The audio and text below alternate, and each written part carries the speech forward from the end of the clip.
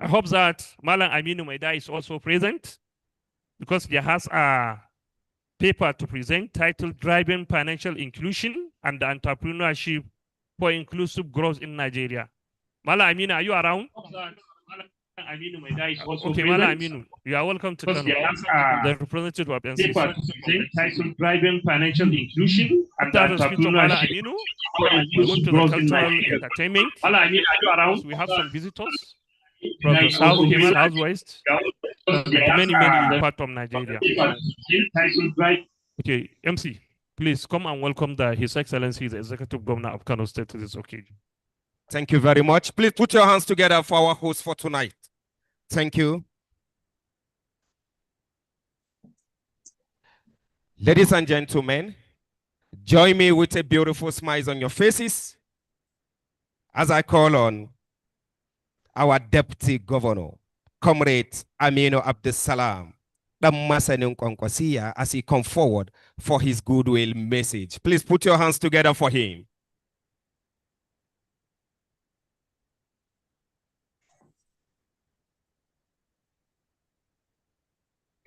Aminu Abdussalam.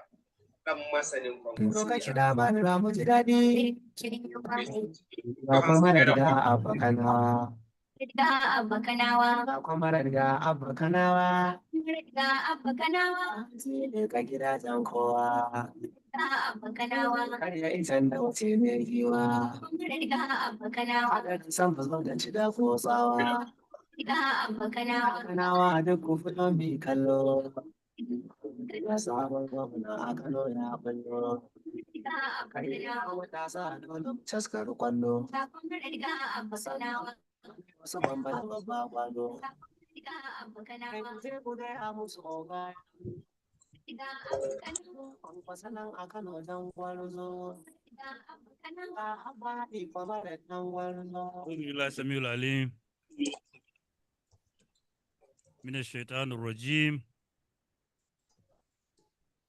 بسم الله الرحمن الرحيم وصلى الله على نبي الكريم.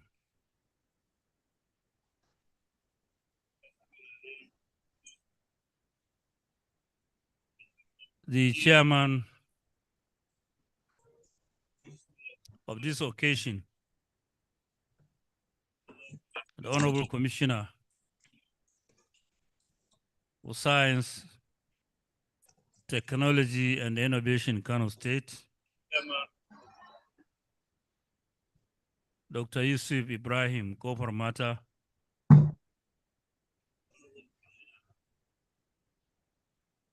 Alhaji Bashir Muhammad Shaibu, essay to the President on ICT and Digital Skills, representing the Vice President, Senator Kashim Shatima, PA to the President on Subnational,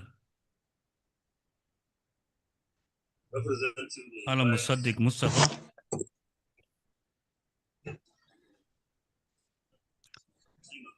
the representative of His Royal Highness, the Emir of Kano, Khalifa Muhammad Sanusi II, who is the Dokaj in Kano, Alhaji Muhammad Aliu, Hajia Rukaya A. Tunau, representative of the Minister of Agric, Professor Abdurrashid Garba, the Vice Chancellor, Khairun University,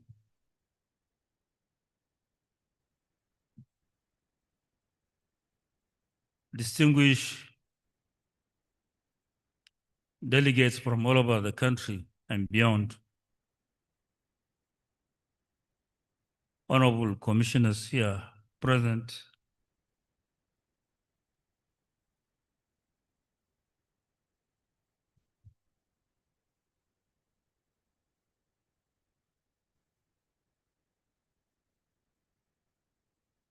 please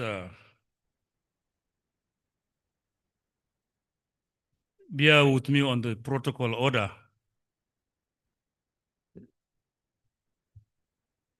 It's like the protocol is not in a particular order.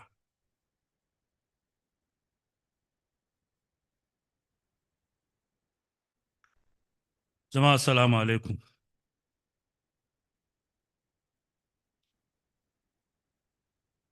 I am highly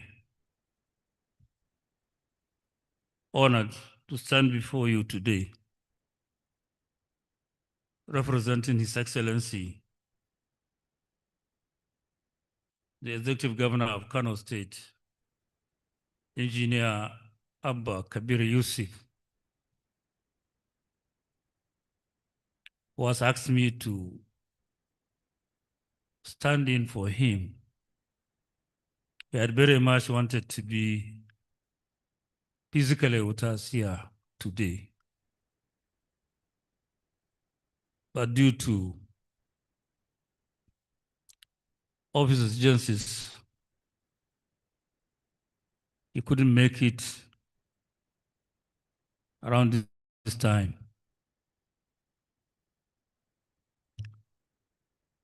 So he asked me or requested me to stand in for him to welcome you all to Kano.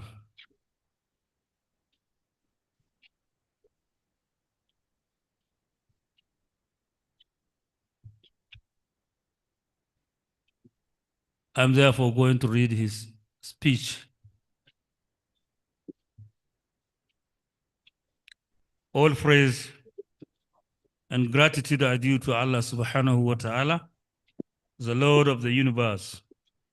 May his blessings be bestowed upon our exalted prophet and inspirer Muhammad sallallahu alayhi wasallam and his companions, members of his family, and all those who treat their paths till the day of judgment. It is my pleasure and profound gratitude and sense of expectation that I stand here in your midst this morning as the chief host of this auspicious occasion of the second Kano Digital Conference. I warmly welcome our distinguished guests, keynote speakers from across Nigeria and beyond, our partners from the technical ecosystem, and all participants to this August gathering. The choice of this year's theme, which I was made to understand, economic resilience, addressing financial inclusion, food security, urban challenges, and green economy in Nigeria, is not only timely, but critically urgent. It reflects our clear understanding that the challenges of our time required innovative, technology-driven solutions. In an era defined by rapid digital transformation, we cannot afford to be spectators. We must be active architects of our digital future.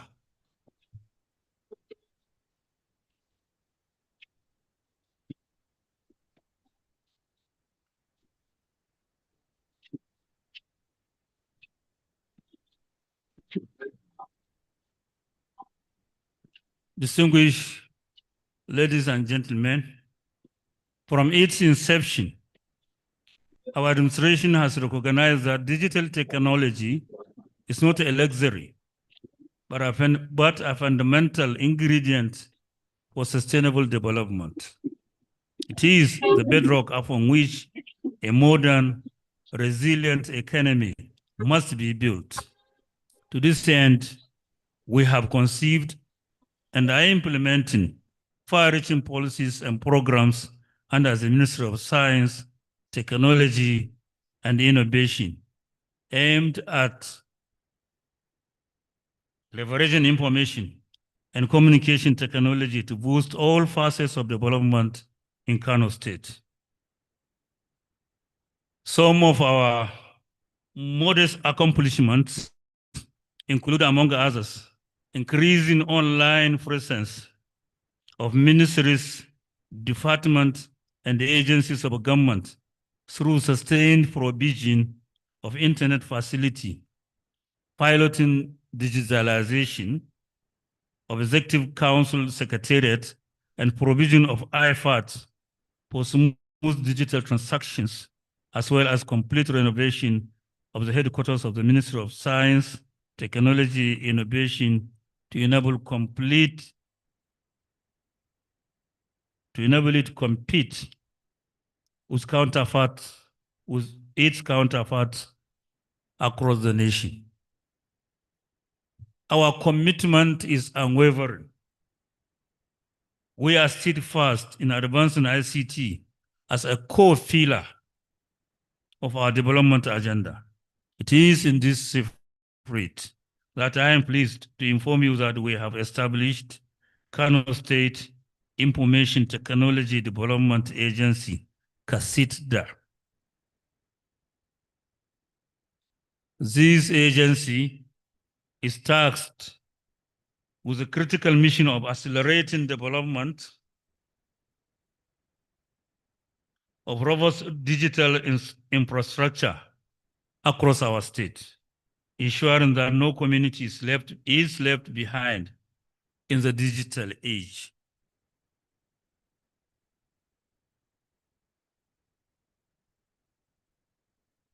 Furthermore, we understand that progress is a collective endeavor.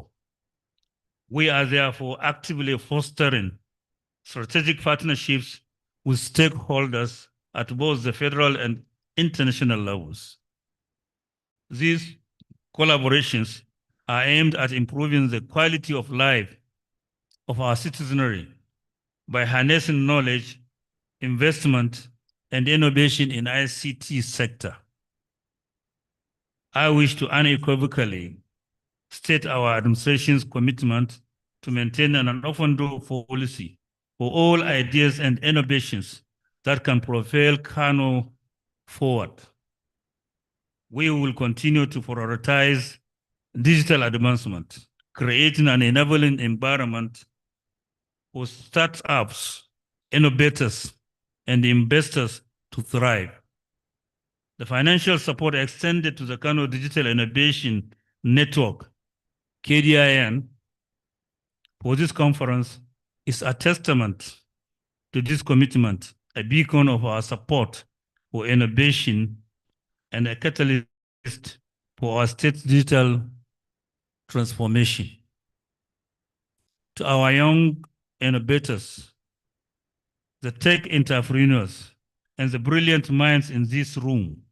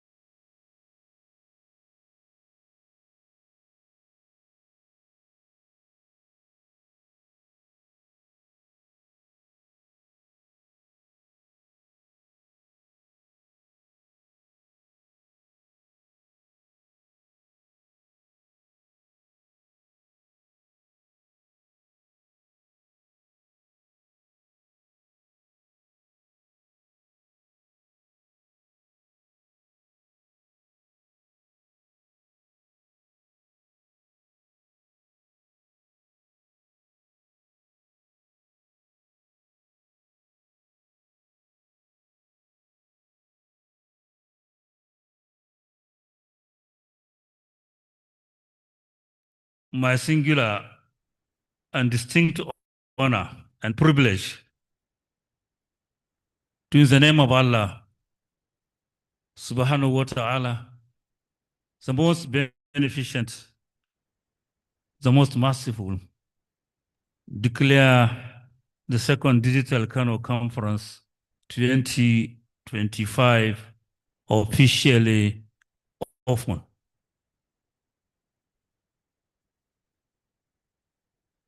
Thank you all for your attention. May your deliberations be very fruitful. I wish you a very eventful conference. Assalamu alaikum wa rahmatullahi ta'ala wa barakatuh. Long live the digital spirit of Kano State. Long live the Federal Republic of Nigeria.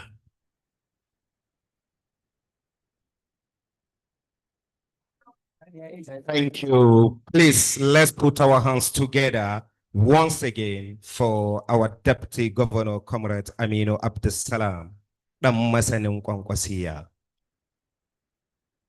Thank you very much. I pray may life continue to lead you to greatness in good health and peace of mind.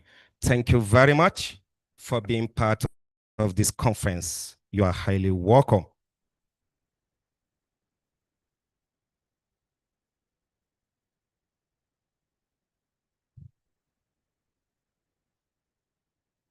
MashaAllah.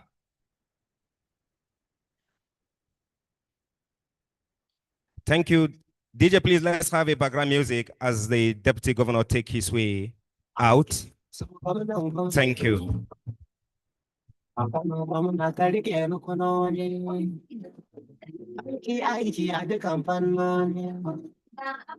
Babu mai musa karya ta zance na ni. Gida a Kano gwamnan talakawa. Kewaye ne kuma ɗiɗan baiwa. Lamba ɗaya ka zama babbar giwa. A cika gwamnan Kanawa. Aiki mun ga Kano ta yi haske. Ilimi za mu yi mata ke. Abba kayi daban da zuba yan wanke. Kwana ana tafiya sai balke. Excellency Abba mutanen sarki. Karka muna shaida ta yi sarki. Ba ka kwashe dala ko da a mafarki. Daga gwagwa ya kara ta zance zuki. Kasar daraja tafiyar ta girma.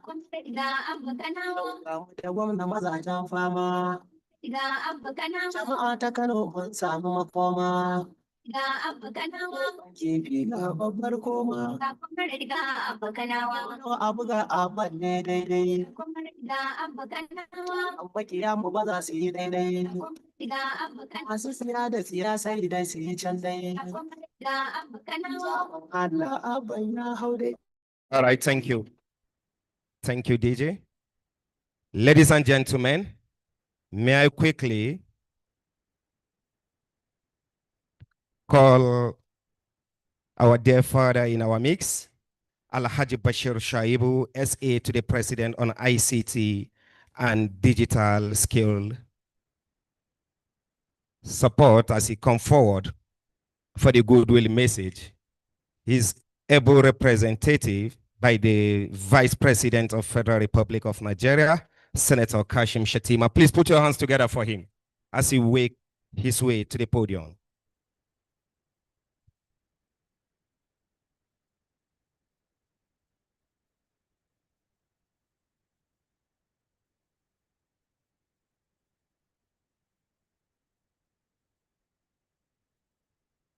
Assalamu alaikum warahmatullahi wabarakatuh. Good morning. Good morning, everyone. It's an honor and privilege to be in Kano and to be in your midst. His Excellency, the Vice President, is unavoidably absent. I'm sure we're all aware he's on a national assignment, attending United Nations General Assembly in New York. So he asked that I come in, stand for him, and also deliver his speech. His Excellency, the Governor of Kano State, the Honorable Commissioner of Science, Technology, and Innovation, Kano State, members of Kano State Executive Council, members of Kano State House of Assembly, heads of federal and state agencies, our royal father and revered Emir of Kano, captains of industries, leaders, experts, stakeholders in the fintech, agriculture, and economic space, ladies and gentlemen. Assalamu alaikum wa rahmatullahi wa barakatuh.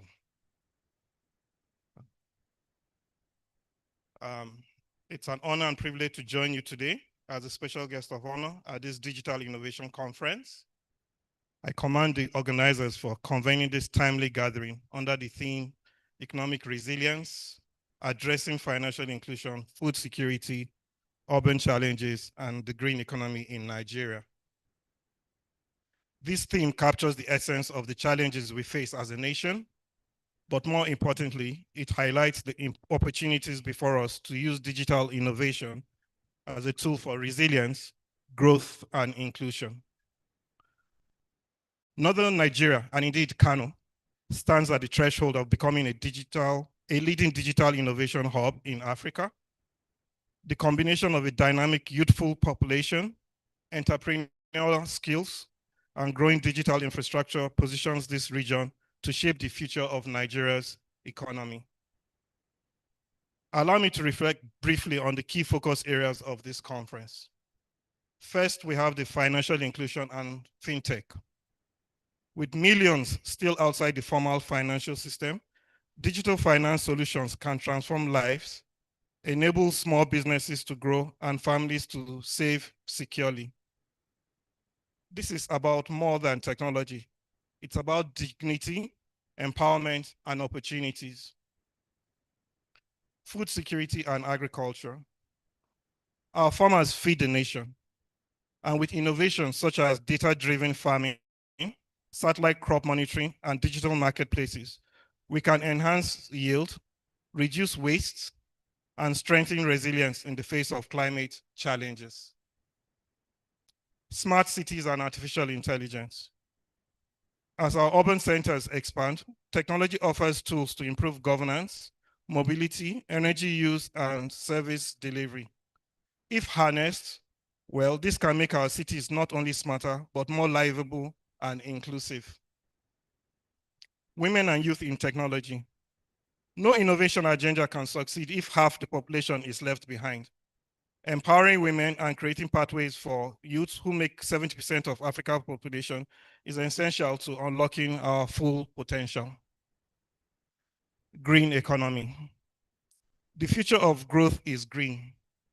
By integrating sustainability into innovation drive, we can protect our environment while building industries of the future.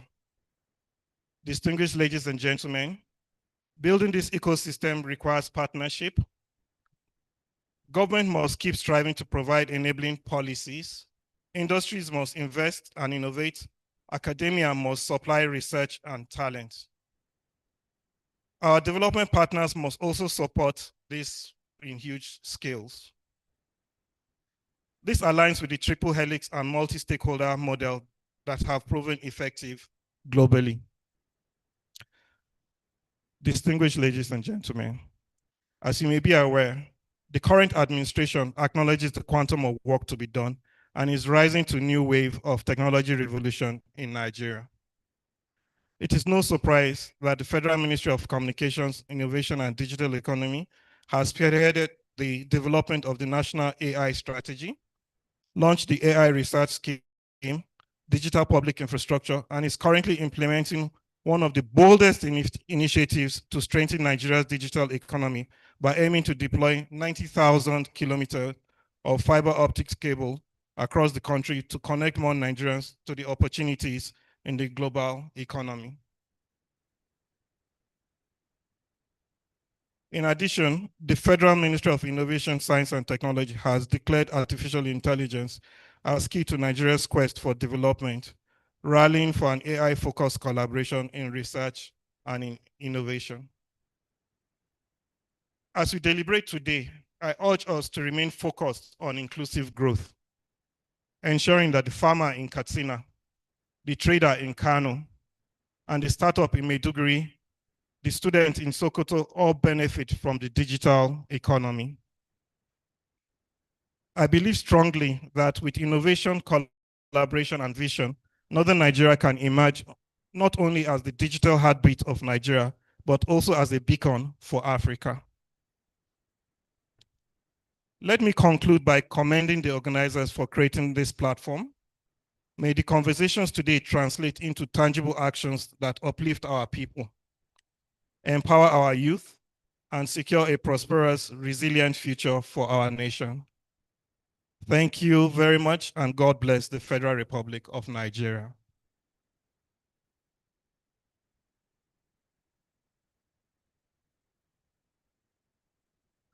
Thank you very much. Please, let's put our hands once again to appreciate him. Thank you. Allah ya ƙara maka lafiya, kwanciyar hankali da kuma nisan kwana masu albarka. Ladies and gentlemen, join me with a beautiful smile on your faces and a round of applause as I call on PA to the President on Subnational Infrastructure, Musaddiq Mustafa, as he come forward for the goodwill message.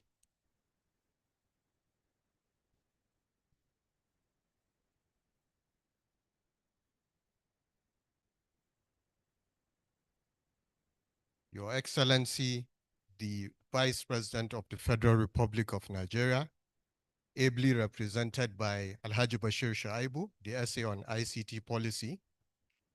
Your Excellency, the Executive Governor of Kano State, Engineer Abba Kabir Yusuf, ably represented by the Deputy Governor, the Honorable Commissioner of Science and Technology, Director General of the Kano State Information Technology and Development Agency, the Special Advisor on Digital Economy, Alhaji Sabiu Bako, His Royal Highness, ably represented here, development partners, sponsors, and participants. Apologies if I may have missed any of the protocol order. Good morning, distinguished guests, ladies and gentlemen.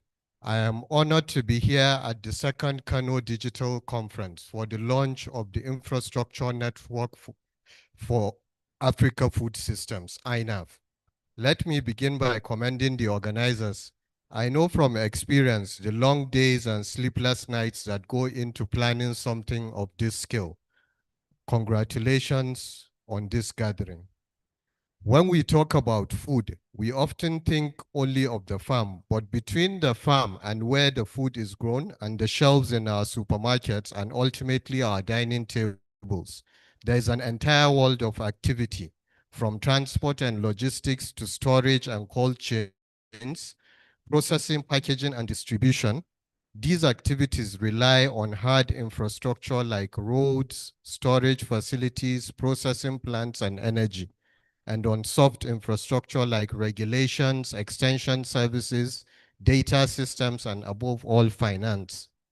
This is why the current administration is taking bold steps to strengthen the backbone of our food system.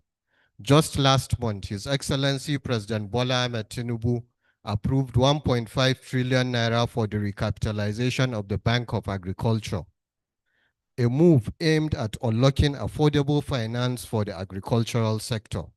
In addition, His Excellency the Vice President Kashim Shettima has directed the Presidential Food Systems Coordinating Unit to accelerate disbursement of 250 billion naira single-digit loans for smallholder farmers. Beyond finance, the federal government is supporting insurance schemes, inputs, and mechanization, but money and policy alone are not enough. The true test is whether a farmer in Madobi local government area or Gaya local government area working a few hectares of land can actually access these funds, inputs, and services. This is why state and local governments must step up. They are closest to the farmers. They can provide the technical support needed to help farmers register, organize into cooperatives, keep records, and meet the criteria for loans. They can run outreach programs to raise awareness about funding opportunities extension services, and market information. This is how federal policy translates into real impact on the ground. The infrastructure network for Africa Food Systems can become the bridge that connects all these efforts. By convening stakeholders, tracking progress, and sharing knowledge, INAF can help us move from fragmented initiatives to an integrated system that benefits everyone, from producers to consumers. So today, as we launch INAF, let us commit to action that strengthens every link in our food value chain so that we can build a resilient future in Nigeria's agricultural sector. Congratulations once again to the organizers. Thank you, and God bless the Federal Republic of Nigeria. Thank you very much, sir. Please, let's put our hands together to appreciate him once again. We'll move to the next agenda, which is the fatherly advice. May I quickly call Mai Girma Dokajin Kano Alhaji Muhammad Aliyu, wakilin Sarkin Jahar Kano, Mai Martaba Muhammad Sunusi na biyu. Please, let's put our hands together as he makes his way to podium for the goodwill message.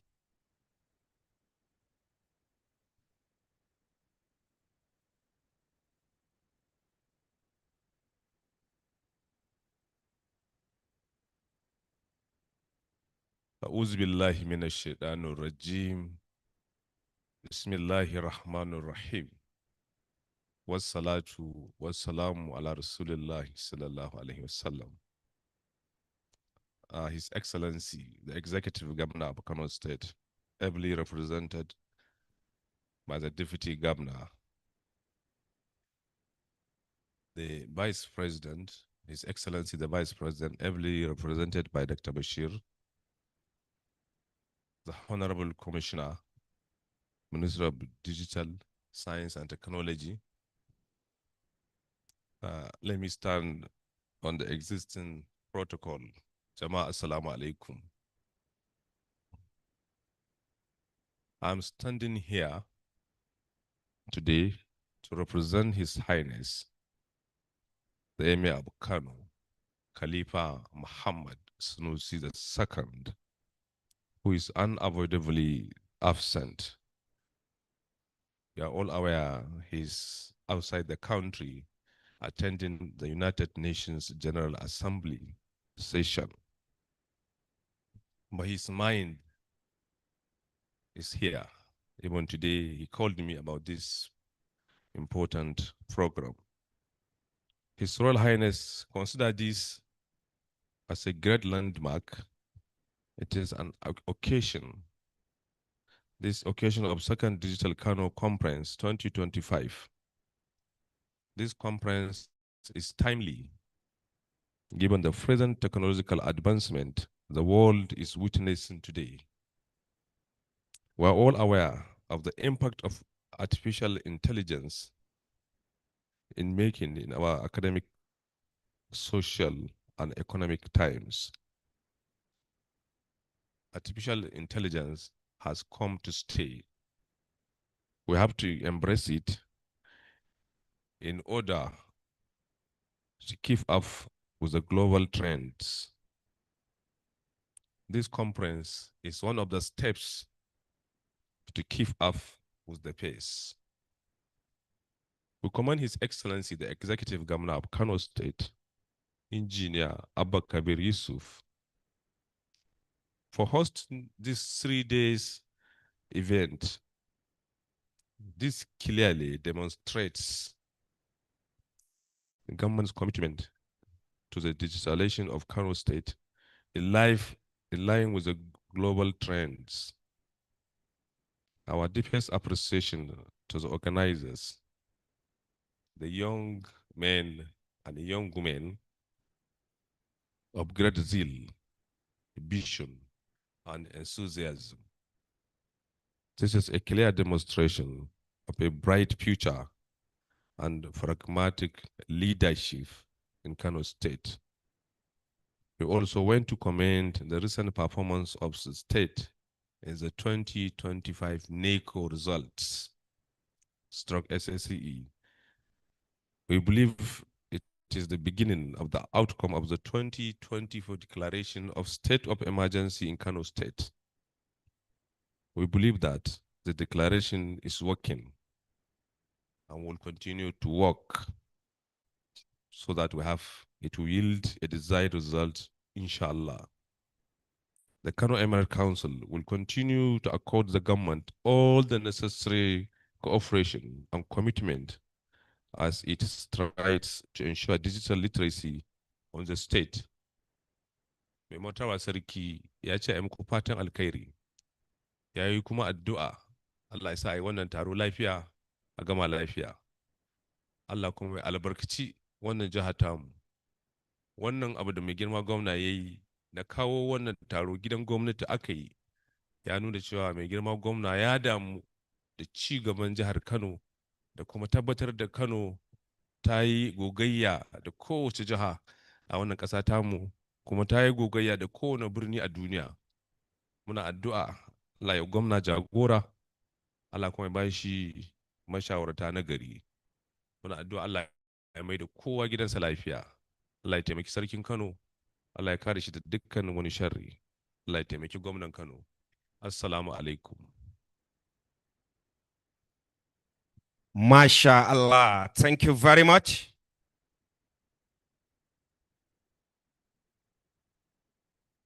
May Girma Dokajin Kano, let's please put our hands once again to honor him as he makes his way back to his seat.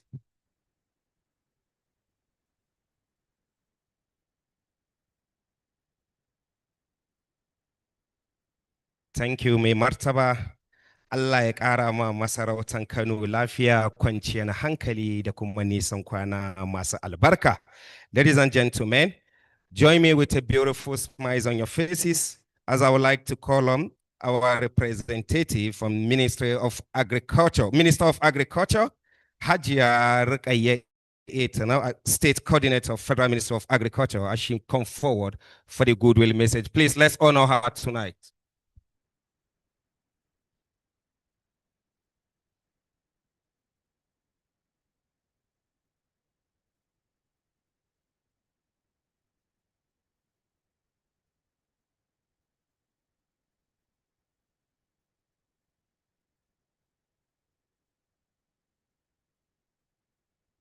Assalamu alaikum wa rahmatullahi wa barakatuhu. The chairman of this occasion, the representative of the vice president, our royal father, leaders of private sectors, representatives of farmers' organization, invited guests, ladies and gentlemen, please allow me to stand on the existing protocol. My name is Rukaiye Kano, State Coordinator from Federal Ministry of Agriculture and Food Security, Kano State. I'm representing the Minister, Senator Abubakar Kari, who is unavoidably absent.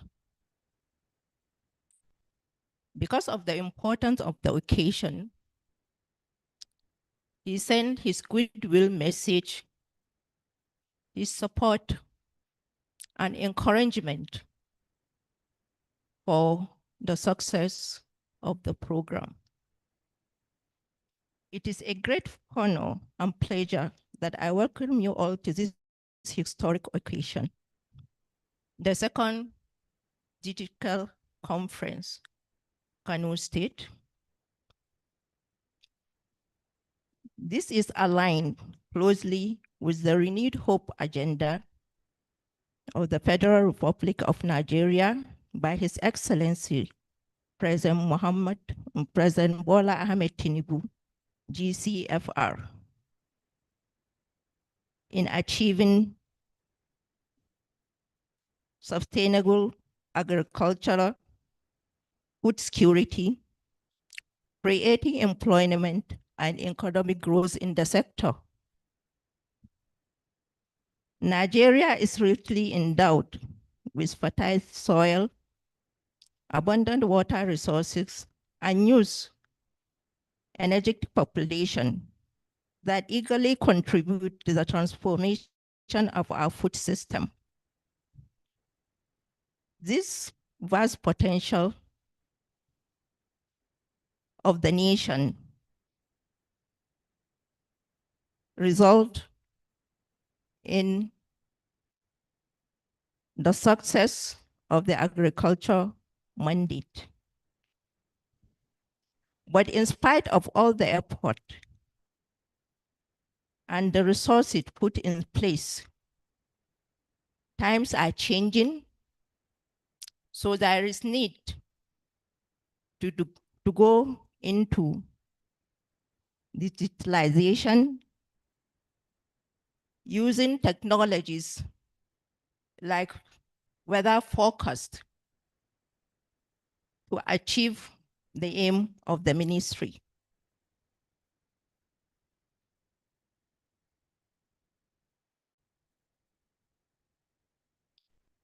This challenge, the challenge is not one of capacity, but inadequate infrastructure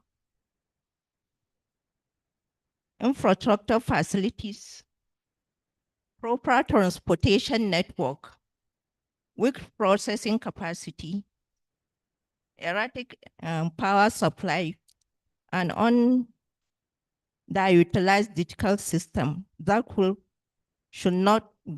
should connect farmers to market.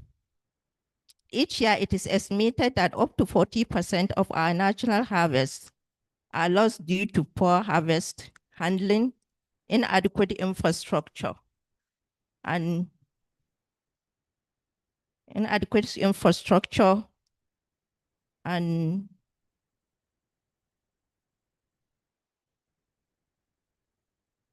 adequate infrastructure and proper planning.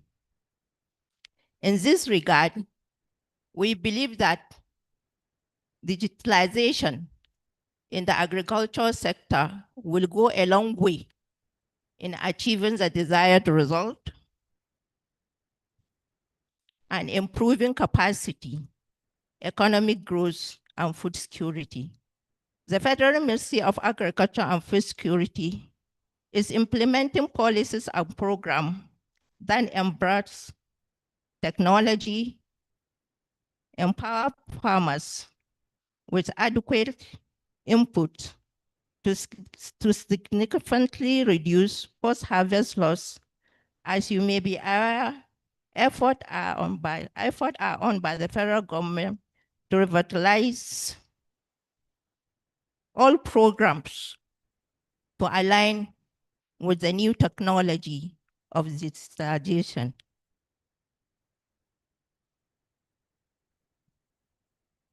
Let me especially acknowledge and commend the collaboration effort of Pan-Africa, Bunƙasa Agri-Tech Limited, and Village Infrastructure Angels for their commitment to advancing food security initiative. The Federal Ministry of Agriculture and Food Security stand ready to support and partner with you and all other relevant stakeholders in the noble mission of achieving sustainable food security. On behalf of Federal Ministry of Agriculture and Food Security and the Minister of Agriculture and Food Security, I wish you a very educative, constructive, and rewarding conference. Thank you.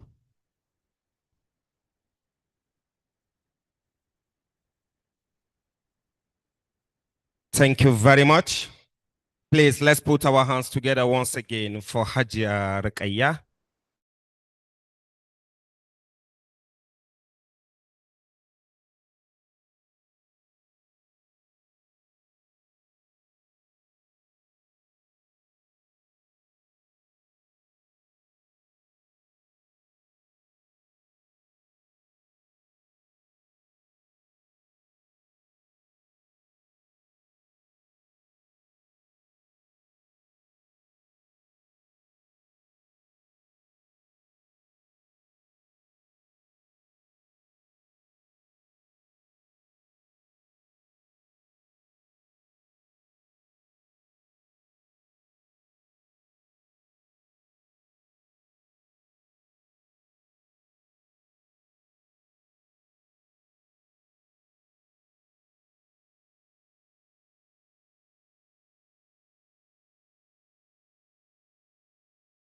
economic resilience, addressing financial inclusion, food security, urban challenges, and the green economy in Nigeria. It is a very important topic because all of us need to be part of the financial inclusion.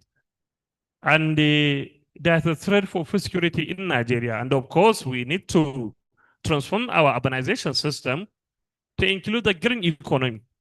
I'm also using this opportunity to welcome our leader, one of the elders of the business community of Kano, Alhaji Sabi Bago. Alhaji Sabi Bago, please, you are welcome to this important event.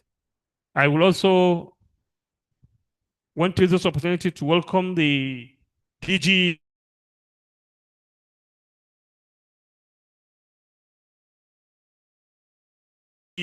our newest DG for Kasida, our small Nida. Yeah, small Nida. You know Nida. So our small Nida. I think the SG is also around. Dr. Aliyu.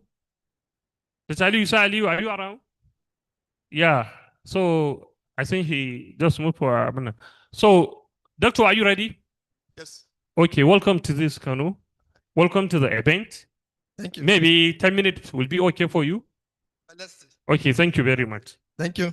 Assalamu alaikum wa rahmatullahi wa barakatuh. I am His Excellency, the Executive Governor of Kano, represented by his Deputy Governor, Comrade Aminu Abdusalam. Yeah. So, His Royal Highness of Kano, represented by Dokachin Kano, Alhaji Aminu. Distinguished guests, esteemed colleagues, innovators, ladies and gentlemen, please permit me to leverage on the existing protocol. My name is Abubakar Ahmed Kurfi. I am standing on behalf of Dr. Aminu Maida, the Executive Vice Chairman of Nigerian Communications Commission, NCC, who is unavoidably absent due to official engagement to deliver this keynote address. The keynote address goes like this. It is a great honor to be with you today at the second digital conference, a platform dedicated to advancing innovation, entrepreneurship, and digital economy in Nigeria. I commend the Kano Digital Innovation Network for convening this gathering, which brings together thought leaders, policy makers, innovators, investors, and young entrepreneurs committed to shaping Nigerian digital future. The theme of this year's conference, Economic Resilience, addressing financial inclusion, food security, urban challenges, and green economy in Nigeria, is both timely and strategic. The theme also reminds us that innovation is not just about ideas, but about transforming those ideas into impactful solutions that address fundamental societal challenges. From agriculture to healthcare, and from education to commerce, digital technologies hold the promise of unlocking new levels of efficiency, productivity, and inclusiveness. This aligns with the mandate of the Nigerian Communications Commission, NCC, to foster a competitive telecommunication industry and ensure the provisions of widespread, high quality, and affordable connectivity that underpins the digital economy, e-governance, e-digital services, and broad range of smart solutions. We recognize that Nigeria's economic future depends on our ability to harness digital innovations and entrepreneurship. Beyond our core role as economic regulator of communication sector, the Commission actively drives the digital economy by promoting digital skills and skills development, supporting startups and small businesses, expanding broadband infrastructure. Together, these pillars create opportunities for innovation-driven enterprises, transform local communities, and contribute meaningfully to national development. In the northern Nigeria, and Kano in particular, the entrepreneurial spirit is evident. With the right digital tools, access, and knowledge, innovators from this region can scale their ideas beyond borders. On fintech and digital inclusion. At the Commission, we believe that digital inclusion is the bedrock of financial inclusion. Today, mobile connectivity powers Nigerians' fintech revolution. Access to banking, payments, insurance, savings, and micro investment platforms. To deepen this progress, we are expanding broadband infrastructure and establishing digital Nigerian centers and community-based ICT hubs to connect unserved and underserved communities. Yet connectivity alone is not enough. That is why the Commission is also investing in people, equipping women and young Nigerians with the skills to thrive in digital financial ecosystem. Through programs such as digital skills training for women, the Tech Youth Empowerment Initiative, our Nokia 4G, 5G training, and the establishment of a fabrication laboratory, we are building a capacity of citizens to use technology productively.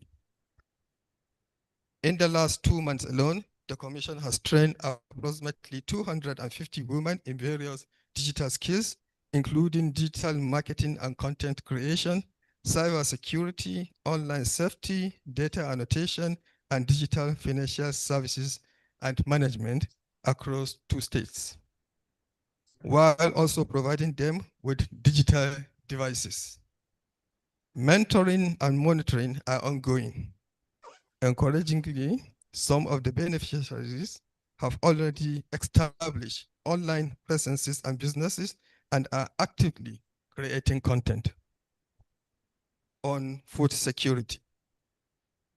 Food security is a cornerstone of economic resilience, and technology is increasingly central to achieving it. From precision farming tools to digital marketplaces that link farmers directly to buyers, connectivity is the enabler that makes these innovations possible. By expanding broadband access and creating platforms for innovation, the Nigerian Communications Commission, NCC, is empowering startups to deliver solutions that provide climate-smart information, reduce post-harvest losses, and open up new agricultural value chains. On broadband and smart urban systems.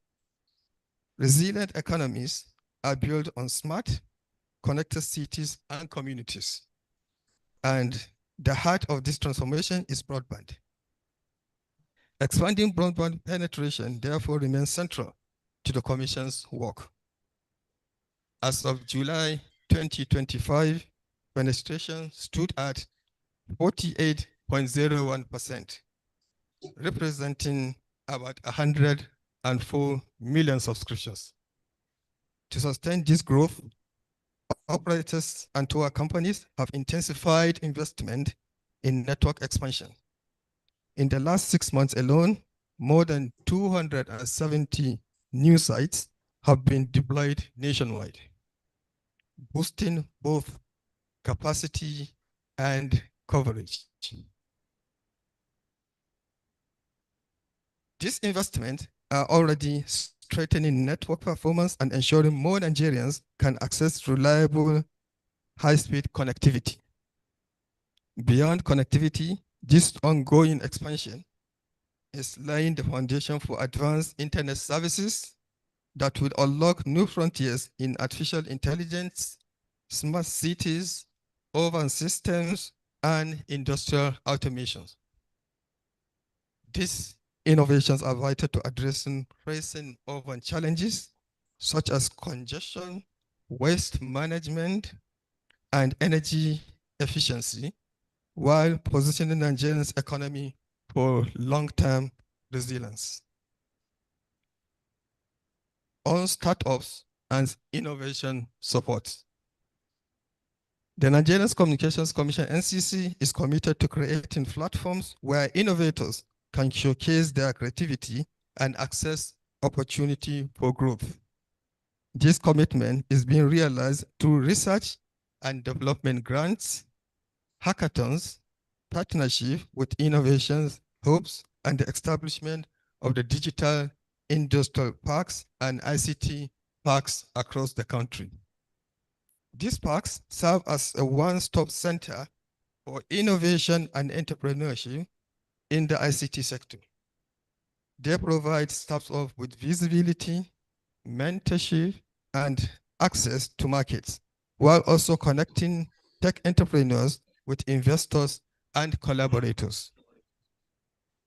In doing so, they help to scale solutions that enhance food security, boost agricultural productivity, and unlock new industries critical to national development. In addition, the Commission is exploring strategic collaborations with technical hubs to further deepen innovation ecosystem across Nigeria. On the green economy, we recognize that technology must advance in harmony with sustainability. The Commission is promoting green ICT practices, supporting energy-efficient telecom infrastructure, and encouraging startups whose innovation focus on renewable energy, eco-friendly logistics, and recycling. In our 2025 corporate governance guidelines, launched in August this year, we have made it compulsory for our licenses to submit a sustainability and corporate social responsibility report to the Commission at the end of every financial year, which is expected to detail their environmental, social, and governance goals and steps taken to achieve them. In ensuring that the growth of our digital economy is aligned with climate resilience and the global shift towards a greener future, the Commission is also encouraging its licenses to adopt and deploy renewable and sustainable energy solutions, empowering their infrastructures. Distinguished ladies and gentlemen, our vision at the Nigerian Communications Commission is clear: to build a digital economy that empowers our people, strengthen our industries, and secure Nigerians' place in the global digital ecosystem. Economic resilience requires more than a policy. It requires collaboration, innovation, and inclusive growth. This is why gatherings such as the Digital Kano Conference are so important. They bring together the ideas, the energy, and the partnership that will shape the future of our nation. Let us continue together to turn ideas into impact and build a Nigeria where innovation drives resilience and prosperity for all. Thank you, and God bless the Federal Republic of Nigeria. Dr. Aminu Maida, Executive Vice Chairman, Nigerian Communications Commission. Thank you. Thank you very much, Dr. Aminu Maida. Please, can you applaud him more for this wonderful presentation by Malang Abubakar Kurfi? I don't know if you can share the presentation with us so that we can share it with our participants, please. So organizers, please try to get the paper from him so that we can share it. He did well in trying to explain the integration of financial inclusion. When we say integration, we are referring to different aspects of financial services. Financial inclusion, in summary, is referred to having access to financial services. If you have an account, you are financially included. If you have access to credit, you are financially included. So integrations means we are trying to harmonize all the aspects of financial services so that we can grow our economy. But the next paper, driving financial inclusion, is entirely different from the financial integration. Now for driving, we are required.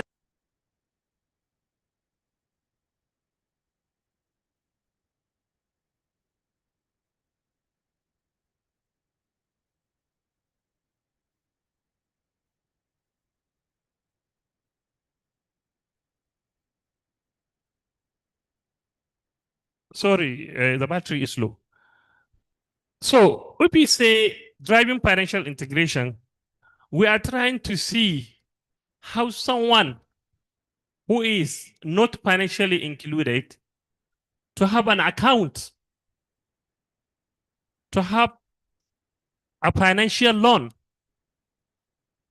to get ATM cards, to know some of the financial opportunities and services.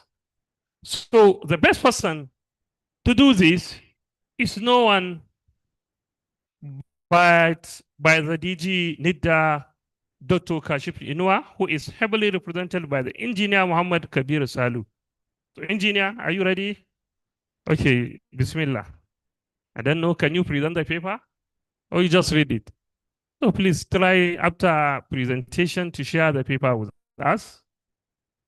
I'm very, very much sure we'll learn from you how to increase access to financial services by the rural people, by the urban people, because we are still lagging behind. Still, in Kano State, people who have BBN, they are not up to 3 million, and we are counting 20 million. So we have a lot to do. We have a lot to go. So thank you very much.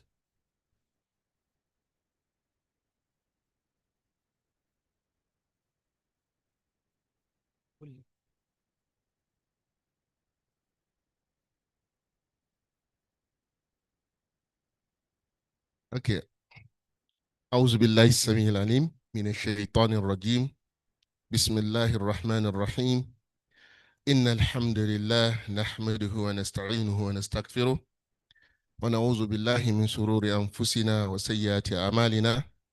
من يهده الله فلا مضل له ومن يضلل فلا هادي له. وأشهد أن لا إله إلا الله وحده لا شريك له. وأشهد أن محمدا عبده ورسوله. أما بعد السلام عليكم ورحمة الله وبركاته. The chairman of this august occasion, Chairman Sir, already a lot has been said about the protocol. I think I'll just ask for your permission to just ride on that protocol already established, and then in order not to waste too much of our time, sir. Thank you for that. Having said that, we are here for economic resilience, addressing financial inclusion, food security, urban challenges, and green economy in Nigeria. Of course, in particular, we are asked to talk on driving financial inclusion and entrepreneurship for inclusive growth in Nigeria. Permit me to say that I'm here. I'm Engineer Muhammad Kabir Salihu. I'm the zonal coordinator for NITDA here in Northwest Kano. I'm here representing my DG, who is unavoidably absent.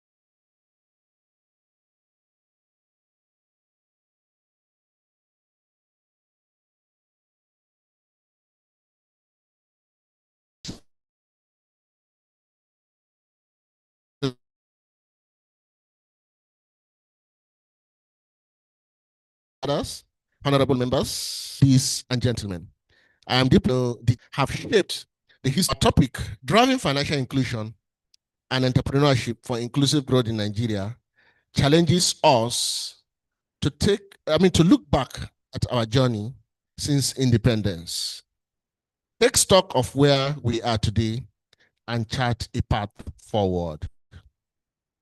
Historical perspective from independence to present. At independence in 1960, Nigeria's financial system served only a tiny elite in urban centers. The vast majority of citizens operated outside the banking system. The rural banking schemes of the 1970s and the 80s tried to extend services, but exclusion remains widespread. By the 1990s and early 2000s, exclusion levels were still over 50%. This meant millions of Nigerians, farmers, traders, artisans had no safe place to save, no access to credit, and no way to benefit from formal financial services, just like our able commissioner introduced earlier on. Encouragingly, recent decades have seen progress. The National Financial Inclusion Strategy, which was launched in 2012 and revised thereafter, created the foundation for agent banking, tied KYC, and digital payment. Today, according to Enhanced Financial Access Survey in 2023, 70% of adults are financially included, with 64% formally included. This is real progress compared to just about 40% in the early 2000s.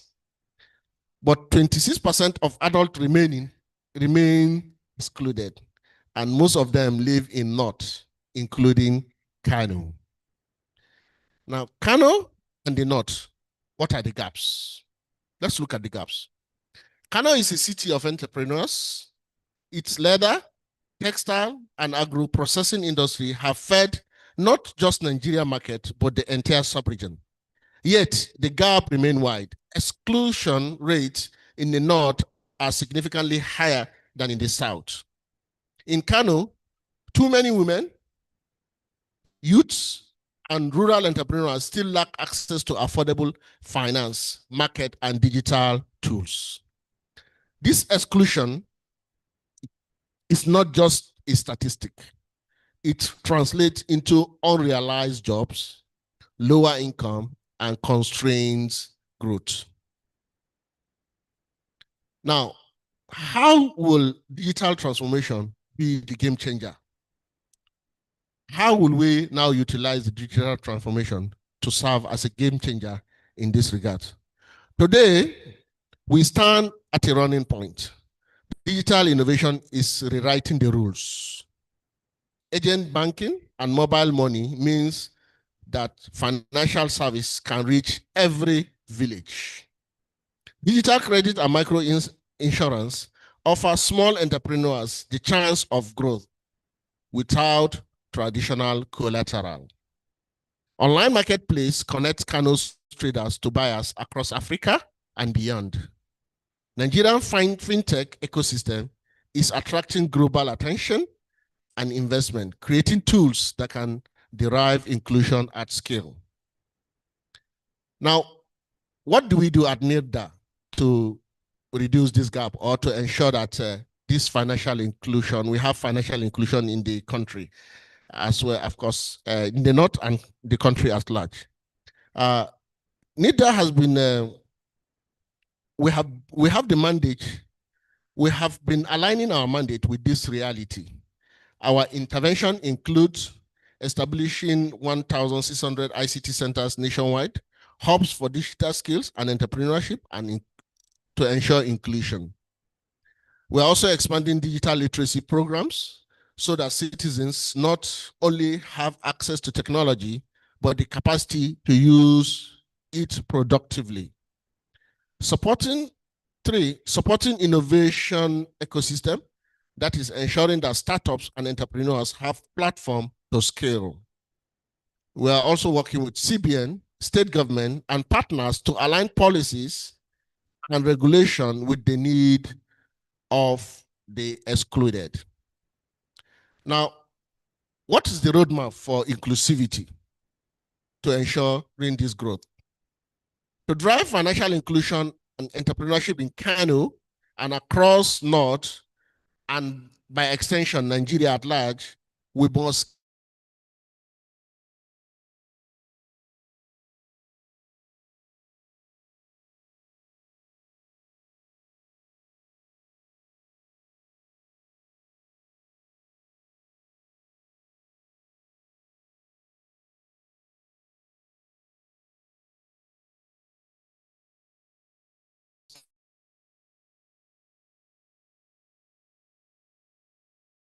enterprises with finance innovation that's giving them digital loans, micro insurance, and credit guarantees.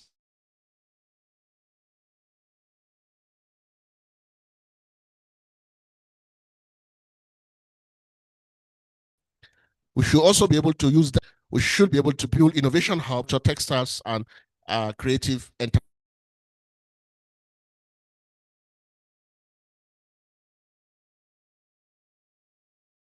Finance. Now,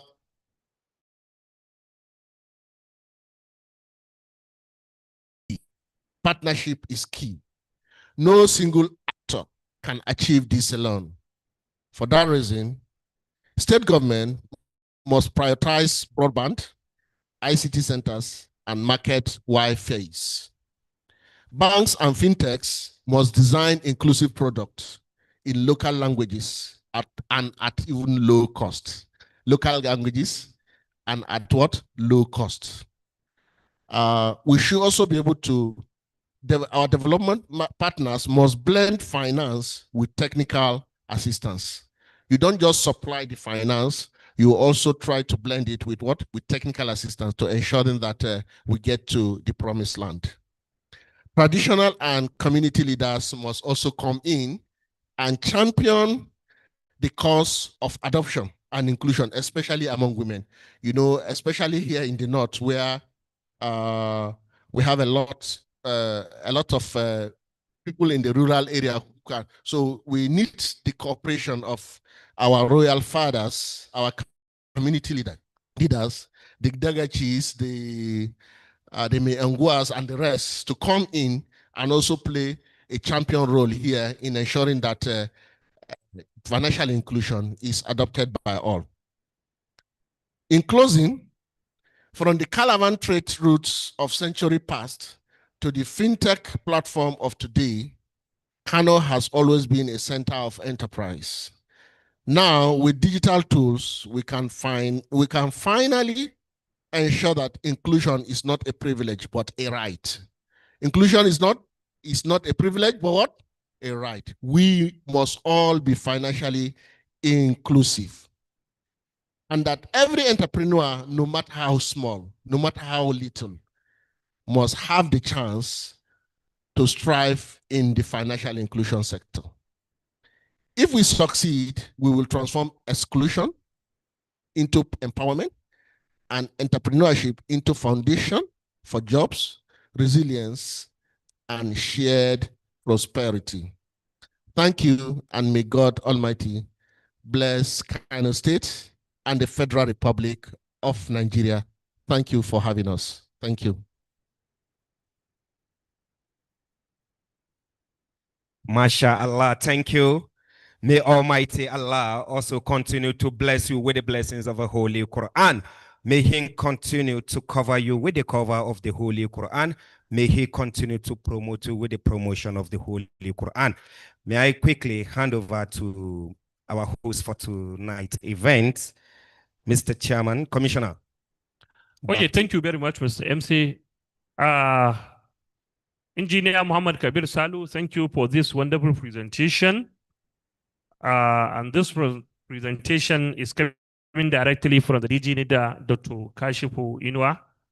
And I think from the government service, we need to do more. Like my ministry need to collaborate with the Ministry of Rural Development for us to increase access to financial services to rural people. we need to also collaborate with the Ministry of Agriculture because they have a lot of projects, a lot of donations, a lot of grants extended to the rural farmers, as we have been discussing right now with His Excellency, the representative of the Vice President. And we also need to connect with the Ministry of Commerce so that we can see how to increase access to financial services to the teeming populace of Nigeria, because the data currently is not encouraging. If you see the total number of accounts in Nigeria, the total of people who may have access to loan are all not encouraging. So we need to do more, but we cannot do more without collaborations. I think just working from the private sector in terms of the startups, ICT hubs, we need to also extend this gesture as corporate social responsibility to the people living in rural areas, and also to less privileged who are also living in the urban areas, because we have a lot of people who are within the Kano metropolitan, but they didn't have access to financial services. So I think you need to expand your services to Thank you for this wonderful presentation. And now I think it is time to connect with a virtual presentation. I don't know if the DG Khan Invest is ready for his short presentation through the virtual connections. Is yes, DG Malan Naziru Haliru ready? Yes, can you hear me, Honorable Commissioner? Hello? Hello? Hello? Can you hear me, Honorable Commissioner? Yeah, we can hear you, but we are not seeing you. Can you see me now? I don't know. But for the big screen, we are not seeing you. Please, can you connect with the big screen? We can see you from here, and we can hear you as well. Can you see me now, Honorable Commissioner? Oh, now you are visible. Thank you for having you. Our DG Kano Investment Promotion. And also his name is Naziru Haliru, who is doing wonderfully good in terms of the issue of financial inclusion and the bringing more access to the commercial activities in Kano. Okay, I think you can start if you are ready. Okay, thank you so much, the chairman of the occasion, the Honorable Commissioner, Minister of Science, Technology and Innovation. Since we are in the digital conference, I would like to copy and paste the already established protocol, especially by His Excellency, the Deputy Governor of Kano State, Comrade Aminu Abdusalam Gorzo. I bring the greetings of Kano State Investment Promotion Agency, Can Invest. We are also very much excited to be at the second edition of the Digital Kano Conference, which is themed Economic Resilience, Addressing Financial Inclusion, Green Economy, Food Security and Urban Development Challenges in Nigeria, which is happening today, and also building on the successes on the first edition of the digital conference. I wish to be here. I wish to be there with you in person, but unfortunately, I'm on another assignment by His Excellency, the Executive Governor of Kano State. You may wish to know that in February 2024, Kano State had a substantial 9.3 million active internet subscribers, which this figure positioned Kano as the third highest state in Nigeria, only surpassed by Lagos and Ogun states.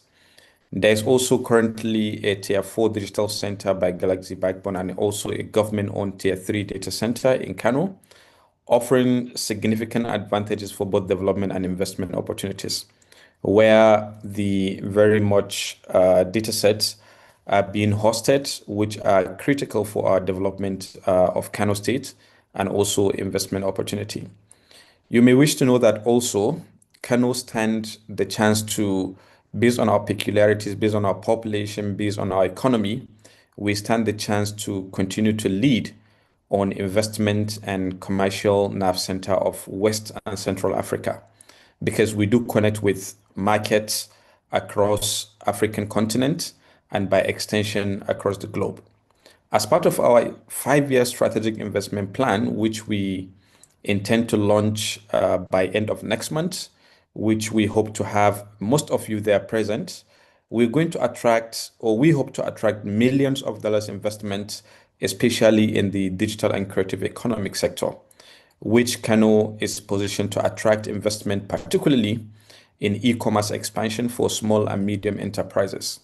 Small and medium enterprises account for nearly over 80% of our economy in the States, building in from 15 to $20 billion economy currently in the States. In terms of social development, we look into aspect of telemedicine for rural healthcare access, digital education tools to improve learning, fintech solutions for financial institutions and businesses. Based on data from 2019 towards 2020, it shows that the Northwest has the largest number of financially excluded people. But then this number has increased significantly looking at the data set from 2024 down to 2025 currently. We also expect to engage into collaborative ventures, opportunities for public-private partnership to jointly fund and operate tech hubs, leveraging government support and private sector expertise and resources in line with our PPP policy in the states, which is also expected to be launched together with the plan next month, which we're going to showcase where these opportunities are going to be leveraged.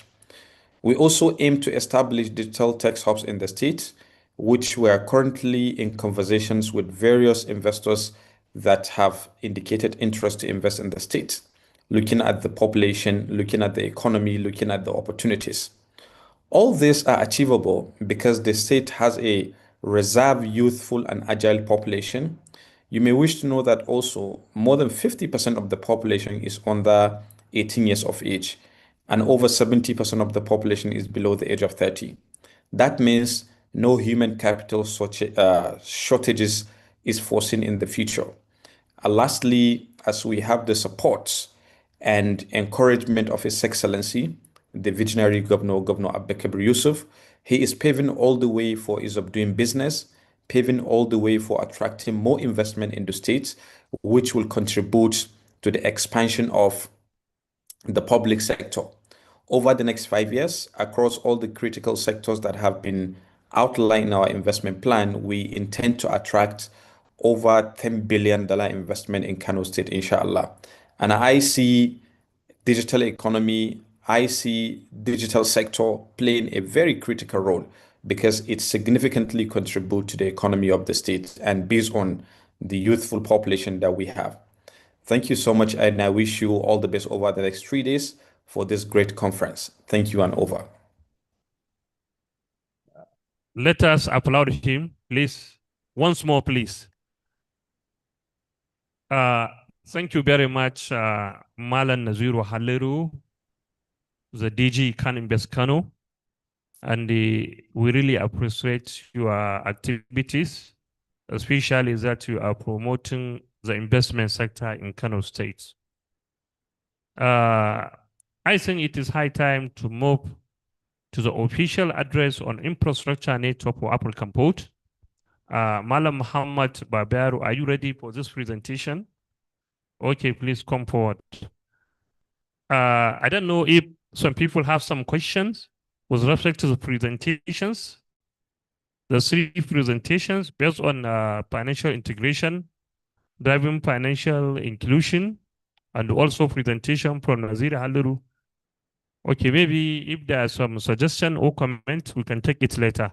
Because we are trying to conclude. Akwai mai tambaya game ga presentation din da Dr. ya yanzu nan, dan Allah zai iya rubutawa sai ya daga hannu da zo a karba dan Allah. Thank you.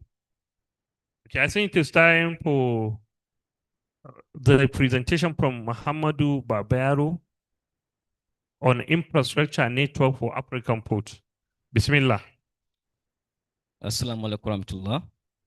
Ladies and gentlemen, I began to recognize the representatives of the Vice President, the Federal Minister of Agriculture, the Executive Governor of Kano State, and the Emir of Kano State, other representatives, and the farmers associations and other development partners.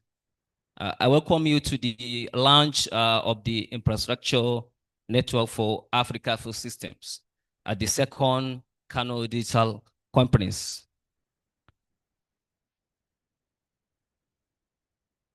The infrastructure come as the backbone foundation of what makes food system work or fail.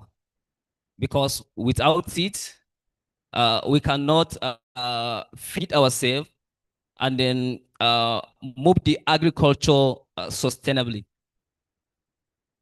I have seen most of the farmers. Hello, Commissioner? Okay. Okay. Okay, Spain. Is there anything? Yeah. All right. So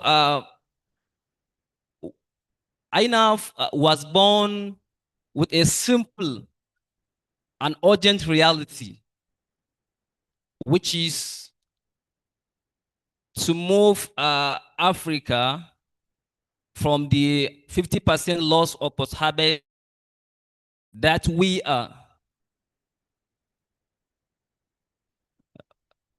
All right. Okay. Sorry about that.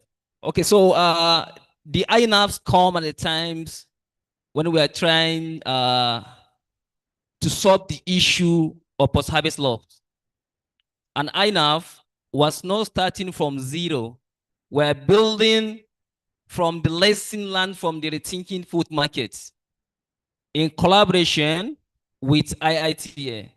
And we are also advancing through our partner, Deliver Nigeria, under GAIN, to promote the adoption of plastic crate aggregation center and then marketing systems.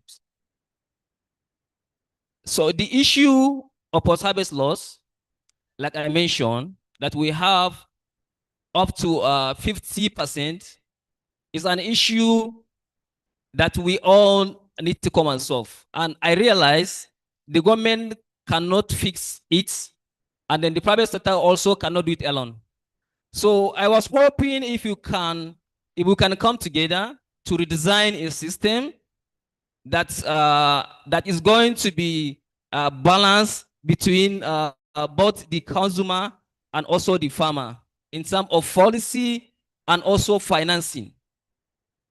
I have seen this firsthand losses going off around the Maltov International Market in Lagos. Even last week, I think the onions farmers lost more than 500 millions.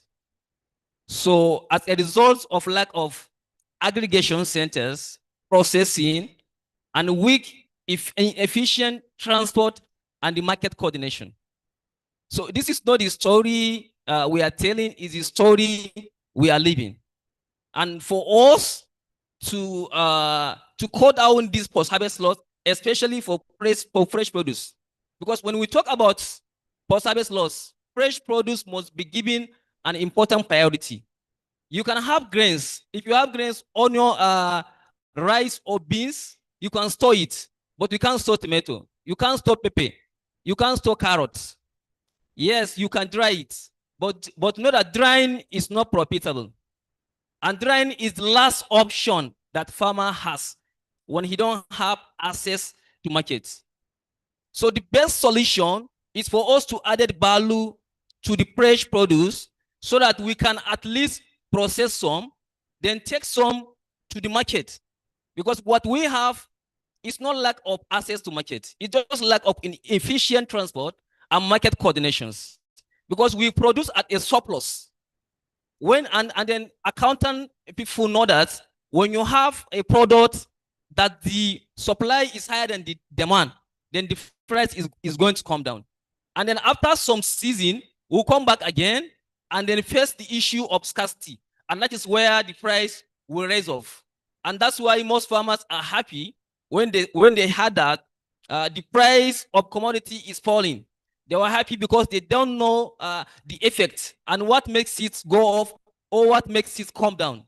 So for us to achieve what we want to achieve, especially for fresh produce, we have to see how we can collaborate with the government, the financial institution, and other stakeholders to redesign the system in a way that we have most of those processing companies. You can see that in Kano now, we have the largest rice processing machineries all over Africa. It's Kano.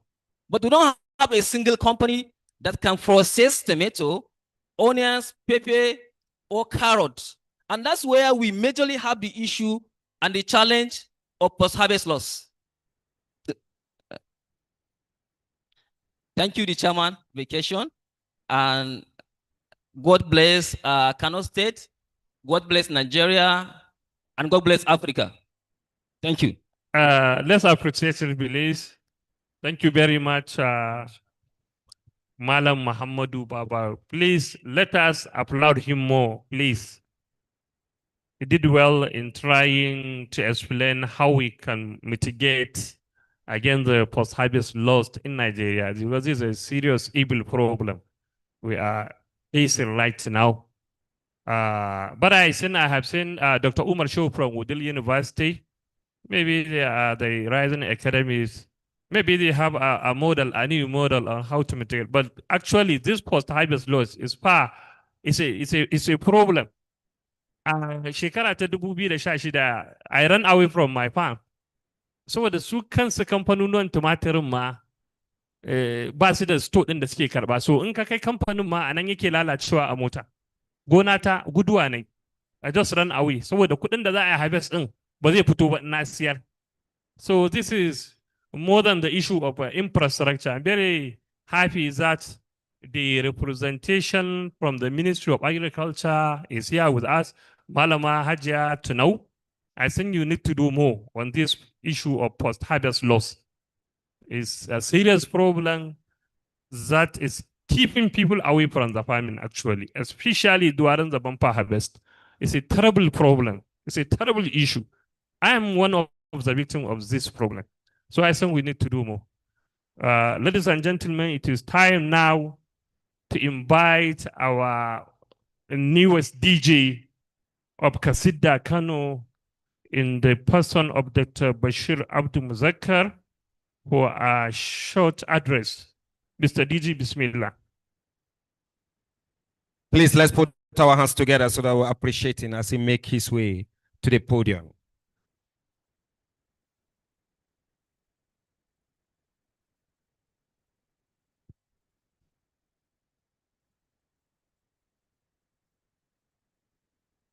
Mr. Chairman, permit me to respectfully greet all the guests here.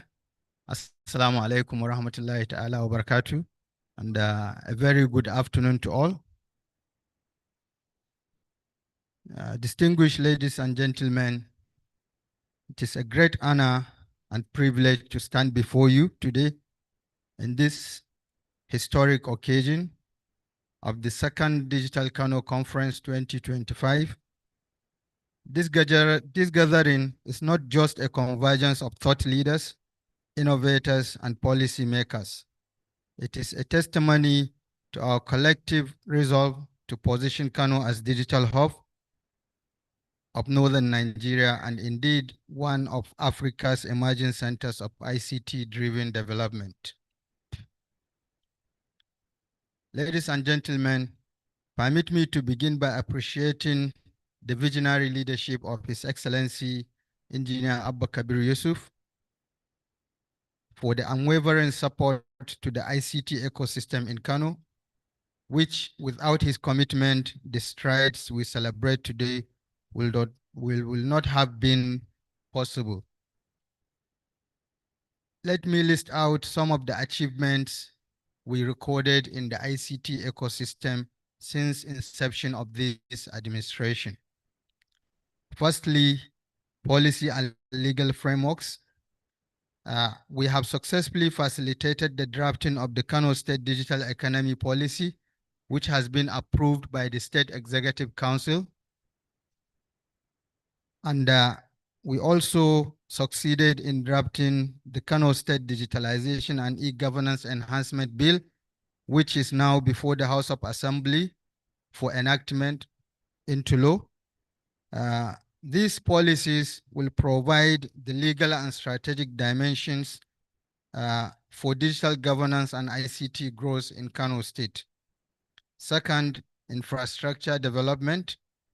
Through His Excellency's foresight and decisive action, we pursued the revitalization of the Digital Industrial Park, which was destroyed in August last year, through the Federal Ministry of Communication, NCC, and the IHS, which is now fully recovered and will soon be operationalized. And this will help in this will serve as a beacon of innovation, incubation, and digital entrepreneurships, which will power our startups, micro, small, and medium enterprises, and tech-driven ecosystems across the state. The third is e-governance and service delivery. Currently, we revived and updated the Kano State e-governance policy, which was originally drafted in 2013 and abandoned by all the administrations. This policy will pave way for the ongoing digitalization of governance services, ensuring greater transparency, efficiency, and digital and citizen engagement. In human capital development, through various initiatives, we have trained thousands of youth in digital skills and digital literacy in areas of software development, cybersecurity, creative media, robotics, and drone piloting, among others. The startup ecosystem is not left behind. The Kano State government is working on the domestication of the Nigerian Startup Act 2022 NSA, which will provide a framework to support our startups, creatives, and entrepreneurs with access to funding, tax incentives, and access to international markets. In terms of collaboration and partnerships, we have built strong partnership with universities, research institutions, development partners, and private sector players to strengthen Kano's position in the national and subnational ICT ecosystem. Distinguished ladies and gentlemen, while we celebrate these achievements, it is equally important to highlight where we are heading. That is the CASITDA Strategic Roadmap 2025 to 2030. This roadmap outlines the pathway to deepen our digital transformation journey and to enhance our digital transformation agenda. Number one is the digital governance and smart public service delivery through deepening e-governance, digital IDs, and integrated public service portals. ICT infrastructure and broadband expansion. We are hoping to expand internet penetration, connectivity, and last mile access across urban and rural communities. In digital skills and capacity building, we are targeting to train 250,000 youth, women, and civil servants in critical digital and creative economy skills, which in 2030, if we reach 2030, we are hoping to train at least 1.5 million citizens of Kano State in different ICT skills. In digital economy and digital content development, we leverage on Kannywood, music, crafts, and digital arts to create jobs and project Kano's culture globally. All this cannot be achieved without a security. Therefore, in terms of cybersecurity and data protection, we are strengthening regulatory frameworks and digital resilience for safe and trusted online engagements. This roadmap is not unveiled today, but it provides a clear direction on how Kano will consolidate its gains and build a resilient digital economy that empowers citizens, support government efficiency, and attracts global investment.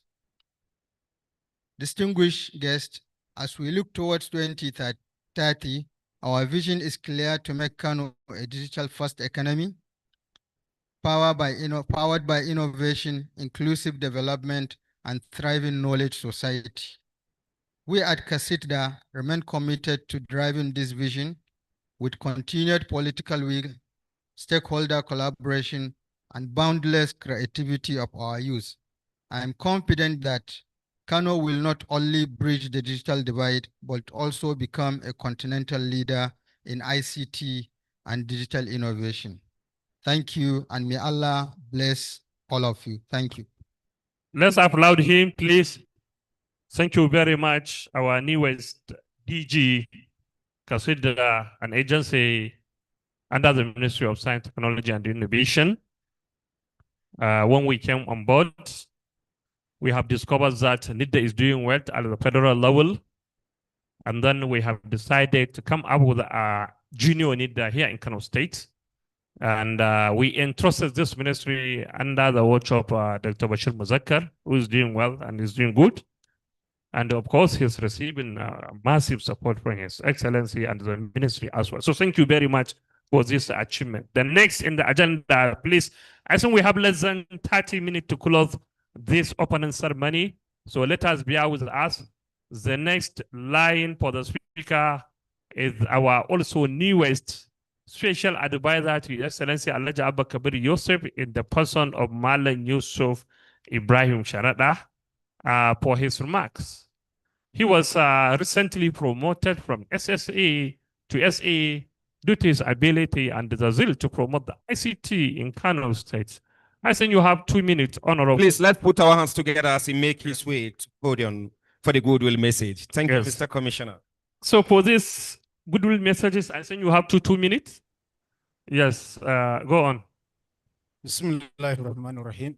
Mr. Chairman, who doubles as the Honorable Commissioner, Minister of Science, Technology, and Innovation, Kano State, please permit me to stand on the existing established protocol. In these 2 minutes, let me just use it to thank the organizers of this great event, the Kano Digital Innovation Network, KDIN, which is an umbrella that was formed after the completion of the first Kano Digital Conference.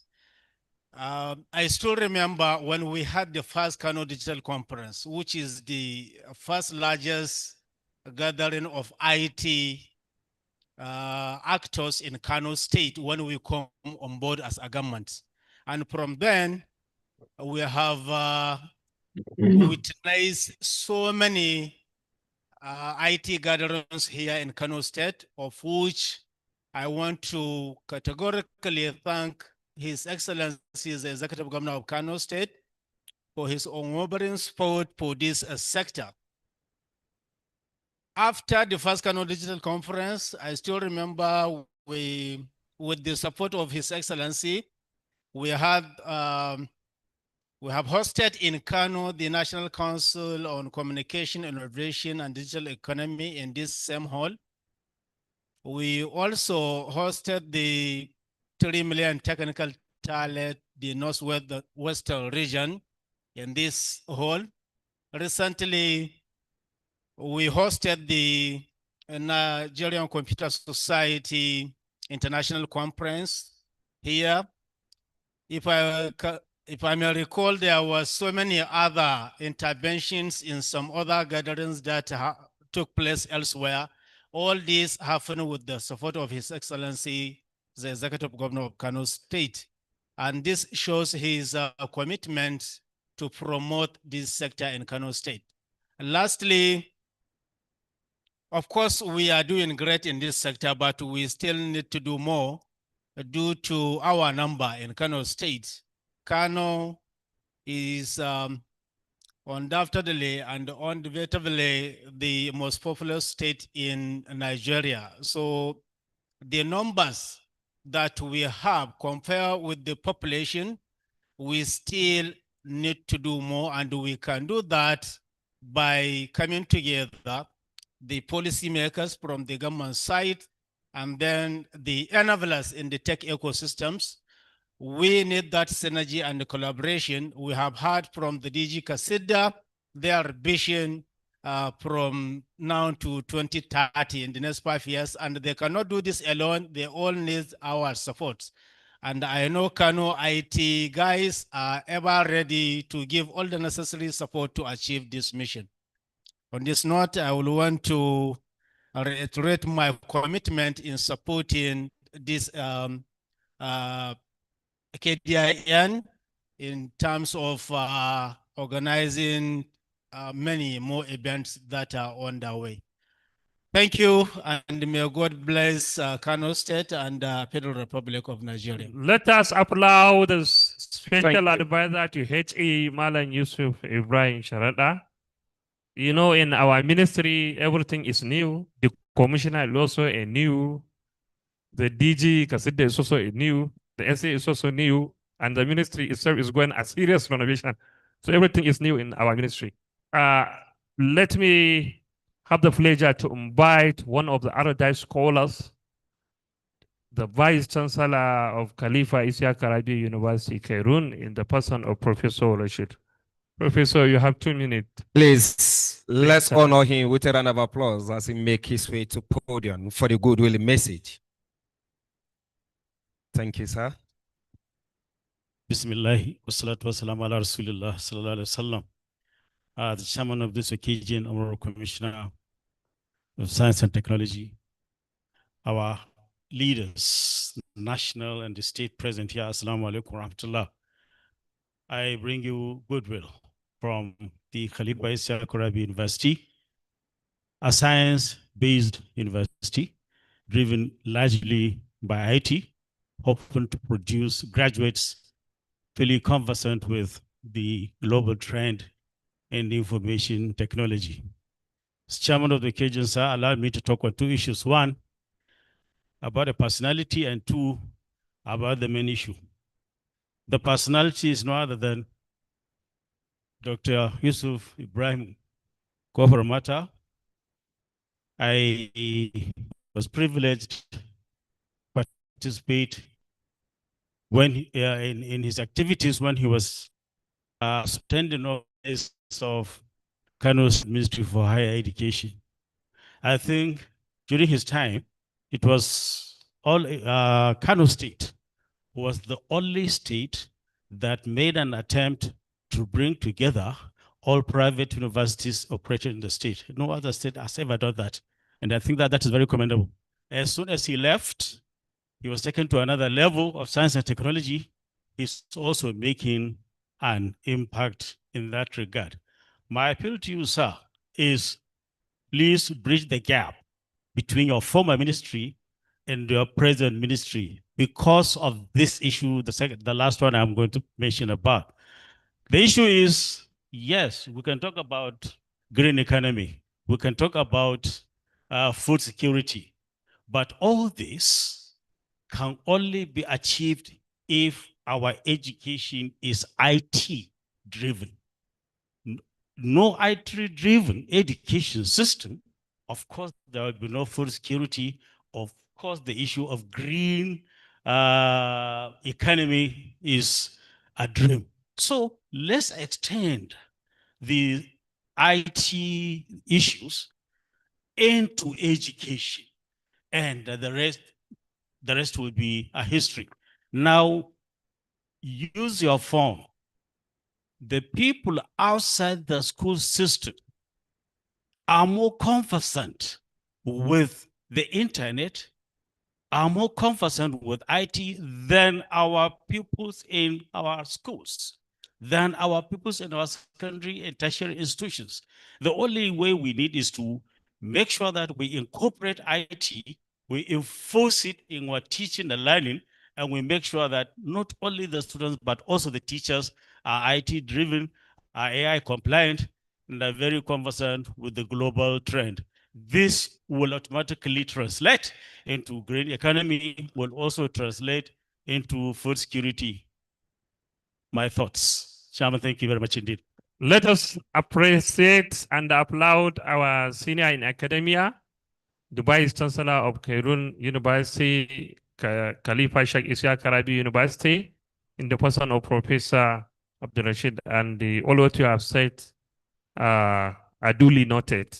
Professor, we will do our best to see that we bridge the gap. Thank you very much. Our next presenter is Halilu EVC Naseni, who is heavily represented by the Bashir Aliyu SA on emerging technology. Mr. Bashir Aliyu, please put your hands together for Bashir Aliyu as he makes his way to the podium for the goodwill message.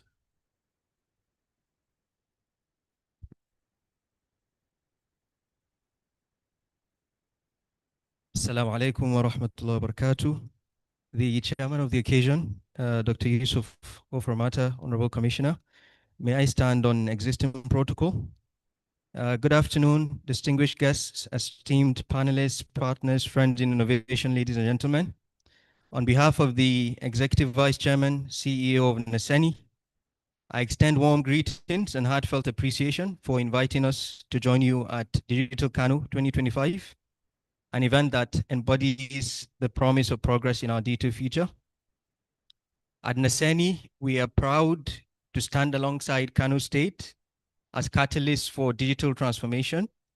Our mission is to empower our ecosystem with 3 C's: collaboration, creation, and commercialization.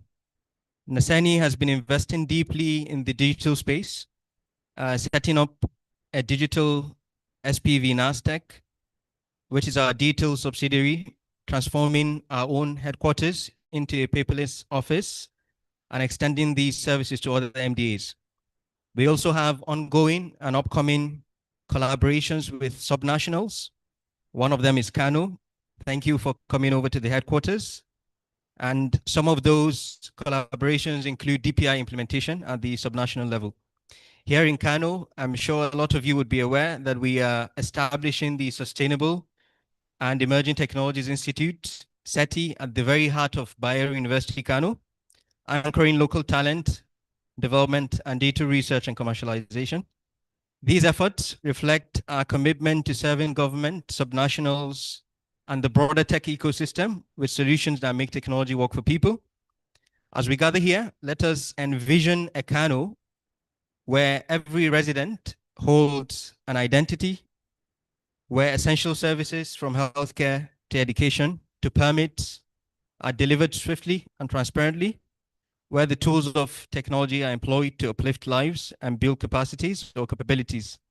To the organizers, speakers, sponsors, and participants, I commend your commitment to pushing forward the digital frontier. Together, we can turn aspirations into action and make Kano a benchmark for digital excellence in Nigeria and across Africa. Thank you, and may this conference spark ideas, connections, and collaborations that will leave an enduring legacy for our people. Thank you very much. Bye. Thank you very much. Please let us applaud him once more. I think the next presenter, please organizers, let us organize yourselves. We have 3 minutes to close. We have 3 minutes to go. I think the next goodwill message will come from the representation of NADA in the personality of Zara Faruk Kurawa. Zara Faruk Kurawa. Please let's put our hands together for Zara Faruk Kurawa.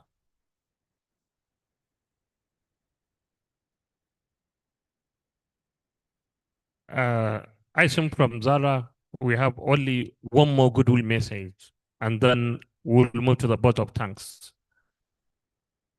Zara, are you around? Okay, let us move to the next presenter. Our international partners, especially the executive director, ATIC from the USA, have a special representation in this conference. Dr. Ruzol Avi. the representation of ATIC from USA is around.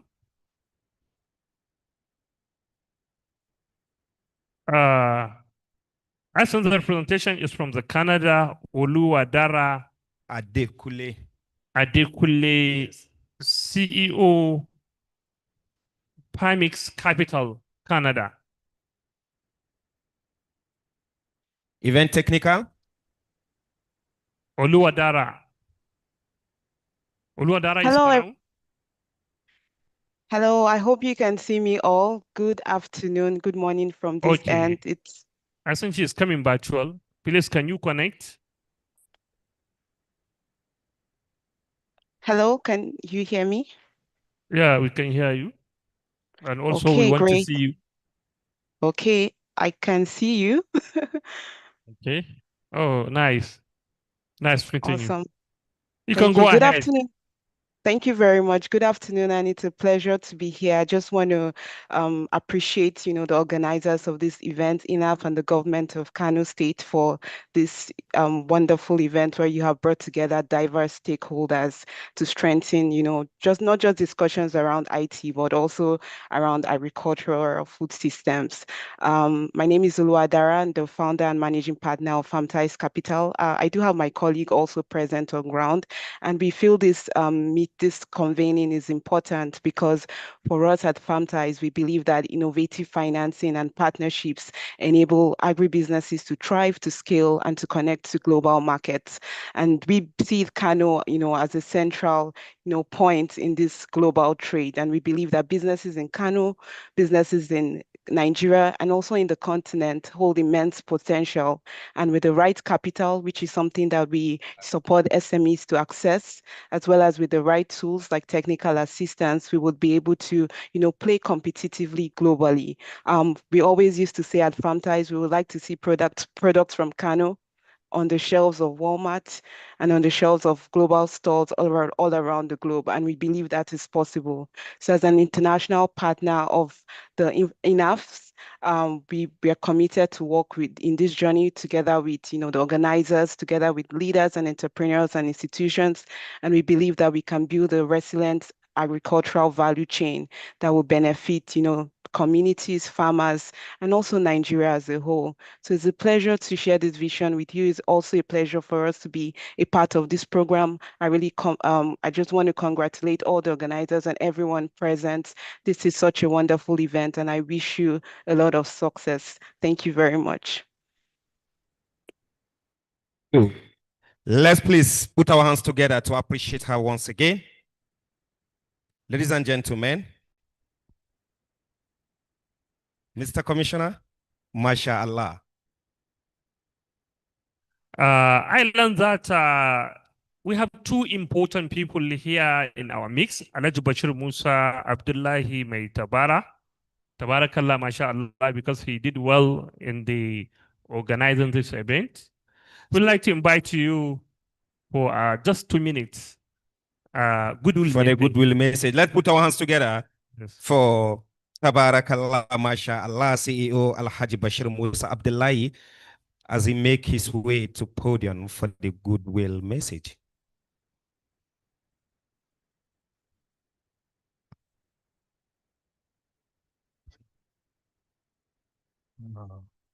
أعوذ بالله السميع العليم من الشيطان الرجيم بسم الله الرحمن الرحيم. I'm standing here on behalf of Alhaji Bashir Musa Abdullahi, the chairman and chief executive officer of Tabarakallah MashaAllah Global Resources. It's an honor done to the company to be here today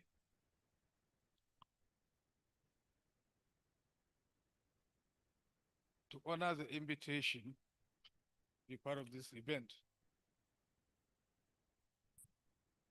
Events like these reminds us of the importance of coming together to exchange ideas, share knowledge, and support towards the growth and progress. It is inspiring to see such dedication from everyone here from the organizers to the speakers, participants, and attendees. As we move forward, let us continue to foster a spirit of collaboration, learning, and mutual respect. The goodwill we build here can lead to lasting partnership and positive change in our commitments. Once again, thank you, and I wish you the event success and hope it will achieve its goals and leave lasting impact on all. Thank you very much. Thank you very much, MashaAllah, Tabarakallah, for your support for this Kano Digital Conference.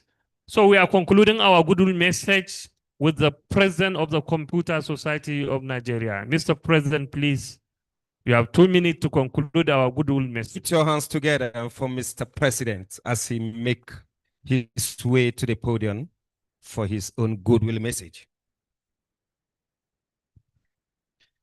Mr. Chairman, sir, good afternoon. Kindly permit me to stand on the already existing protocols. My name is Lukman Barrow, and I'm standing here representing Dr. Muhammad Siraj Aliyu, the National President of the Nigeria Society, and he is actually unavoidably absent. He wanted to be here, but he had to go on some assignments. And by that, permit me to read his goodwill message. Good afternoon. It is with great honor and a deep sense of responsibility that I stand before you today, representing National President of the Nigerian Computer Society, Dr. Muhammad Siraj Aliyu, at this landmark occasion, the second Digital Kano Conference. On behalf of the National President, the National Executive Council, and the entire membership of the Nigeria Computer Society, I bring you warm greetings and unreserved goodwill. The Nigeria Computer Society has always recognized Kano State as a vital hub for innovation, entrepreneurship, and technical growth. This conference is a statement of the state's unwavering commitment to digital transformation and capacity building. The theme for this year's conference, economic resilience, addressing financial inclusion, food security in Nigeria, urban challenges, and green technology, reflects the pressing needs to integrate digital skills, policy frameworks, and technological innovation into every facet of our society. As our nation continues its journey towards full digital inclusion, the contributions of Kano State and its vibrant ICT community cannot be overemphasized. Let me especially commend Governor Dr. Abba Kabir Yusuf for his support in achieving all the IT projects that we have been bringing to Kano. Notably, they just concluded a Nigeria Computer Society International Conference that has never held in the northwestern part of Nigeria since inception. The national leadership of the Nigeria Computer Society pledges its continuous support to initiatives such as this. We remain committed to fostering collaboration, research, capacity development to drive Nigeria's digital transformation agenda. As we deliberate and network today,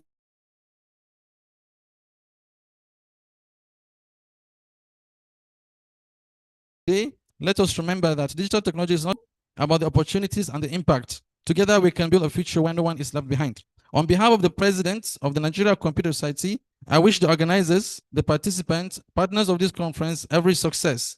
May the outcomes of our discussions today translate into actionable steps that will advance the ICT sector in Kano State. Thank you, Mr. Chairman. Thank you, Kano State. God bless Kano State. God bless NCS, and God bless the Federal Republic of Nigeria. Thank you. Thank you very much. That has been the presentation from the President of the Nigeria Computer Society, heavily represented by the Chairperson, Computer Society of Nigeria, Kano State Branch. It is time now to invite Malang Abdul Salam, Malang Abdul Rashid Metrari for the vote of thanks. I think. Please put your hands together for Abdul Salam Metrari. Malang Abdul Salam Abdul Rashid is the Chairman Central Working Committee of this event. I think he did well. in trying to see that this conference become a fruitful one. He did a lot of work, actually. I really commend him. So let us appreciate him once more. Assalamu alaikum wa rahmatullahi ta'ala wa barakatuh. Your Excellency, the Vice President, Federal Republic of Nigeria, heavily represented by Bashir Muhammad Shuaibu, SA to the President on ICT and digital skills support. Your Excellency, the Executive Governor of Kano State, represented by His Excellency Deputy Governor, Comrade Aminu Abdul Salam, His Royal Highness Malam Muhammad Sunusi, the Emir of Kano, represented by Dokajin Kano, PA to the President on National Infrastructure, Malam Musaddiq Mustafa, the Chairman of the occasion, Honorable Commissioner of Science, Technology and Innovation, Honorable Dr. Yusuf Ibrahim Kofar Mata, the Director General, Kano State Information Technology Development Agency, Dr. Bashir Abdul Muzakkar, representative of Ministry of Agriculture, representative of EVC NCC, representative of DG NIDA, our fathers, dear partners, ladies and gentlemen, assalamu alaikum wa rahmatullahi wa barakatuh. It's my great honor to thank you all for attending the grand opening of the second Digital Kano Conference 2025, proudly organized by the Kano Digital Innovation Network. At KDIN, we are ecosystem builders and community enablers committed to driving digital transformation across northern Nigeria. Our mission is to bridge gaps, inspire innovation, and build platforms where tech, policy, and community development intersect to shape a better future. This year's theme, economic resilience, addressing financial inclusion, food security, urban challenges, and green economy in Nigeria. It's both timely and urgent. It speaks to the core of the challenges and opportunities our nation faces today. We are especially grateful to His Excellency, the Executive Governor of Kano State, for graciously hosting this conference in the prestigious Coronation Hall at the Government House. Your Excellency, your commitment to technology, innovation, and inclusive development is evident and deeply appreciated. This conference is now the most anticipated and impactful tech gathering in northern Nigeria, with over 6,000 applications received to attend. That's not just a number, that's a movement. Over the next 3 days, we will explore bold ideas, forge new collaborations, and ignite solutions. Let this conference not just be a talk shop, but a launchpad for action. Action towards a digitally inclusive and economically resilient Nigeria. To all the speakers, our partners, innovators, and participants, thank you for being part of this journey. The program continues right here for 3 days of learning, networking, and collaborations. Thank you very much. Let us applaud the coordinator and the chairman Central Working Committee, Mr. Abdul Salamu Abdul Rashid. And before hand over to Mike to the MC, please, we are inviting the members of the front seat for the photo session. We are also inviting the organizing committee of this conference for the photo before national anthem and the closing prayer. Over. Thank you very much, Mr. Commissioner. So our photographers, please get ready as we move straight for our photo section.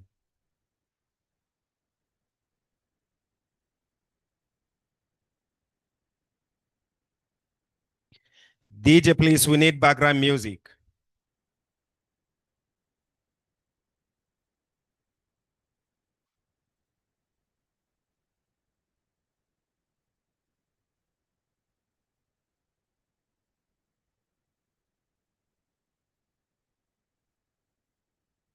The organizers.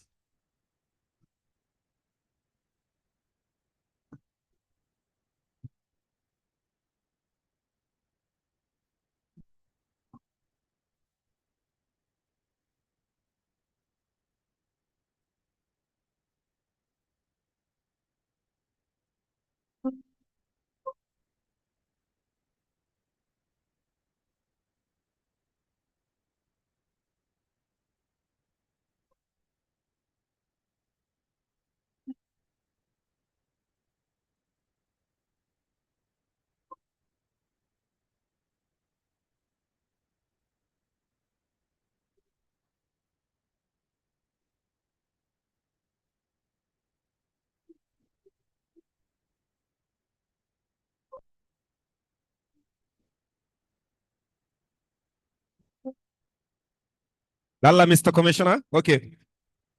DJ, a little bit down, DJ. Please, the photo is going to be on 3 different parts now, everyone.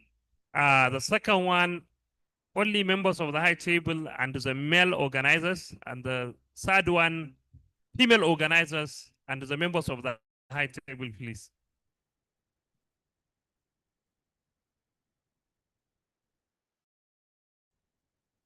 So that after this one, the lady should stay and snap with the high table. So photographers.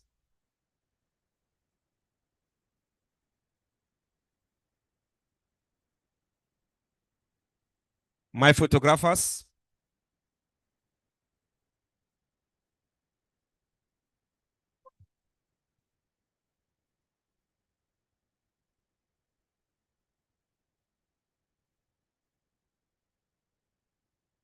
So mashallah, now the ladies.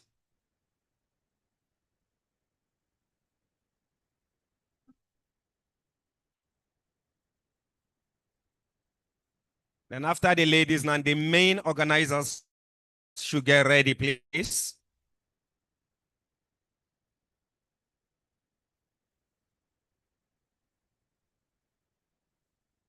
MashaAllah.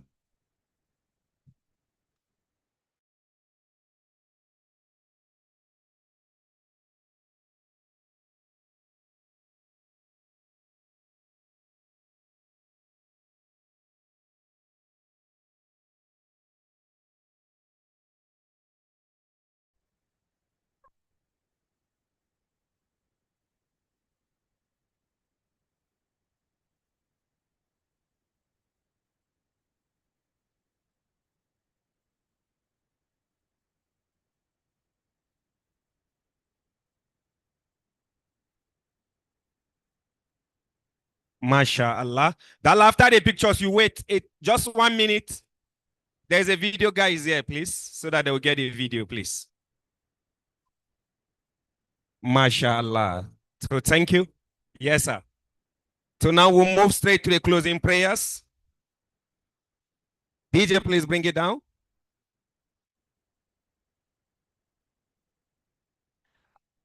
Alhamdulillahi allazi hadana li hadha wa ma kunna linahtadi alawla an hadana Allah.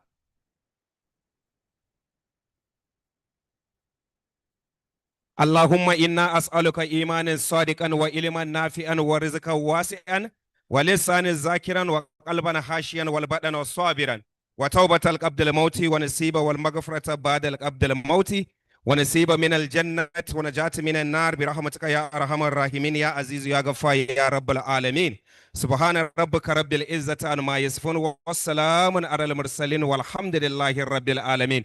Please, let's rise for the national anthem.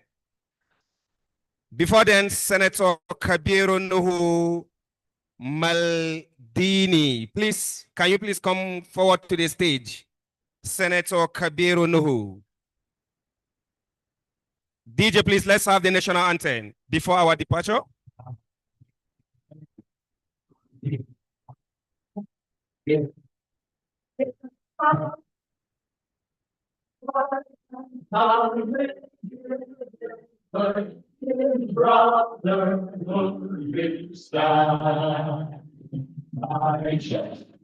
Resolve and God to serve our sovereign God.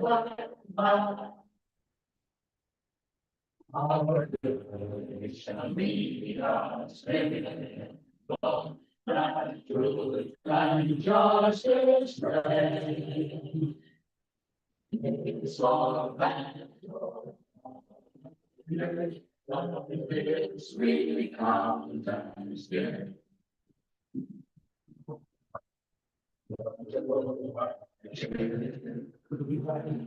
Oh God, I'm staying. Oh God,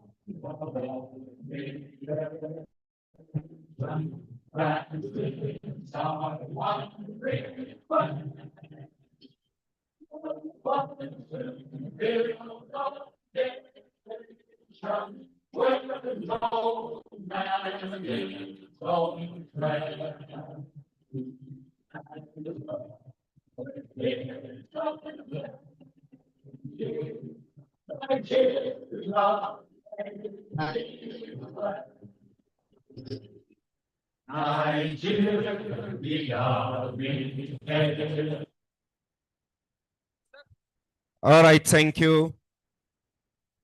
Dalla, we just have a break for prayers so that our dignitaries that are engaged may now leave us. So after these real prayers, we'll please come back. We have our lunch and we have other activities done, inshallah.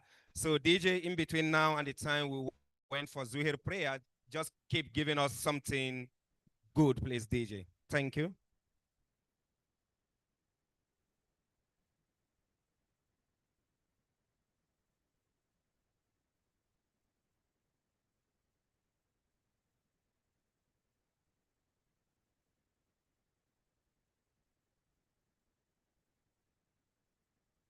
And we'll still continue with the INAF section, please. So just stay tuned after the Zuhir prayers. So DJ, thank you.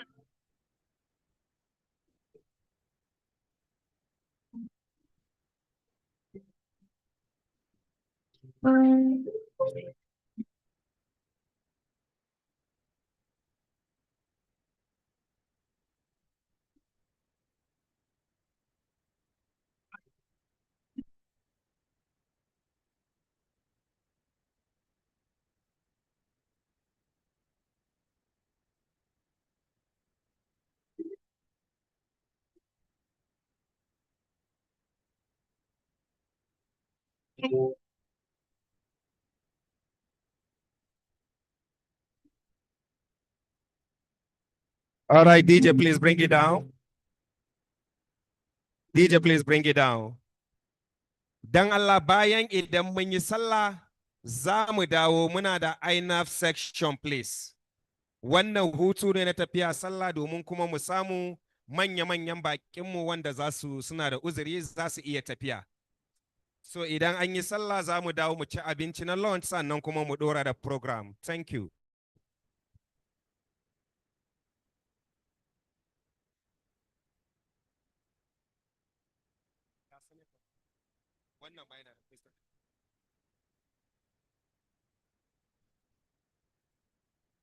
DJ, please, background music.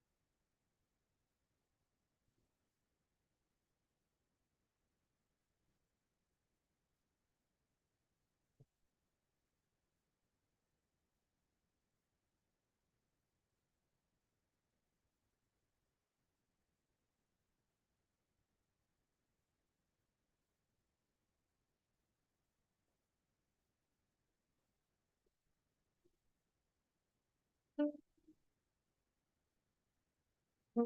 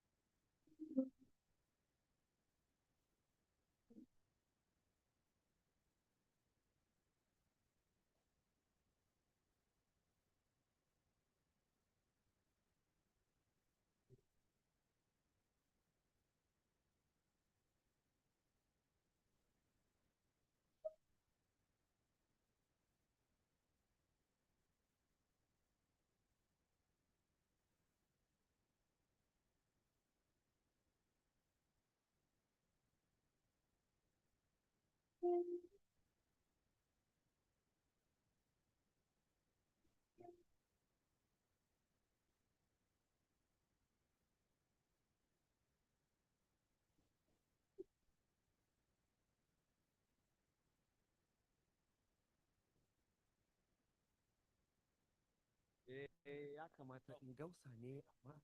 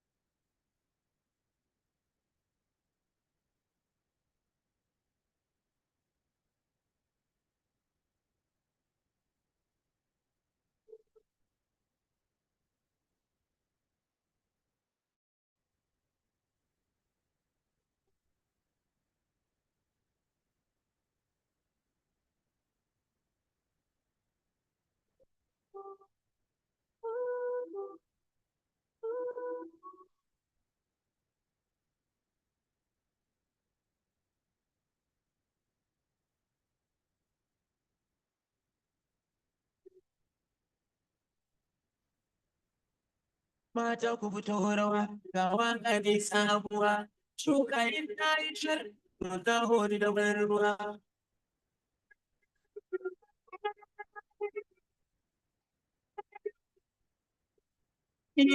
Kaza ta yi wuya da sa'an za ta yi kai amma in fari ya yi ka sarki ke nan ya biya sai ya ta.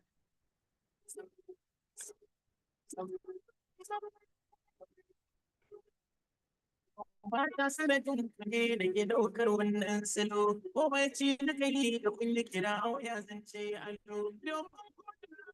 Na abin sauti zan nan silo, da na da ganga sai in ga yawan ku kawai kun bilo.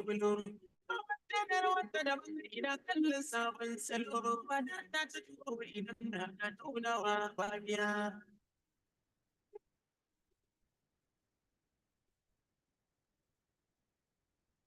Rannan soyayya ta ja na haukan jirgin ganuwa na saka hannuna da ke haka na je tsinkar kai nura da na ɗauko kaina kamar sama gabar konan tsohuwa Allah kai mana maganin da mutum mai bakin tsinuwa mai kwana bashi da kashi da shi wannan sai tsuntsuwa ni na biyar da kuɗi na sabulu kan sabata ta tafiya.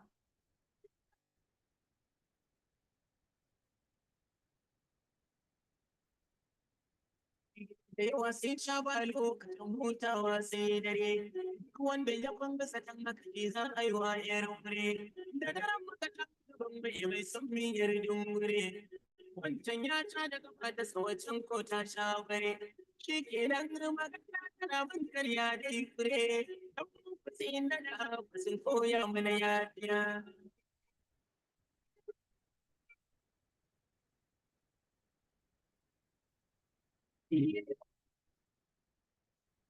Na koyo lura, da rashin koyo gani yakan karewa yan mura.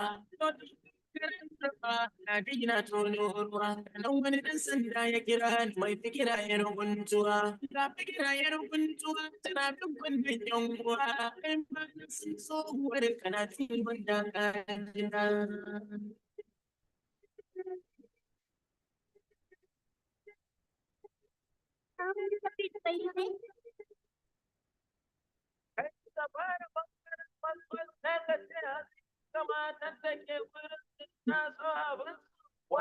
Ita kanku kuma mai ta kanmu dariya ba faso ba. Ita kanku kuma mai ta kanmu dariya ba faso ba. Dariyar ne bai wani ba.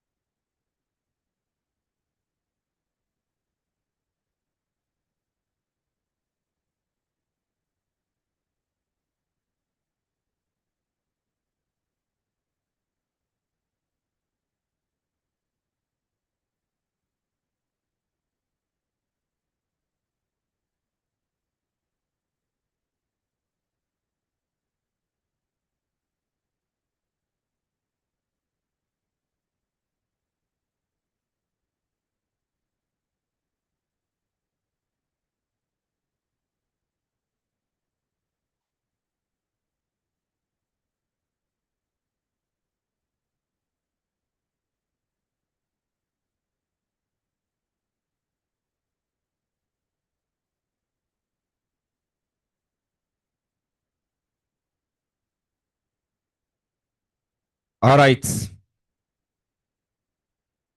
Good afternoon, ladies and gentlemen.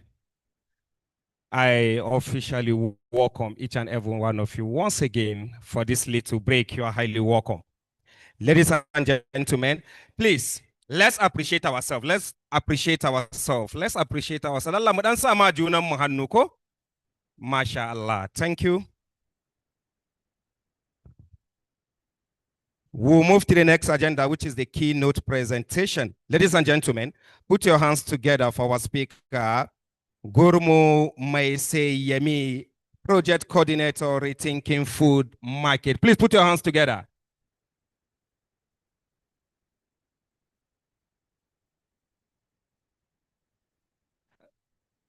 Event technical, our projector, please.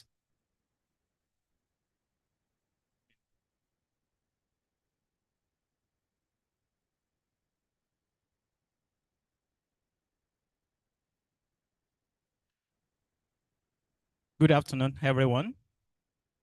Standing on the system protocol, my name is Ibukun Olaoye. I'm here representing Mesayami, an agricultural economist from IIT in Ibadan. This presentation is drawn from a project that was carried out here in Kano State in partnership with Bunkasa Agritech Limited. The title of my presentation is Innovation in Market System and Plastic Rate Adoptions, Lessons from Rethinking Food Market Initiative. The project is being conducted by 3 SIGA centers, IITA, IFPRI, Smith, and Bunkasa Agritech Limited. Next slide, please. This is the outline of my presentation. I will talk briefly on the background and the designs and the project designs. Then I will highlight the key baseline findings, then the summary of the end-line results, the challenges and lesson learned. Next slide. These are the evaluation team. It comprises of economics expert from IITA, IFPRI, and Smith. And we also have Professor Saweda from Michigan State University. And we have Bunkasa, which support the team in the implementation of the intervention. Next slide.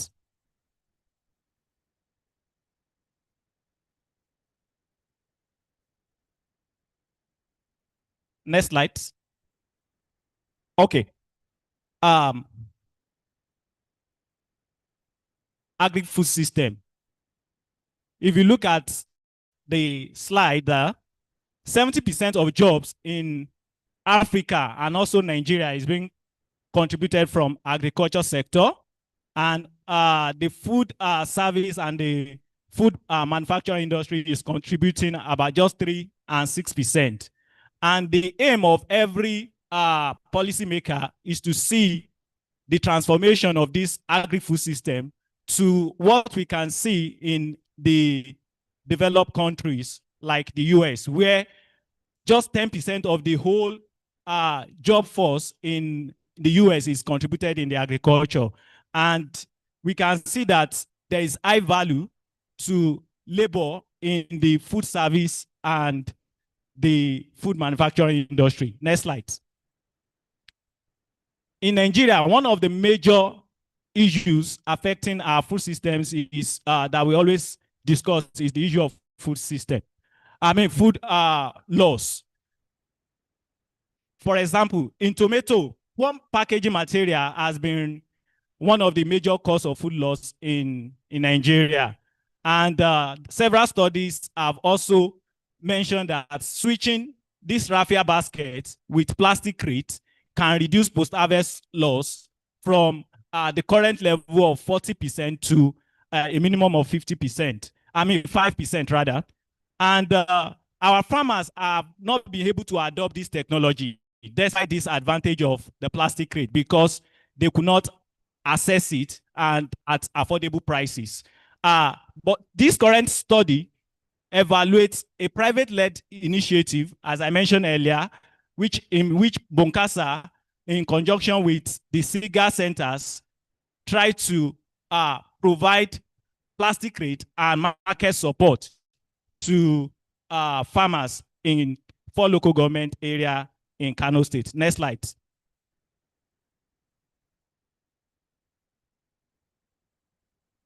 All right. The intervention is in 2 phases. We have the first intervention. We provide plastic crates to the communities, and 11 crate rental shops were being established in the 4 local government area. These plastic crate rental shops are situated within 10-kilometer radius to ensure that all the communities have equal access to plastic crate. Next slide. So we can see here that all the 11 market rental shops are situated at 10-kilometer radius. Next slide. On the treatment 2, we also provide plastic crate to the communities, and we added market support. And this market support comes in 2 forms. We provide daily market information to farmers from these market price informations are prices in urban markets from my 12 and some other urban markets in Nigeria, whereby farmers can decide which market to sell their tomato produce. And these market informations are sent to them via the SMS. Next slide. Yeah. So this experiment is conducted in Kano State and 4 local government areas, which are Bunkure, Garimalam, Karaye, and Beach local government. We use a district cluster random sampling to select 84 villages. We collect baseline data were collected from 1,680 farmers in 2023, and the end line result was collected in 2024. Next slide.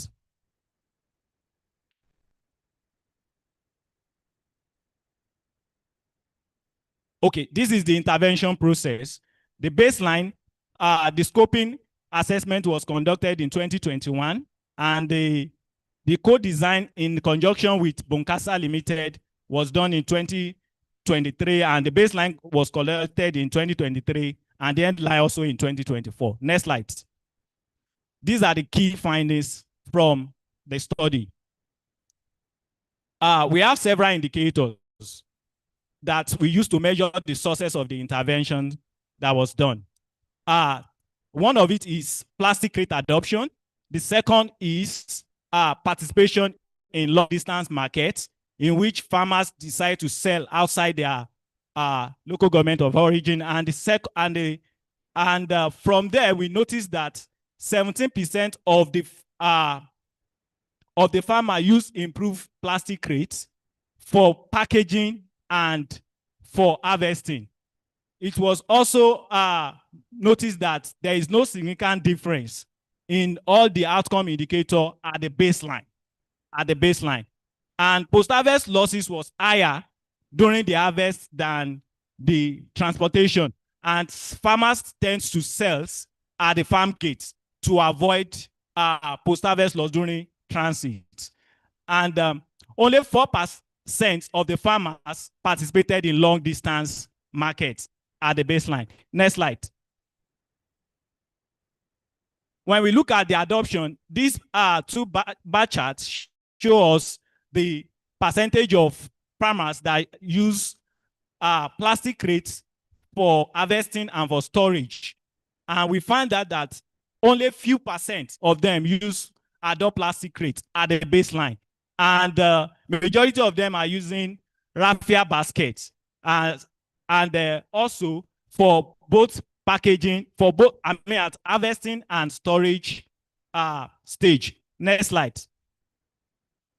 The reason why most of these farmers tends to not use plastic crates is based on unavailability and the fact that they are not affordable.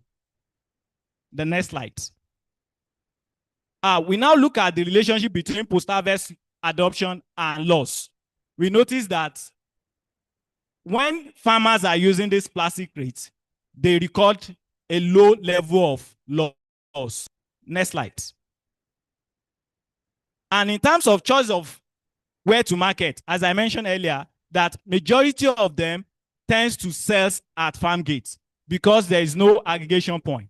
And we can see that less than 4% of them decide to participate in long distance market, as majority of their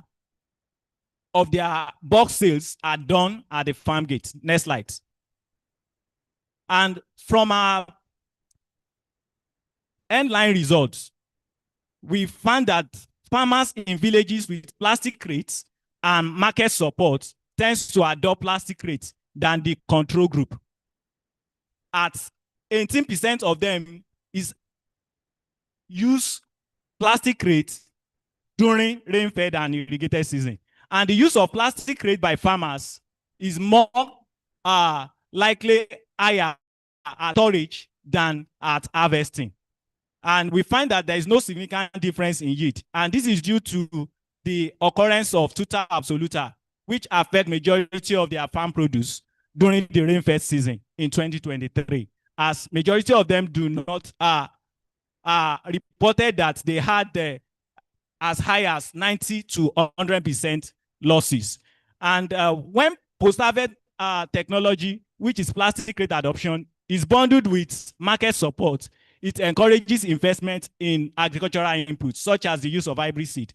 We try to look at the correlate of the combination of plastic crate adoption with market support, whether it influences the adoption of hybrid seeds, whether farmers reinvest their profit from the sales to getting hybrid seed, and we find a significant positive impact. Next slide.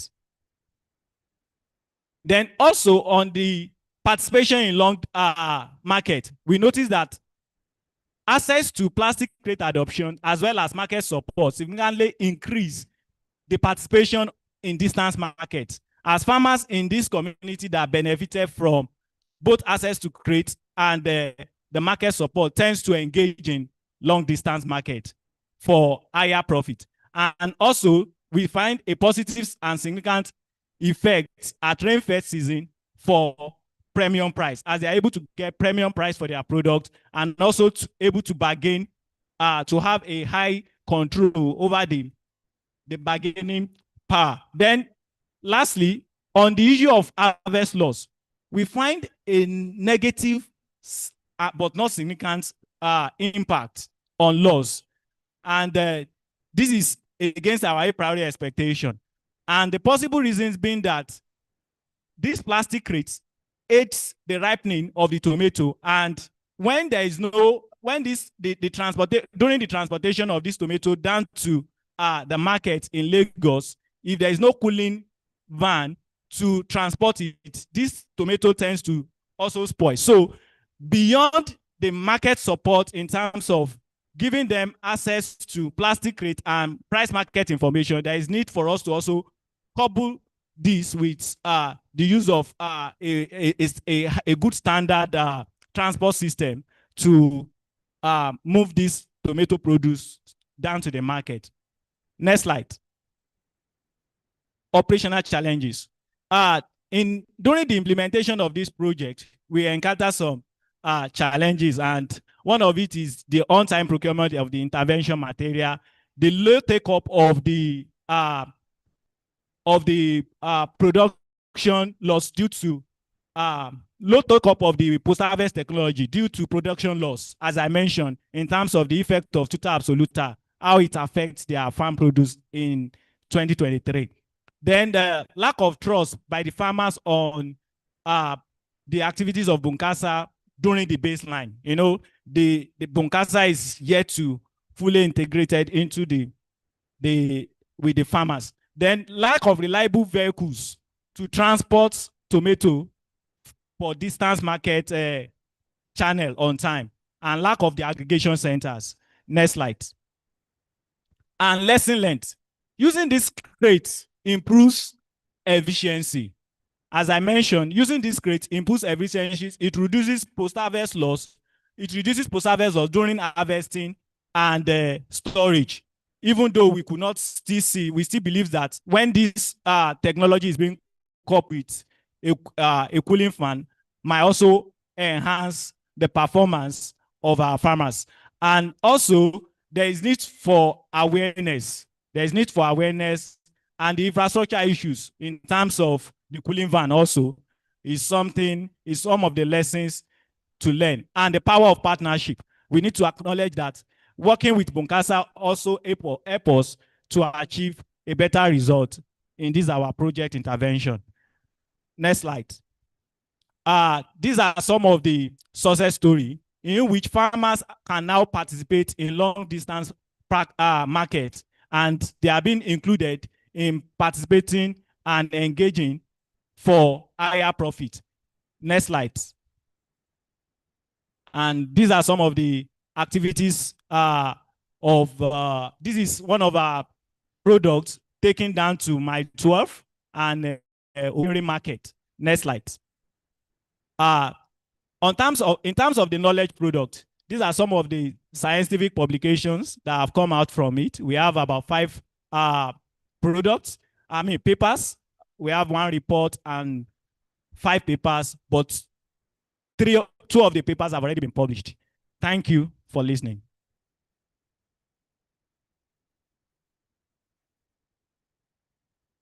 Thank you very much, sir. Please, let's put our hands together once again for this beautiful presentation.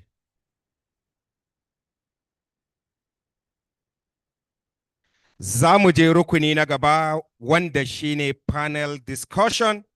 We'll move to the next agenda, which is the panel discussion on building agro infrastructure for resilient food system. Ladies and gentlemen, put your hands together for our moderator, wanda zai jagoranci wannan panel, the person of Chiba Eze Igwe. Please put your hands together for him. Thank you very much. Shine Communication Manager na Haifan Nigeria Limited. You are highly welcome, sir. And the next that will join us in the panel discussion is Isa Maetasamu, National President, Nopman. Please put your hands together for him. MashaAllah. The next that will join us in the panel discussion, Dr. Linka Toby, Country Director, Haifan Nigeria Limited. Please put your hands together for him. You're highly welcome, sir. The next that will also join us in the panel discussion, Lodan Laoyi, CEO, Price Pali. Please put your hands together for her, please.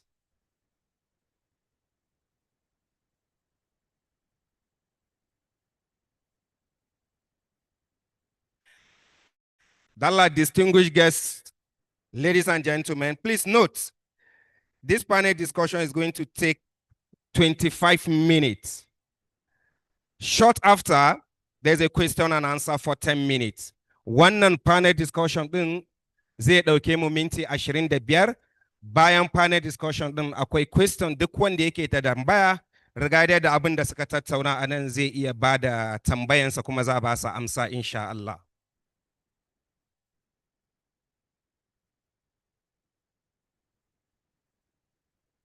Okay, great. We have 25 minutes. Hello, everybody. Are we excited? I'm seeing a lot of young people in the room, but I can't feel the energy.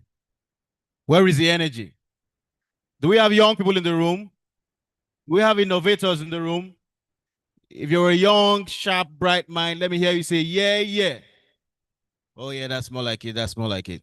Hello again, everybody. My name is Chuba Ezegwe. I'm the communications manager for HEFA Nigeria.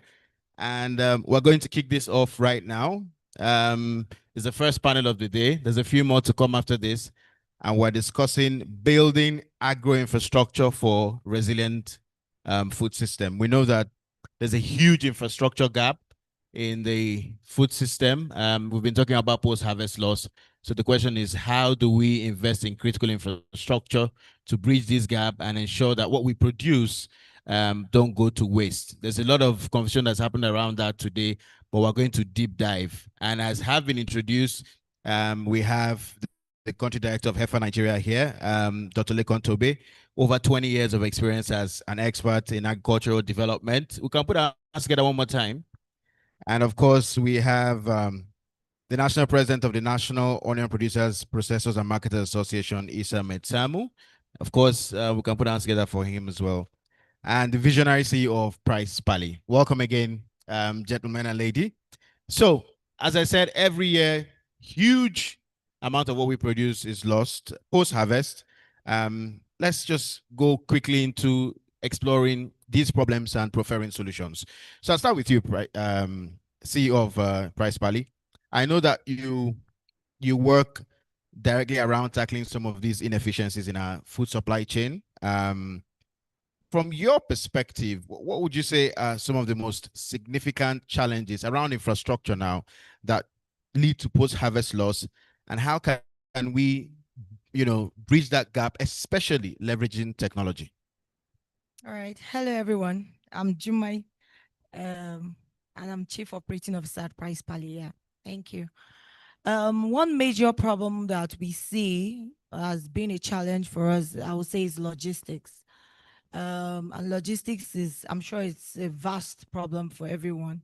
The infrastructure one, then you talk about the security issues that we all have in Nigeria. It's a major problem. And we try as much as possible to solve these problems within our capacity, especially as private sector. It's not enough. Using vehicles, trucks, and still not enough. Little that we're trying to do is to use data technology to ensure we have traceability in terms of routing, make sure we have applications with our digital apps to have proper routing systems so that we can trace where the vehicles are. Take some certain amount of products, systematically to just manage the situation. Sometimes most times actually, they have perishable products. So we try to batch them according to what can be delivered at a particular time. We also employ the government. I think we wrote a letter very recently, to Ministry of Works, I guess. First of all, we tried with the agriculture sector, and then they referred us. If we can get our trains working again, I think it would be of a very significant help to the industry, where we move products through the trains. It's safe and it's better. Another point I'll raise is the systems of storage. That's another major problem we need to tackle. We have different products, perishable products, dry products. If we can get these storages intact in terms of cold storage, logistics and vehicles, storage, cold storage within the production areas, that will go a long way. Yeah, so using data, it's one of the things that we do in Price Pally, because we try to organize the quantity of products that we move at a particular time. Yeah, thank you.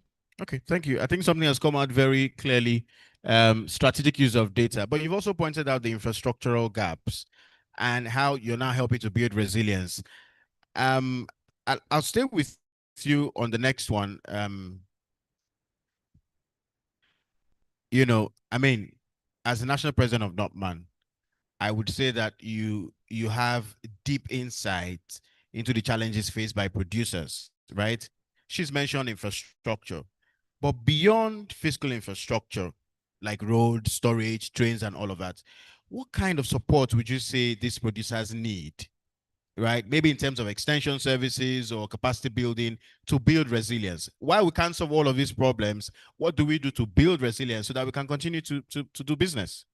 Thank you very much for this opportunity. Like you said, Nigeria is the largest onion producer in Africa. After Egypt, we are currently producing 2.1 million metric tons with a value of about 1.17 trillion naira. And it's huge when you look at the economic value that onion value chain is contributing to the economy of Nigeria. Only that one of the major challenges that we have, more than 50% of these produce don't get to find their way to the market, don't get to add the economic value that they're supposed to add. Like last year, by this time around September, October, a bag of onion was sold for around 320,000 naira. But the farmers thought that they could put more effort from their own side in order to increase the availability of this product in 2025. And they have done all their best, and to our dismay, that a bag of onion now came down from that 320,000 naira to 8,000, 10,000, and 20,000 naira in the market. Of course, the need for storage infrastructure can never be overemphasized because you see the farmers are counting their losses. They have produced these crops and this commodity in sufficient quantity in order to meet up with the domestic and both the international demand. But they were faced with the challenge that the market is saturated. There is no adequate storage facility where they can run to preserve this onion for the ember month in proper, and that's the festive period of December, January. And again, what we even make you wonder most is the onion is at a giveaway price, at a takeaway price in September, and don't be surprised in November, December, it will skyrocket again. And again, government policy is also affecting business. When there is shortage of food stuff, there were inflation, everybody was concerned that the food price is high, let's do something. Government took some decisive measures to curb exports, to even allow some people to import. But now I'm still using this opportunity to ask questions. Now that we have abundance, we have excess, why can't government also think out of the box? Maybe set a committee, make a kind of allocate some fund so that they can go and take up this excess from the market in order to encourage the farmers, so that next year you don't be discouraged not to produce because the value of your output is not matching the cost of production. So I'm not only calling the federal government, even the state government. I think I started discussing it with the Kano state government. I think we have abundance of our product, that is onion, is abundant in Kwan and Angora, in Badume, and so on and so forth. Government should earmark some 10 to 20 billion naira, buy off the excess from the market. We didn't say the excess. We have storage facility for onion, one of the best in the world, state of the art, in Kano state as well, 10,000 metric ton with a value of 10 billion naira. They should rent some of the stores in that storage facility, buy the excess onion in the market and store it in order to preserve the value. Thank you very much. Thank you very much. Wow. That was very practical. You want to clap? Go ahead. You're free. Were you at the African Food System Summit? I saw, because I remember I saw you during the presentation, right, of the Honorable Minister at the Nigeria Legacy Project. Yes, at the deal room, because that is also linked to the question I was going to ask Dr. Tobe next. Because I know he was also there. And, you know, Nigeria did a presentation to investors. I think the minister presented a proposal requesting for $3.5 billion over 10 years to address the issue of post-harvest loss.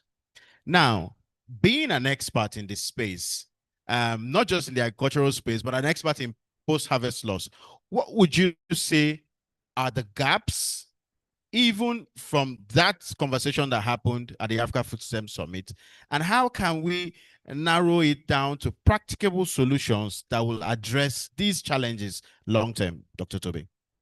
Thank you. Thank you, Chuba. I think, and good afternoon, House. The presentation, as far as I am concerned, as somebody who listened to it by the minister, was laudable, but of course, it was not particularly directed at investors because of the content. It's lacking in one part, which is the cost-benefit analysis part of it. But let's not dwell on that because I think that's just a marketing presentation that he made to the audience. What is important for us, and I'm going to be writing on the back of the presentation that was made by the CGIF Center, IITA, you know, which was practical.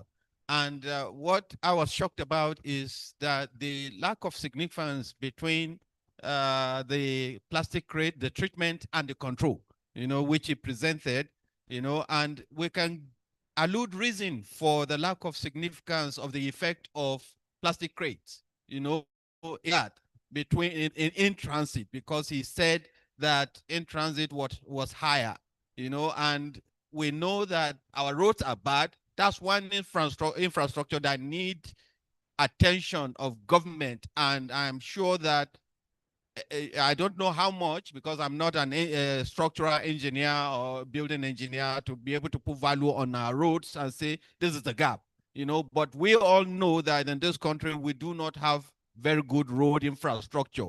Now that is even more significant between the production hub, our situation, our context. You have the production hub at one end of the country and the market hub in another end of the country, which means that you have to transport. Now, even if you have plastic crates and you have cold chain transport system, if you do not have roads that are good, you will still record high losses in transit. So road infrastructure is one.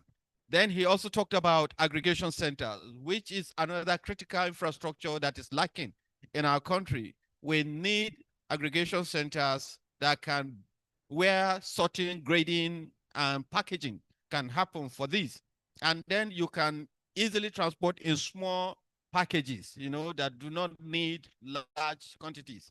Now we also need a training and capacity building for smallholder farmers and all the actors in the supply chain, you know, such that people know how to actually use those RPCs, you know, the plastic crates.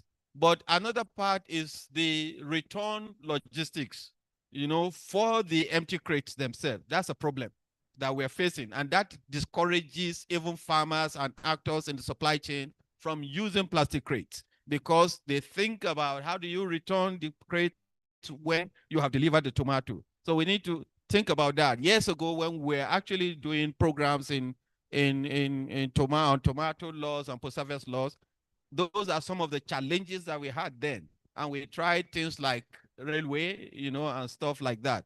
Now, those are one. But she talked about digital technology. It is critical. Digital infrastructure is critical to addressing the problem of post-harvest loss in Nigeria and elsewhere. You can talk about the region or Africa-wide, you know. If we do not have digital infrastructure in place, even if you have all of the post-harvest management technologies in place, you can still address the issue of post-harvest loss adequately.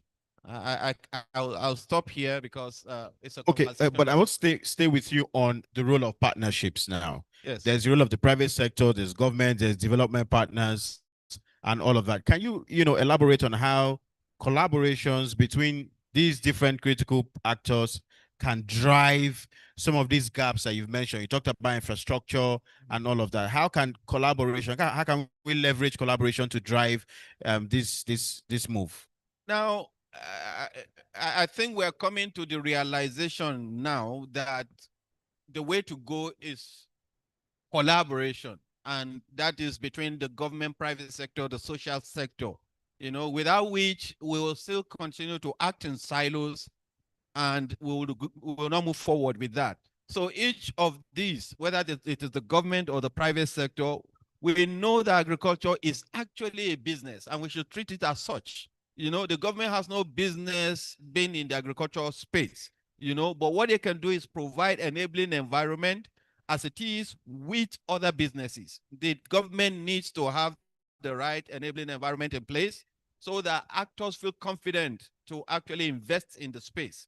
And the social sector, because of their expertise, people like we do at HEFA International, where we have the expertise on post-harvest loss, you can bring that to the table, help the government to identify where the gaps are, and then what to do about those gaps, But the private sector can invest after having the right data. Data is another critical part, which Price Pally mentioned. The engine of growth for the private sector is data. They consume data. It is data that they use in making the decisions whether to invest or not to invest in any sector. And that is required. So it is important that, but beyond just the enabling environment part, the government also need to invest in critical infrastructure like road, like irrigation infrastructure, things like even the aggregation center can be something that the government can invest in, and so on and so things that the private sector will not, the collective, things that bring everyone together, cold chain logistic, private sector, maybe crates and things like that, private sector can drive all those. Thank you. I think it's come out very clearly. One, create the enabling environment, invest in infrastructure. I like what you did with data. So let's, as we begin to round up, digital logistics platform, right? How can we leverage digital logistics platform to sort of create that farmer to market linkage, reduce fragmentation, and sort of establish that relationship between digital innovation and the infrastructure available? How best can we leverage digital logistics platforms? Okay, for Price Pally has been in existence for about 5 to 6 years, it'll be 6 years this year. And what we've been able to do is that we have data. So we know exactly the amount of tomatoes we need to sell in March. We know the exact amount of tomatoes we need to sell in August. So we have over 1,005 plus farmers that we work with. About 600 plus have registered with us that we directly have embodied. So what we do is that with them is that farmer A, in March, I need you to produce so amount of tomatoes for me, and you are going to deliver it on Tuesday, so day. Farmer B, bring it on the week after, on so day. So we've been able to schedule farmers to plant. So because the major problem with the food system fragmentation is the fact that farmers naturally just plant because it's their culture or that's their business. So that's what they grew up to do, is what they just do. So farmers will just plant.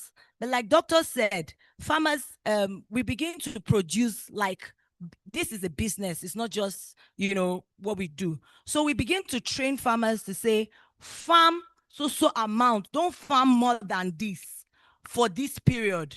So you are farming tomatoes, so hectare. because you are going to produce 1 ton for price pally that will collect it. So we've aggregated you for that particular quantity at that period. Don't just farm anyhow. So that when you are bringing in that 1 ton, we are taking everything from you. You don't want to bother about post-harvest loss or how you are going to even sell those products. Okay, so we use data to, give farmers. So you guarantee offtake. We guarantee offtake from you from the beginning when you are farming. So we have people we call last mile agents that are locally from those places, and they monitor and manage the farmers, and we explain to you, they are there with you. You are not just talking to Price Pally from somewhere else. They are there with you, explaining to you, telling you, giving you the assurance that this market or this farm that you are farming, we are going to pick it up. And so the thing about this is, if you produce more than you should, you're just doubling your loss, because where is infrastructure for the storage? The problem doctor have said, because this is a major problem that we need to tackle. So because we have a lot of young people in the room, our next question, of course, would be around how do we, and that's to you, sir, how do we engage the youth? How do we engage startups? How do we engage growth stage architects in designing, the next generation of our agro infrastructure in Africa? Yeah, thank you very much. And the youth in Nigeria are very resilient and committed. If you watch what they are doing day in, day out, it's just like I said, we need a lot of support, both from government, private sector, collaboration, like the speaker said. First, I think we need to start having access to facilities, like what I term as what we call patient capital. You don't just give somebody loan today, and in the next 3 months, you expect him to start paying back the loan. And you are going to be putting him on a kind of, on a pressure not to be able to do very well. One is access to capital and patient capital. 2, we need to invest more in value addition, like in processing of some of this perishable product that we already have. There is a huge market for onion powder, for tomato paste, and the rest, but we don't have this sophisticated industry, even located where this raw material is currently situated. You can find out that the raw material is in the north, but the industry is in the south. So we need to bring the industry closer to the people. By the time with logistic and with good government policies, that is geared towards supporting the people, then we have no cause to cry on food insecurity. Thank you. Thank you very much. I'll reserve at least one question for those of us. I promise you're free to clap. Why are you clapping like you're not free to clap? Clap, go ahead. I've given you that power. We're being joined by someone online, Mamoa Elali. Mamoa Elali, she's Cameroonian. She's an agri-business entrepreneur, and she's also the founder of Layered Farms. So I just ask her one very quick question. Mamoa, can you hear us? Oh, yes, she can. Excellent. So, she's an entrepreneur and she's also a chef, right? She's also a chef. So she knows about, she will have a unique perspective around from the farm to the table. So I'll ask you something around infrastructure as well. But how do you think inadequate infrastructure, wow, my voice just became louder. I like that. So how do you think inadequate infrastructure impacts women and youth in the agricultural sector? What role do you see for women-led agribusinesses like yours in solving these problems? Okay, thank you very much for the opportunity. I'm happy and excited to be part of this panel. Please, can you hear me? Technical, can we hear her? We can't. Can you hear me? Can we try again? I feel it very strongly that she's making a strong point. Can you hear me? Okay, I think we can hear you now. Yes. Please, can the music go down?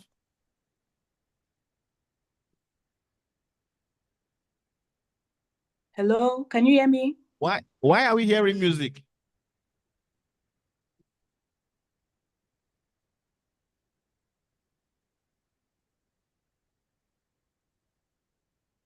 DJ, once we close by 6, you can play that. All right. So can you try again? All right, please, Say can you take the hi. question all over? Can you get me? Okay, in 1 minute, just proceed.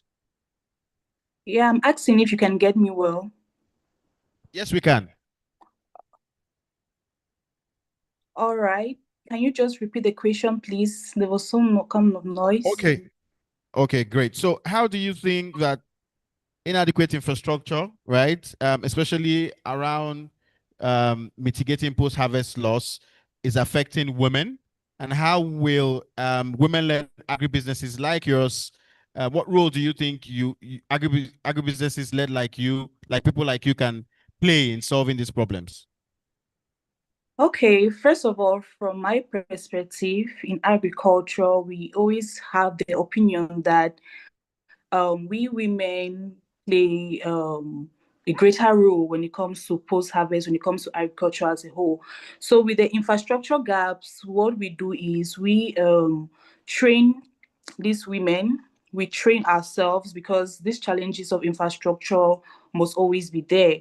So we train ourselves to be able to work on the different aspects on resilience. Like, for example, resilience must always have all those problems and everything. So we train ourselves on digital platforms, startups, encourage women, encourage youths to take part in the transformation,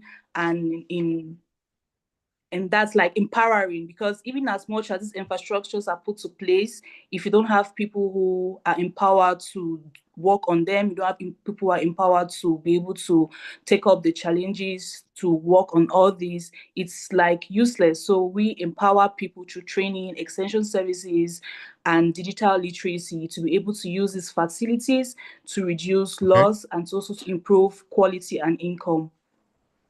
Wow, excellent. So she said it very succinctly. She's mentioned training, capacity building of some of these women smallholder farmers to build their resilience in continuing to do their agri-businesses despite all of the challenges across the continent. Thank you very much. So I'll end with one quick question that would require one quick answer, right? Across all of us. I'll start with you. In one word, right? If you could prioritize one type of infrastructure, and this is for you now, Memoa, one type of infrastructure, what would that be? In one word. One type, if I had to prioritize one type of infrastructure, I think it's going to be storage. Storage, excellent. Storage. All right, Jumai, if you're to prioritize one type of infrastructure, what would that be? I think for me, there are many. Yeah. But the one that used to give me serious headache is logistics. Logistics. All right, excellent. Dr. Lekon, if you were to prioritize, which would it be? Processing facilities. Processing facilities. infrastructure. Yep. Very critical. And wow, make it louder, make it louder. I'll tell you why before I go. Issa, what would it be? Of course, processing. Processing. All right. Is there time for me to take one question, or have we covered it all? Were we that good? Did we impress you? We impressed you. You can clap for us. It's all right. You know why I said you should make it louder for Dr. Leko? I work for HEFA Nigeria as comms manager, and that's my country director. Why did they even put me and my country director on the same panel? So you need to clap louder because I think they're paying salary tomorrow, right, Taj? All right, so I'd like to thank all of us for joining us. INAPS is doing a great job. They've continued to strike good partnerships with the likes of Ethic, FarmNet 360, HEFA, and all of that. And I'll end with one message to the young people. Leverage as much as possible opportunities. This is the time for young people to take the stage. I'm telling you, across Africa, they are the ones right at the front of the conversations. At the Africa Food STEM Summit in Dakar a couple of weeks ago, it was themed around young people and what they are doing. There's an innovator here that there's a hand up, right? You want to ask a question? Can someone quickly go get a note so she puts it down? But our time is up. We'll address the question somehow. There's innovators around the room that are doing great things. Continue to do what you're doing. For HEFA International, there's a program that's called Ayute Nigeria or Ayute Africa. Some of you may have heard of it. Leverage that program as much as possible. Create opportunities for yourselves and take take any opportunity you can find. There's a lot of opportunity for young people these days. So thanks to our great panelists. Thanks to all of you for listening. And we're happy to have done this. Thank you. Thank you. Group picture. Dan Allah. Any question? Akwai me question? So mashallah, we'll take 2 from ladies and 2 from men. So 1, 2, 1, and 2. Sir, please, after the pictures, listen to their question.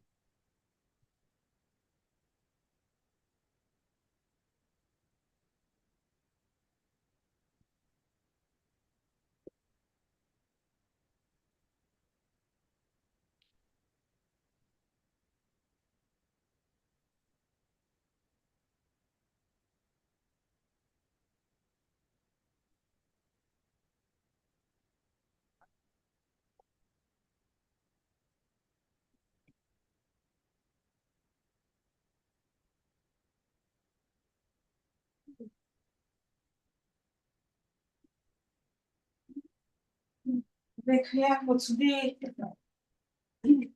see, want to kill me. Okay, I was supposed to travel. Nigeria for this.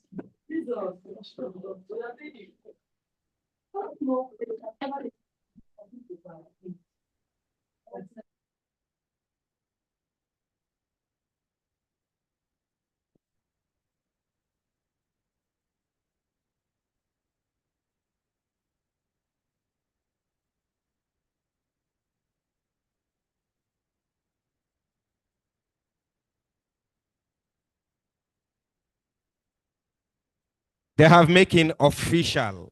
Duk mai question zai iya rubutawa sai ya kawo insha Allah za a bashi amsa one after the other insha Allah.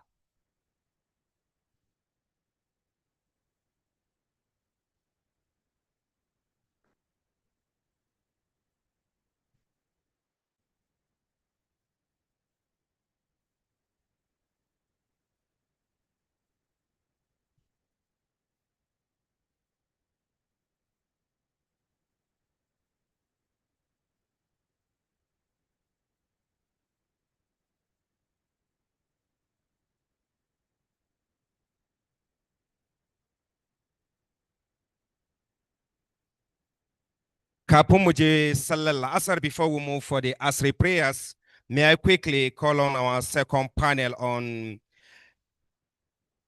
zaje budget na kuɗi ne yanzu nan. All right, ladies and gentlemen, our moderator of this panel will be Ramat. Dalla, put your hands together for Hajia Ramat as she come forward.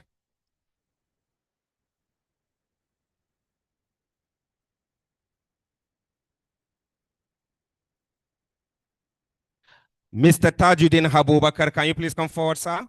Dalla, let's put our hands together for Mr. Tajuddin Habubakar.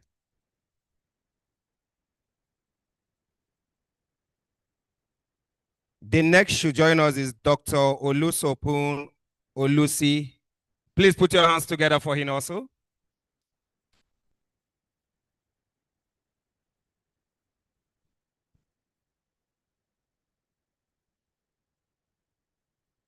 Hajia Aisha Rilwanu Saidi, please put your hands together for her.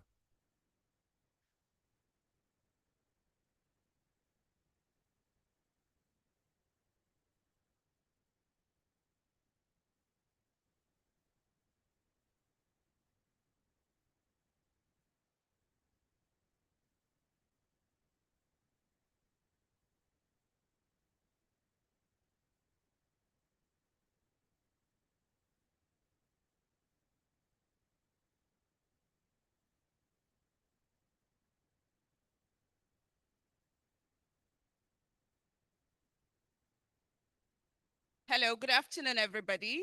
My name is Rahmat Enyifunjowo, and it's a pleasure to be moderating this session this afternoon with this esteemed panelists. Our session is titled Financing the Agricultural Infrastructure for Growth. And it's an interesting one because, as every panelist have discussed today, the numbers are staggering. In Africa today, we are facing a paradox. We have 60% of the uncultivated arable land, but yet we are a net importer of food. And currently we have about $100 to $130 billion of infrastructure gap, which is projected to actually go up to $300 billion by 2030. In Nigeria, we have just about 1,000 refrigerated trucks, as against the 25,000 that we actually need. And as we have heard, about 40 to 60% of our food go to waste before they reach the consumers. So these are as a result of infrastructural gaps: roads, cold chain storages, logistics, transportation. These are the biggest issues. So today we want to talk about how to finance infrastructure for growth. And we have our esteemed panelists here to talk about them. So the first thing I am going to say, and I'm going to address Dr. Tajuddin first. So we're going to keep it practical, visionary, and bold, using Nigeria as our case study. But the lessons we're going to be learning here are going to be continental. So let's go for it. So first, let's ground ourselves in the financing landscape in Africa, right? So we've seen so many financing models, from concessional loans to private public partnerships. So let's talk about how or which of these financing models actually holds so much promise for agro infrastructure in Africa, and how can we bring it down to the Nigerian context? So good afternoon, everyone. My name is Tajuddin Abubakar. I work with Hairfire International as the Access to Innovative Finance Manager, and thank you for that question. When you talk about infrastructure financing, we are really discussing a very big subject. You've started by providing some background to what we need in terms of the financing gap, infrastructure financing gap, and we know what it means. That's in Africa. And when we talk about Africa, we are also talking about, the financing gap that we also have in Africa and Nigeria as huge, because Nigeria, as we all know, as the giant of Africa, as the most populous country in Africa as well, is also experiencing the same gap. So it's not living in isolation, meaning that the instrument of financing all these infrastructures are many. But what we have basically, based on the question you asked, I've seen you talked about concessional financing. You talk about public-private partnership. You also talk about blended finance. And there's also what we call the infrastructure bonds. So these are all modes of financing. But let's start with the concessional loan. So when we say concessional loan, what does that mean? It means subsidized loan. And who is subsidizing the loan? Mostly, this is a kind of loan or financing that you get from international finance institutions, like the likes of IFAD, International Fund for Agricultural Development, the likes of the African Development Bank. Now, most of this funding are funding that are coming basically not as loan, but they can't be as loan, but to the state, to the subnational, to the countries, mostly. But they are actually long-term, very cheap funding that can catalyze also the government funding for counterpart funding.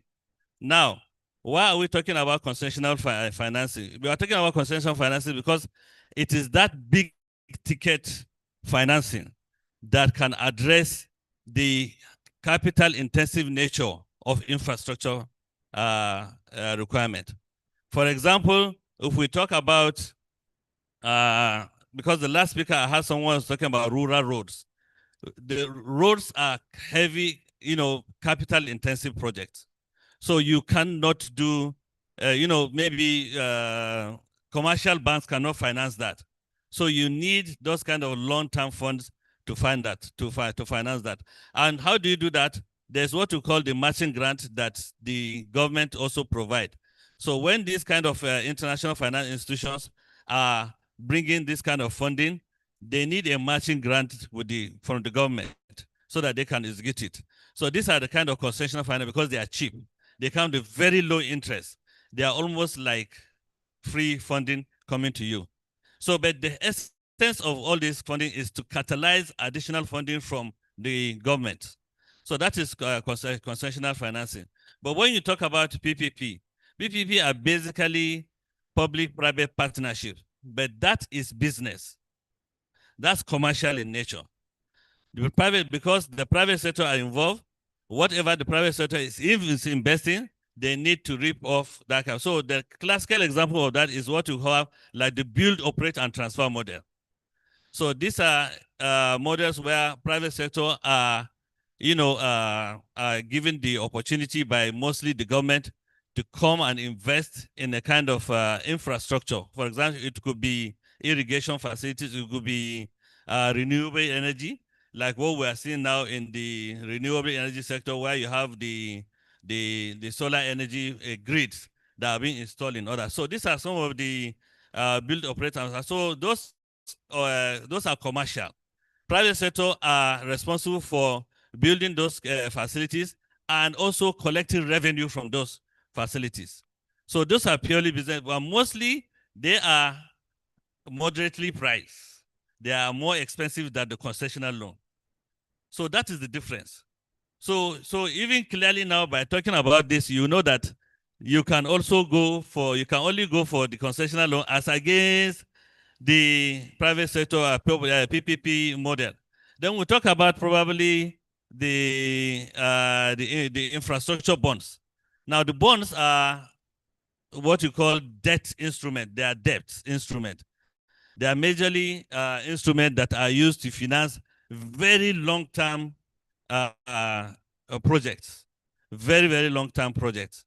So mostly you see them, they are mostly like the Sukuk fund, the Sukuk bond that you see. Probably when you are traveling all along, you will see Sukuk by the roadside. Now that Sukuk is a Sharia compliant bond. It's a kind of debt instrument that is used to finance long-term projects. Most of the times what you see in Asia and other Arab countries is Sukuk fund. They finance their capital-intensive infrastructure facilities through Sukuk fund. So, but we also have another kind of bond, what we call the corporate bond. We also have other type of bonds. So all these bonds are meant like the federal government bonds. The federal government, if the federal government wants to raise capital from within the country, they raise they use federal FGM bonds. Now those bonds are generated from you buy this, and with a promise that by so year, by next year, or by 5 years, your money will be X amount plus interest rate. So usually these funds are also slightly below the market prices, but they are used to finance long-term projects that are up to 20, 30 years. So here, when we talk about which one is suitable, we are only looking at the situation. It depends on the kind of project. If we are talking about a project that will require crowding in or other private sector partners, then we use the blended finance. If you are looking at financing that is cheap, that is public sector focus, that is for the public good, then you go for the concessional loans. So these are what I intend to say about this. Thank you. Thank you so much, Dr. Tajuddin. And I mean, those are really important. I like how you have broken down each of these financing models for the fit for purpose instruments. But, you know, financing models only get as effective as the environment in which they are operating. So let's talk about the role of the government in providing an enabling environment. And I would go to you, to talk about, let's look at the role of government, right? What role does the government and organizations like BOI play in de-risking investments for private capital and DFIs who are providing these financing instruments from the concessional loans to the blended finance, and the infrastructure bonds. Good afternoon, everyone. I'm Dr. Sheung Olagunju. I'm representing the Managing Director, CEO of the Bank of Industry here. And that's the point at which I'm going to take this. Government alone, if we have to be honest with ourselves, cannot fund infrastructure. It has to be a collection of a lot of things. Like Doctor has already said, and then also individuals. I have seen, or from my experience at the Bank of Industry, we've seen individuals approaching us to say that, oh, I'm interested in processing tomato paste. Can you get me the equipment to do that? And what happens is that we tell them, okay, these are the products we have for you. The Bank of Industry has a whole lot of products for infrastructure financing, because as you know, we don't finance primary agriculture. We finance production because we are an industry bank. So as a DFI, I would like to say that the money is there. The money is there. It might not be enough, but the money is there. Even the one that is there is not being accessed. Let me give you an example. If I was an individual who wants to do agri-processing and I approach a bank that has provision for that, let's say a commercial bank, and I say, oh, I need 100 million naira to do this. They would not just look at me and assess me and say, oh, okay, you look trustworthy, collect 100 million naira and go. Then what would happen is that they would rather give me a long list of things to follow, of rules, of conditions, which I may not be able to fulfill. That is the barrier that we have to start with. We need to start breaking the barrier that is preventing people who want to do this, groups who want to do infrastructure, from accessing the available finance. And that's where, like I said, DFIs like the Bank of Industry came in. We have different products, and BOI has subsidiary, Lecon, that is into infrastructure leasing. That's part of what we are doing to support infrastructure financing. And BOI also recently spearheaded the new company that the federal government just started. It's called the National Credit Guarantee Company, because we realize that a lot of people are not able to access our funds and funds from commercial banks. And the one thing I would like to point out is that despite how high funds in commercial banks and their interest rates are, people still want to take the money, but they're still not able to access it because they can't afford the collateral. They can't afford the bank guarantees. Those are not available to them. That's why government brought the National Credit Guarantee Company. The National Credit Guarantee Company was spearheaded by the Bank of Industry because we saw a gap there that many people would, I'll give you an example. Someone got an approval for a 1 billion naira loan from BOI. And we told him to approach his bank because for such amounts of money, we hardly take collaterals, except your collateral is in a very, very lucrative area. So, and it's, the kind of building that we can access that can pay us back if you default. So we told him, approach your bank and bring a bank guarantee. He approached his bank. The bank told him, okay, we would guarantee you. At the point of disbursement, this customer came back and said, no, my bank told me we can't guarantee you the 1 billion anymore. We'll guarantee you 500 million. The remaining 500 million, you'll get it at our rate. Now he's stuck. We have approved that loan. He can't get the loan. That's where the National Credit Guarantee Company will come in. They can guarantee the remaining. They can guarantee up to 60% depending on who the customer is. Once that company takes off, it has taken over. Once it's grounded, properly grounded, that will solve a lot of problem in accessing finance for infrastructure development. Also, the Bank of Industry also has products for women only. We realize that because of cultural issues and some other issues, marital issues, some women don't have access to what they can use to as collateral for loans. So we have done some concessions around that once you approach us, we know how to go around that. We have also from experience learned that there are issues with religious and cultural restrictions. preventing people from getting loans for whatever it is that they want to do, especially infrastructure finance, because you know infrastructure financing involves a lot of money. It's not something that I can just say, oh, give me 5 million to just buy produce, let me process. No, infrastructure finance is capital intensive. So what we do there is that if you know you have religious, especially our experience from the North, religious or cultural issues, we have also introduced non-interest banking, Islamic banking, so that we can also cater to you. What I'm trying to say in totality is that we have to, first of all, make access to funds easy before we can even start to talk of financing infrastructure. If the money is sitting there in the banks and nobody is able to access them, then what are we talking about there? The money may not be enough, but the one that is there, let people be able to access it first so that we can take off from there and then we start growing from there. Absolutely. I love the points you made about accessibility of those financing instruments to people. And I want to go to you. I think Dr. Aisha, right? I'm Engineer Aisha. Engineer Aisha. So you are the founder of Grab Livestock 247? Yeah. Right. And you're an entrepreneur.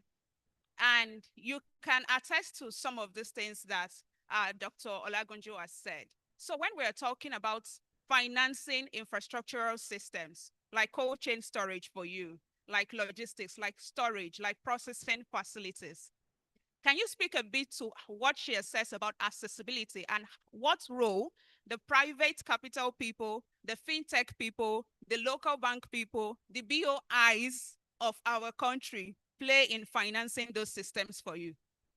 Thank you very much. My name is Aisha Rilwan. I'm the CEO and co-founder of Grab Livestock, where we're providing digital infrastructure for rural farmers, specifically livestock farmers. We connect them directly to urban buyers that will pay fair prices for their products.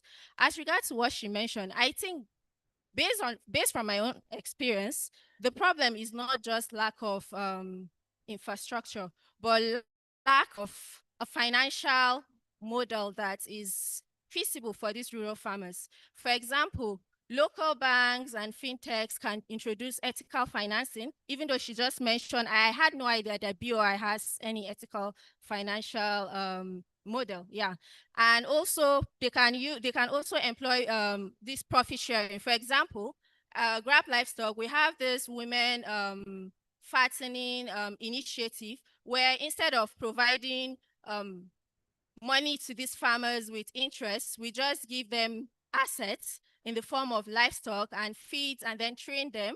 Then at the end of the cycle, we just share profits. So imagine if banks can adopt this, you understand? For example, cold chain. Let's say you can provide cold chain in a rural market for the rural farmers. The bank can fund that cold chain facility, and then the farmers will be able to use it. And then the fintechs can make the process seamless by providing digital payments and also tracking the usage of this coal facility. And at the end of the day, they can all share profits fairly. So if they employ this kind of method, I believe the infrastructure will not just be funded, but it will be available for the people that actually need it. And these people will be able to use it. You understand? So they have to like go down the grassroots and interact with these rural farmers. There is no way a cold chain in a market will be left idle. You understand? And another infrastructure that I think is really necessary is the feedlot or ranching infrastructure. In northern Nigeria, for example, we don't have any form of ranching or feedlot, and we're in 2025. You understand? And we have lots of ranchers, and with all issue of farmers and the grazing ranchers, that they're always having conflict because the grazing the headers usually carry their livestock to the farm, and they end up like destroying the farm produce and stuff like that. Imagine if government is going to adopt a policy where there are ranching lands that are demarcated and there is the farming land, and there should be a structure where both the farmers and the herders come together, because at the end of the day, after the farmers are able to harvest their crops, some of these end products are used to produce the feed for this livestock. So I think the financial institutions like BOI need to invest more into building this kind of infrastructure, and they don't have to like provide the infrastructure for free. They can engage these herders. They have money. They can engage the government. They can provide the land, and then they build that infrastructure, and then the herders can use the infrastructure, and they can be sharing profits. So that's all I have to say. Thank you so much. Who else have noticed that my panel is filled with erudite people, elite people who are sharing tons and tons of insights? I mean, this is a panel of an engineer and doctors. So I want to capitalize on what you have said about inclusivity. You're talking about smallholder farmers. You are talking about rural people. And we have been talking about financing models, financing instruments. But the thing is, these have to be inclusive, right? And so back to you, Dr. Tajuddin. When we're talking about inclusivity, we're looking at women, we're looking at smallholder farmers, rural cooperatives, youth, and we have so many young people here. So how can we make these financing models to be all inclusive in a most practical way? We are looking at ranching for the smallholder farmers. We're looking at building infrastructure that actually carry these people along. What are your thoughts?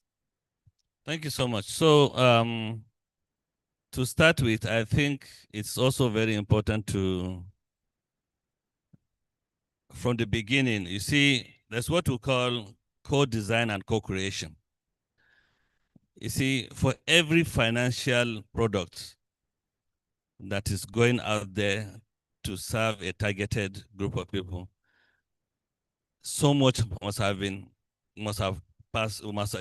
gone through a lot. It must have gone through from the co-design and co-creation stage. And when you talk about the co-design and co-creation, we are talking about who are those target beneficiaries. How do you involve them in designing that product? So if you are talking about the youth should be there when you are co-creating that product. They should have a lot of input. They should make contributions. This is how we want this product to be. This is how, in fact, this is what I see every day. This is my line. Presently, as I'm talking to you now, I am talking to a commercial bank. I won't mention the name. And it's on behalf of a group of SMEs, very young, innovative, people that are running, agtechs and fintechs and what have you. So we have sat down with them, with the bank. We have sat down with the SMEs. We co-created products. We heard from them.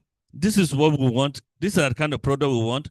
We want this kind of tenor, the period for the loan. We want this kind of repayment plan. We want this kind of moratorium. We want this. These are how to design products. So when they give this feedback, then the commercial banks now will now sit down and look at all this feedback and responses. Then it will enable it to design fit for purpose product, financial product that will serve this group of people. So that has to be there. Then there's what we call also the structuring of the intervention. For example, when I talked about concessional loan. I talked about blended finance. Those must be from the beginning. If you are really targeting those, it must be targeted, putting in mind, embedding KPIs in it. I mean, when I say KPIs, I mean key performance indicators.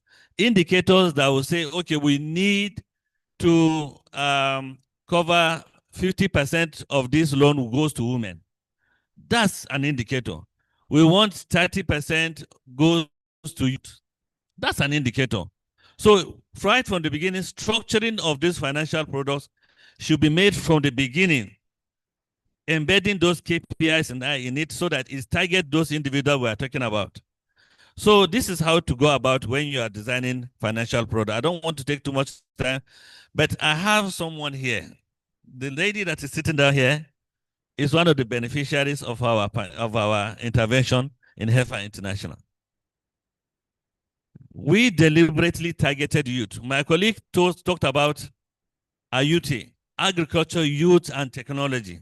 This is a deliberate attempt by HEFA Nigeria and HEFA Regional Africa Regional Office to target the youth, innovative youth that are very, very tech savvy, that are innovative, creative, that can create innovations that will help at the agricultural sector, that will help our food system. She was part of those beneficiaries, and I don't want to tell you how much she won, but she was part of the beneficiaries of that competition. This is just to show you this is how to go about it. When you are designing intervention, you put in mind those specific target group of audience, the youth and the women, and you begin to roll out this kind of intervention. So if HEFA is doing it, then another organization is doing it, other people are doing it, it goes around, and we all have that kind of intervention sitting within us and growing our economy. Thank you. Thank you so much for that. Can we have a round of applause for this man? Thank you so much for sharing that. And you know, one thing you said struck with me, right? Engaging the women, the youth, the farmers in the design of this product. And I want to go back to Dr. Olagunju. So he has just mentioned an example of an initiative where we have a successful beneficiary. And one thing that is coming out of the landscape is that we don't have enough of these stories. We don't have enough of these success stories all around. But you know, you've talked about these loans, this financing, this investment are available, but accessibility is one thing. So probably storytelling is one of the issues we're dealing with. So how can we tell more impactful stories of successful projects, successful products that different entrepreneurs, innovators, youth, women, and farmers can access? How can we tell these stories to attract more interest? Thank you. We can tell stories, but we also have to, first of all, make sure that we have targets for our stories. For example, someone who is not interested in agriculture, you cannot go to their base and start talking to them about investing or coming into agriculture. Once we have put all the things we want to, the areas we want to finance into perspective, then we now target the people that we know are interested in what we want to do. That makes it easier, because you cannot be putting square pegs in round holes and think that you can achieve results. You can't. This is one of the things we're doing here now, communication. We have brought people of like minds, people of like interests together to share information with them. These panels, all the speeches that have been made since this program started, people would have taken one or two things away from it that would benefit their trade, their area of specialization. So if we do things like this, then we look at, let's do it like, for example, in the North now, we know that a lot of people, a lot of farmers listen to radios. Why don't we just invest more in radio communication? To target, if our target are the farmers themselves, the one who farm, to talk to them about how to prevent post-harvest losses, how to access where they can store. So nobody wants to farm and go through that stress. Think how brute stress to produce these things and then see it go to waste without making the money that they're meant to make from it. Nobody wants that, but they just don't know what to do. Once the so-called middlemen come, before they even reach them, because of course, bad access roads or other factors, before they reach them, some have spoiled. That means they've incurred some loss. Nobody wants to see that. Nobody wants, then also, some of them lose even before harvest. There are flood warnings they don't even hear. Before you know it, their farms are washed away. And these flood warnings, you see them on social media, that these people do not have access to. They're communicating, but they're communicating wrongly. The communication is not getting to the people that the communication should get to. So we have to do communication right. Look at the audience that you're targeting and how that communication would benefit them. Because pilots don't fail because they have not achieved the success they are meant to achieve. It's because people don't want to scale them because they don't have success stories. They have not heard of the success stories. If I know that if I put a hub here now for a production hub, that people can come with a token, get things done. They don't have to do it on their own with huge amounts of money. And then I've not let people who would use it know. If I'm not making enough money from it, I'm likely to just tell the next person who wants to invest that, oh, don't try that thing, it's not working. But the problem is not that it's not working. The problem is that I have not even approached the people who need it so that they can come to me with their money so that I can make my money and then I can scale it that way. So effective communication is very important. Just as much as we need communication, we have to know our target audience and know how to reach them so that our success stories can build more success stories. Thank you so much. Coming from one of the most highly decorated communicators in Nigeria, you can take it from her that she knows exactly what she's saying, and communications in this kind of field is super important. Now, I don't want us to close without talking about climate change, because as we build, we must also protect. And when we're talking about financing agro-infrastructure, we have to look at the long term. So back to you, Engineer Aisha, we're looking at infrastructure that serves future generations, infrastructure that protects, while we're also looking at sustainability. So how do you tie this all together in the sense that for those infrastructure you were looking to have within your business, how can we make it more climate resilient? How can the financiers, the DFIs, the private sector capital, serve you as an entrepreneur, serve the young people out there to build infrastructure that is sustainable and withstand future shocks? Thank you very much. As we know, in Nigeria, climate shock is part of our daily life. Exactly, From extreme heat, unexpected rain, like it happened yesterday. So financial infrastructure has to be built for that reality. And practically, we're talking about hybrid structure cold chain. You can't say you have a fridge and you want to run it just on NEPA. You have to rely on solar panels with extra batteries and what have you. And then when you're talking about feedlots, that's the ranching facility, you have to look for a more water efficient way of like building the feedlots to save water. And when you're talking about storage facility, it has to be heat resistant in the sense that whatever produce that is being kept within the storage facility can be preserved and kept and be fresh. You understand? And also, financiers like the bank, the DFIs, they can attach climate criteria to trenches of money that they give to all these for this infrastructure. For example, and they can do that by applying all these ESG KPIs. For example, they can say maybe the percentage of power using renewable energy, you understand? And they can use all these simple technology like IoT sensors to be able to track the performance and the usage of this and the application of this criteria. That way, the whole thing, the resilience is engineered in and not just optional. Yeah, and let me say something. I would like to thank HIFA International, because thanks to them and thanks to the funding that I got from them, it took my company from being just a small business to a mid-stage business. We had just 500 farmers when we joined the Ayute Africa Challenge, but thanks to the funding we got from them, we now have over 5,000 farmers, and it even gave me the opportunity to be selected for Cascado, which is also an acceleration program.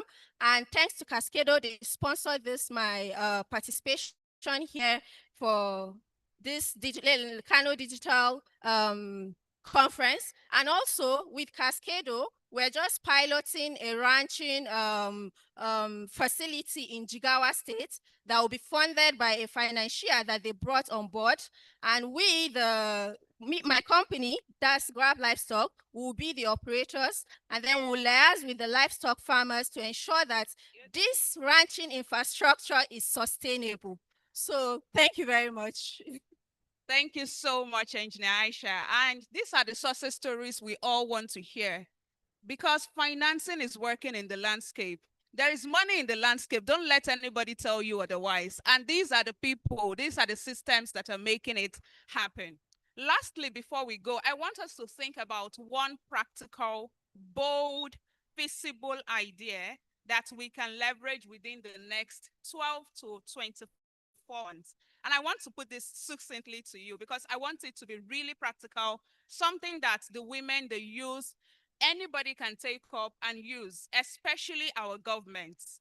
And bringing this together with the role of INAPS, who have graciously convened this panel.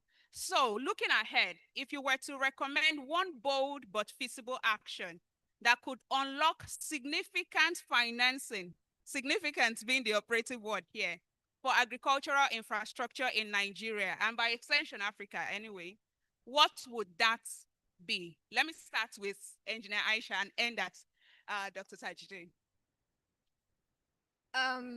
So I would say inclusive financing, just like I've mentioned earlier. I'll give an example. I have a friend. Okay. She went to one of these bankers. She has this really nice project that she wanted it to be funded. And she went through all the processes that are required. She was qualified and everything. But then later on, she had to withdraw. And this is because she needed to pay interest and it was against her own faith. So you see where inclusion is necessary. For the fact that she had all that is required, but she couldn't access that funding because it wasn't it wasn't feasible for her faith. You understand? So inclusion is necessary. And that profit sharing model is underrated. We've tried it at my own company, and I believe the government can try to do more of that with their infrastructure. That will make infrastructure accessible and available for people that actually need it in the grassroots. Thank you. Thank you so much. Inclusion. I love that. Dr. Olagunju, please. Yes, you said one thing. And the one thing I would advise is approach the Bank of Industry. We have everything you need. We have products designed for all things that you want to fund in agriculture value chain. Like I said earlier, we don't fund agriculture, primary agriculture. That's for the Bank of Agriculture. But for agriculture value chain from harvest to export, please approach the Bank of Industry. Thank you very much. Thank you so much. Approach the Bank of Industry. Dr. Tajudeen, over to you. Thank you so much. So for me, I think I would like to, you said especially, when you are asking that question, especially, you say especially the government. And I'm happy that I have my brother here who is representing the government, and I would like to pass the message to him.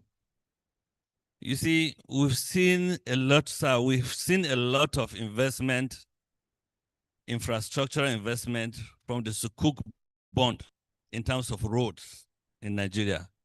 But we've not seen anything in agriculture, infrastructure.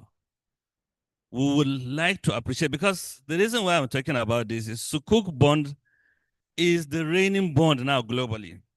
Even the Western world is adopting Sukuk bond. We've seen it in South Africa happening. We've seen it in other countries happening. In Malaysia, the oil palm that you had today that Malaysia is doing is with Sukuk fund that they built it. Let's use this Sukuk fund in agricultural infrastructure, sir. Let's talk about it. Let's push this request to them. And we are pushing to you. You will now push to them at the top. Please. We need intervention in agricultural financing from Sukuk fund. Sukuk fund will give us that leverage because it's very cheap fund, it's profit sharing, risk sharing.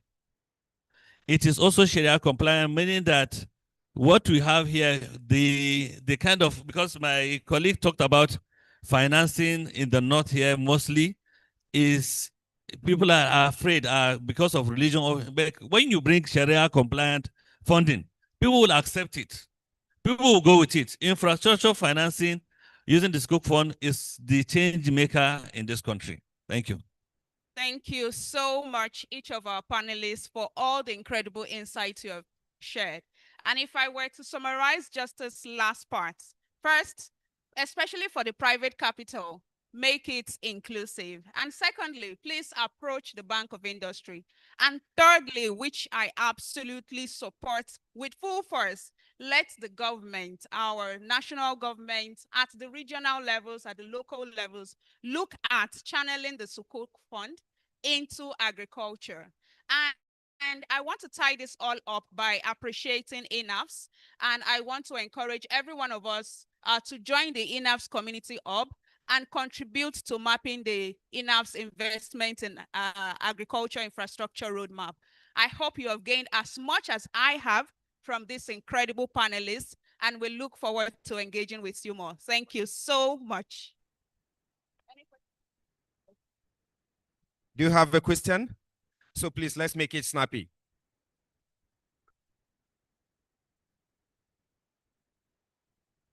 My question goes directly to the representative of the MD, Dr. Alagunju, MD of the representative of the MD of Bank of Industry. Bank of Industry, right? Yeah. So we must appreciate what Bank of Industry has been doing, but the truth is that one of the biggest hindrance to accessing Bank of Industry fund is this bank guarantee.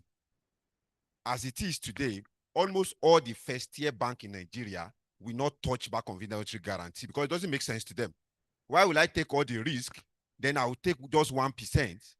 I have the funds to give you. Come and take it at 27%. Why will I take risk and give you guarantee to go and take it at 9% in Bank of Industry? So most banks are not willing to give the guarantee. Secondly, the banks that are willing to even give the guarantee, most of them have match up their guarantee limit. I'm talking from experience. I have an approval of 250 million with you, but we can't access it because our main bank is not willing to even discuss Bank of Industry deal. And the one that is willing, you said they have matched up. So I think this mindset of commercial bank of not willing to take risk is really stopping us to be able to access from with you. So I think beyond making fund available, because fund is available everywhere, the main thing people like your organization should be doing is how to increase your risk appetite to be able to help us more. I believe that if IFAs have the same risk level of Bank of Industry, they will not be able to help Aisha. I want you to speak to that. Thank you.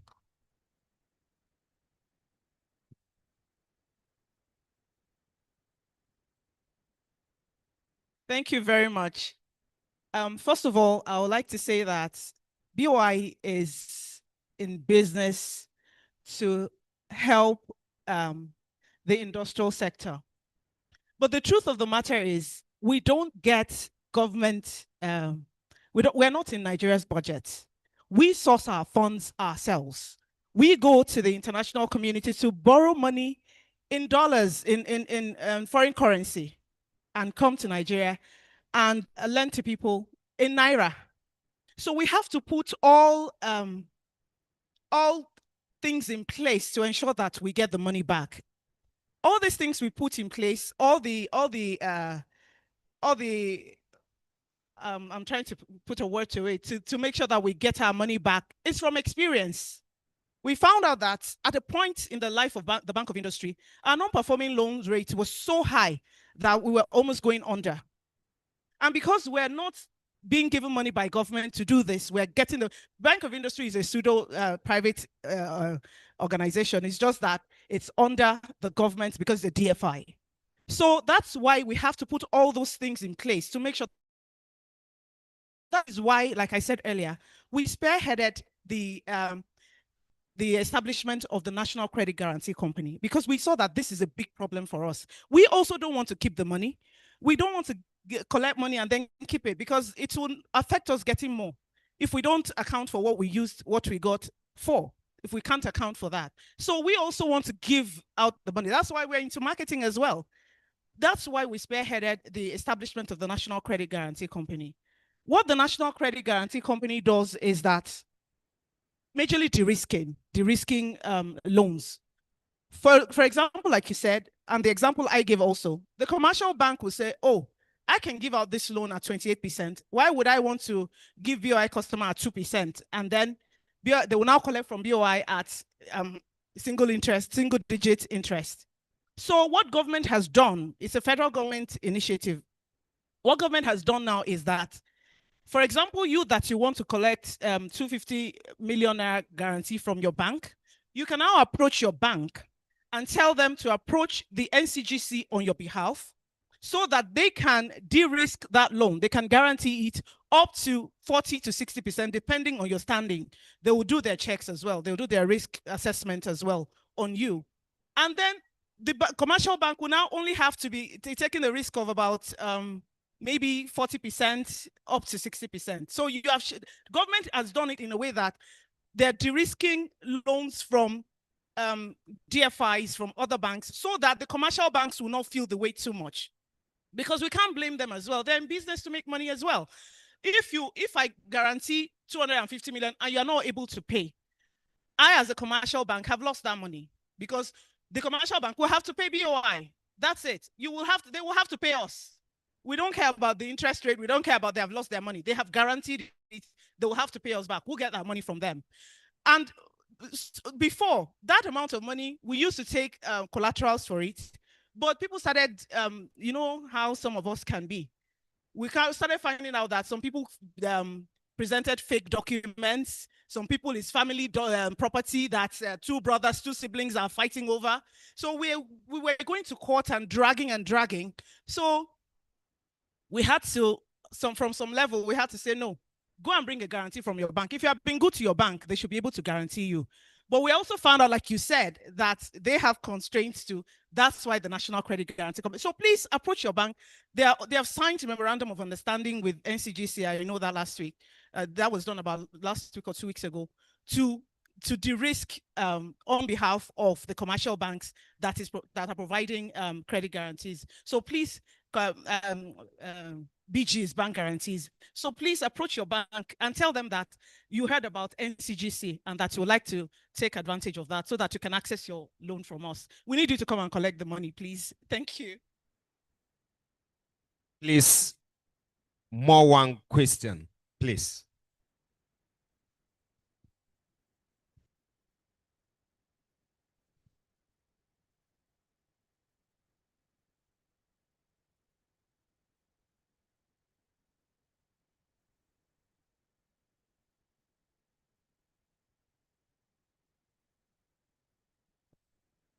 Good evening, everyone. My name is Kabiru Nuhu. My question goes direct to the representative from Bank of Industry. As a young entrepreneur, I established a small-scale business. A few years coming, I noticed that the business needs intervention. So most of the time when the Bank of Industry open a link for a young startup people like me. So I find it difficult because there is a lot of requirements that I find it difficult to fulfill it. So my question is that people like me that are that starts a small business, how can the Bank of Industry make it simple for people like us so that we can be included in the financial inclusion? Thank you.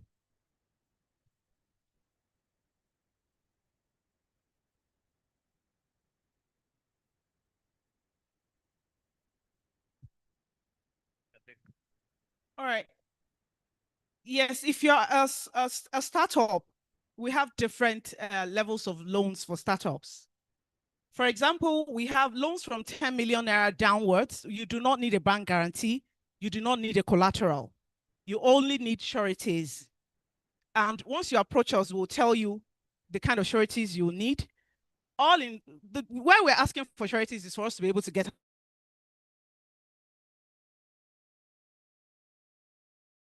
something. That's what we'd ask for. From some loans from 10 million naira downwards. You don't need collateral, you don't need a bank guarantee. Once you approach us, we'll guide you accordingly. Then for loans higher than that, what we do for our startups is that once you are able to access the money, we know that there are different things that could affect startups. A lot of people wrongly believe that it's money that you need to start a business. No, it's not only money. You need a good business plan, and you need to know how to go about spending the money, or else you just fritter away the money. I've seen people collect money from us, and then the money is gone within a twinkle of an eye because they don't know what to do with it. They just assume, oh, once I have 100 million, oh, my business is going to grow. No. So you have to have a very solid business plan and how to make the business come to life. Once you have done all that, you have put everything in place that you're supposed to do, and you have done it, and we see that you have tried, you tried to take off maybe economic shocks. I'll give you an example. When COVID-19 hit, some people got money, and then COVID came. We extended their moratorium. We gave them extra money at lower interest rate for them to be able to balance. Then, for example, the interest rate shocks. Some people collected money from us when they have already budgeted, like, okay, I will buy this equipment for so amount at 600 naira to $1, and then dollar skyrocketed at the point to over 1,500. We take such things also into consideration because we want that business to succeed, because we want you to come back. We have customers who've been with us for over 30 years. They will come, take more, they will come and keep scaling up until we know that, oh, these people, we can even close our eyes and give them money. So that's what we do to help startups. Once we see that you have done all you need to do, whatever happens is not your fault. It's not like you have frittered the money away on frivolities. We have things to make you, as a startup, start your business on a solid footing and then grow from there. Thank you so much. We were given liberty to address just a few more questions, but I don't want to pass it on to the panelists just so we don't take too much time. I know some panels are going to come up. So for questions regarding how to access more financing for your agri-businesses, especially agro-infrastructure, I want to chip in that I am from Farm Ties Capital Limited. We're an Afrocentric investment firm that focuses on supporting agribusinesses to connect with global markets. And so if you go to www.farmties.com, or you can also reach out to me later. And there are so many organizations out there that are also supporting agribusinesses. And of course, we're open to partnering with various organizations like the BOIs, the IFA International, to bring financing down to agribusinesses, especially the women and youth.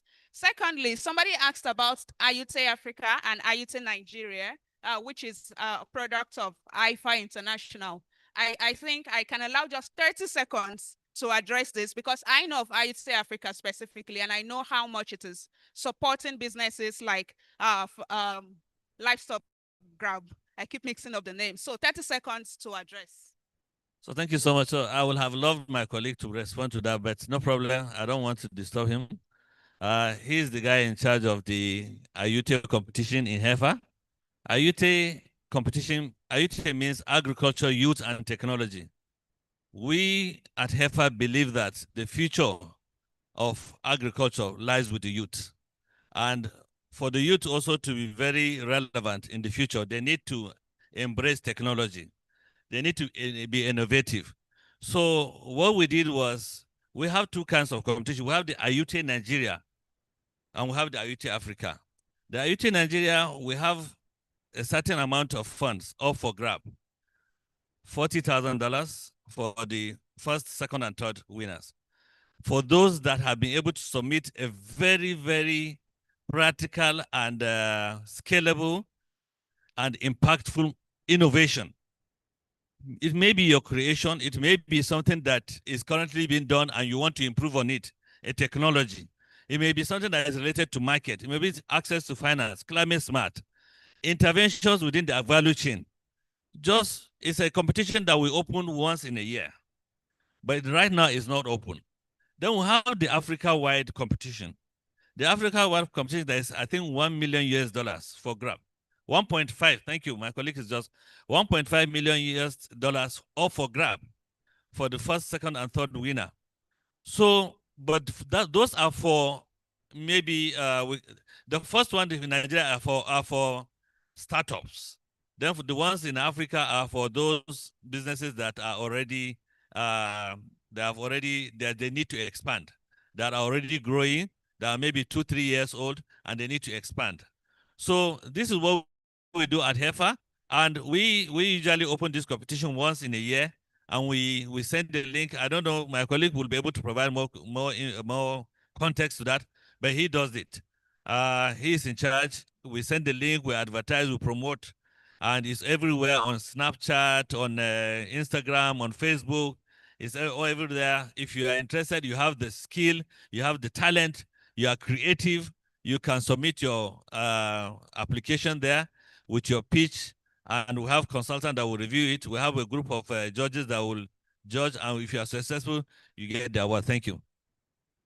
Thank you so much, and thank you to everyone for contributing your questions, and thank you again to our esteemed panelists for sharing all of these incredible insights with you. And again, thank you to INAFS for putting all of this together. Thank you. All right, thank you. Please put your hands together for the panelists. Please, let's have a pictures. Photographers. You know, pictures always keep memories alive, so let's get this picture, please, so that we'll move to the next agenda.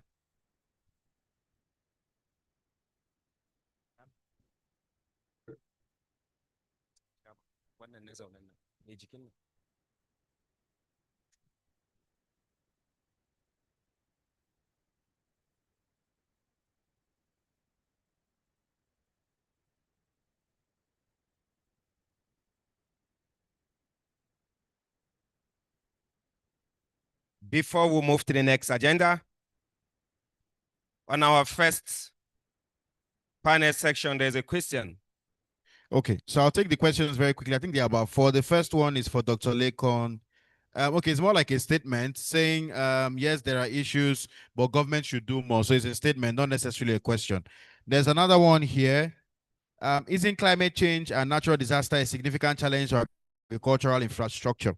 Yes. So my response to that would be yes, absolutely. So what do we need to do? We need to build infrastructure that is climate smart. We need to build infrastructure that's resilient, right? Infrastructure that can withstand extreme weather events. And we need to continuously adapt new technologies and policies to mitigate the effects of climate change. So that would be my response to that. And then the final 2 questions, the second one is not quite focused on what we discussed. It's asking about the effect of GMOs. But, you know, we talked about post-harvest loss. So since the first one talked about plastic crates, someone says, my first question is about plastic crates. Is there any preservative agent that's added to these crates? Why is it preferred? Well, the crates are preferred because they are more durable, okay? They are designed to be sturdy. They protect the produce from being crushed or bruised. Unlike what you get in baskets, you can stack it very easily on top of one another. It's also better in terms of hygiene. They are easy to clean, all right? And ventilation, of course, for proper air circulation. So these are some of the reasons why plastic crates are preferred, you know, for logistics, tomatoes, and all of that. Thank you, moderator. So just to add to what Taj said about Ayute, please, ayute.africa/Nigeria. You get all the details there. Last week of January next year, we'll open for 2026. So from last week of January 2026, it will be open for the 2026 cohorts. Thank you. Mashallah, please, let's put our hands together for him. Thank you, sir. There's an announcement, please. All right. Good afternoon, everyone. So I've been directed to please apologize on behalf of the team, the DKC team. I know we said we are going to have lunch since around 2, and I can see the energy is really, really low. I just want to inform you guys that the lunch is on the way, even though it's a late lunch, but it's still happening. Please, we are very, very sorry for the inconveniences. Thank you. So thank you, inshallah. Our, let me call it item 7 is on its way. And you know, there's something about food You know me, I like food well. Most especially when I got married newly. You know, there is a time couple used to advise each other after reception, what. Me, my advice goes strictly on food. So please let the food hasten up. Ladies and gentlemen, we are in a little bit corner of an end of this program, inshallah. But before then, may we meet to the next agenda, which is the pitch establishment. Are you ready, the ladies? The beautiful ladies, mashallah. Bioskill by Aliyu Adam. Aliyu Adam, mashallah. You people just have 2 minutes, please. Scooby Fatima Habubakar. Yes.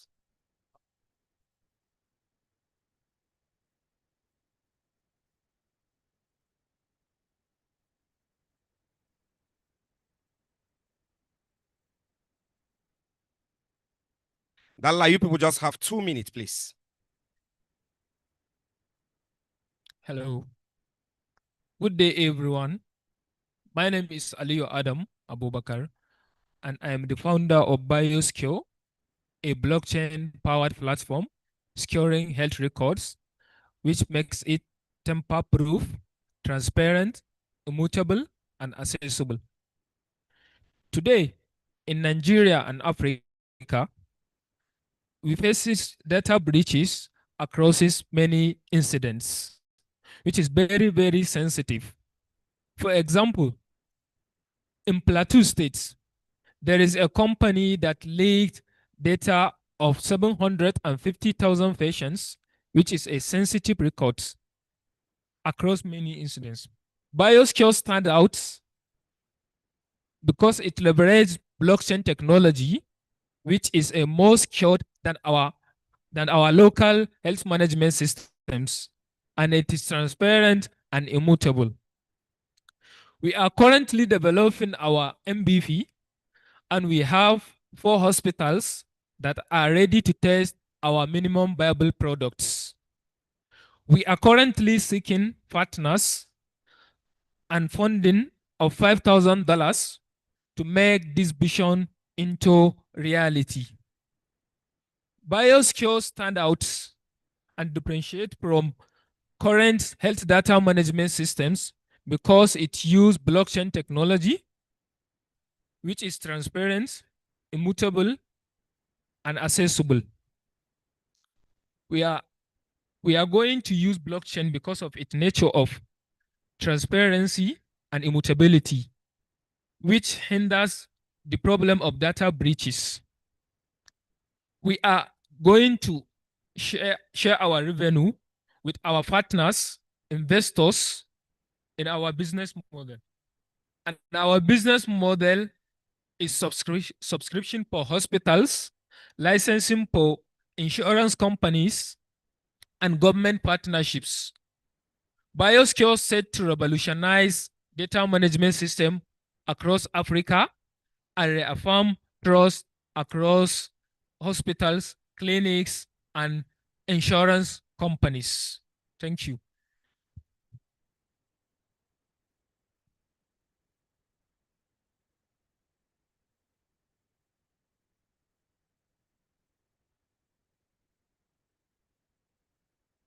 We are seeking funding of $5,000 to use it to launch our minimum viable products and launch our main app and partners outreach.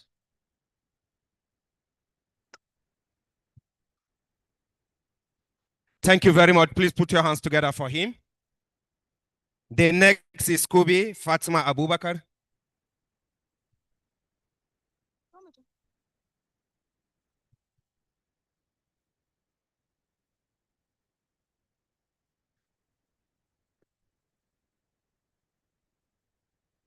Assalamu alaikum. Good evening to you all. My name is Fatima Abubakar Adam, and I'm a CEO and also co-founder for Scooby. The idea for Scooby came to me during my teaching practice. I noticed many students were confused about their career. Some wanted to study, some wanted to be engineers, but they don't know mathematics. Others wanted to become doctors, but they don't know biology. Some does not even know some courses exist. They only know the popular courses. Some wanted to learn a new skill, but they don't know how. To solve this problem, together with my team, we created Scooby. Scooby is an AI-powered application that helps secondary school students to choose the right career. And you can also chat the AI in Hausa. So what Scooby does is the AI will ask you what you want to become, your future ambition, your hobbies. Based on that, it generates an IQ test to test you. Based on your score, it recommends a suitable career. And also, Scooby has an exam preparation section based on WAEC, NECO, and JAM curriculum.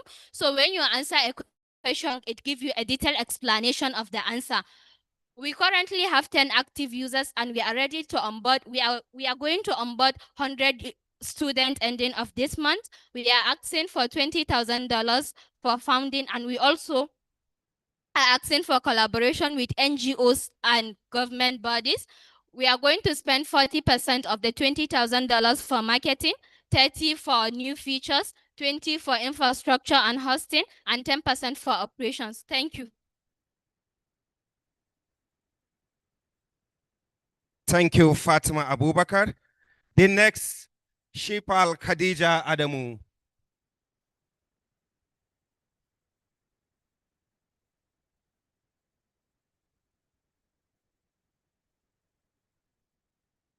Good evening to you, everyone. I was a victim that I lost my certificate. I was a student who lost my certificate. Trying to get it back took longer than expected, which I missed my scholarship opportunity. That was where I thought for a while, what if it has been issued digitally? I could have just go and retrieve it back there. That is where the idea came into birth, Shipal. Shipal is a platform that securely digitizes your document, saves your document, and manages your document, with a distinguished feature from cloud storage of issuance and verification. This is not just my story. It's a story of many Africans and beyond, facing theft, slow issuance, manual processes, and bureaucracy delay opportunities. Shipal has been validated with 25 customers and currently validating, with 8 actively paying customers. So with Shipal, we are going to mitigate theft, fraud, and impersonation, which you have your documents online. Anytime, anywhere, you can access it. I'm seeking for 15 million naira, which 60% is going into customer acquisition, 20% is going into compliance readiness, and 20% is going into platform maintenance. Thank you all. I hope you are going to invest in my startup. Thank you very much. Please, let's appreciate her once again, please. The next is Famgo Amina Khamis. MashaAllah.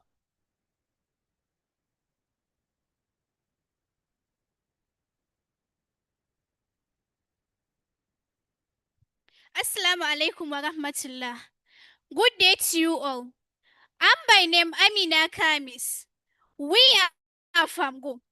Famgo is revolutionizing pharmaceutical supply chain and procurement in Nigeria, where pharmacies, hospitals, and clinics often face delays, stockouts, and unreliable access to essential medicines and supplies due to fragmented sourcing, poor logistics, and lack of viability.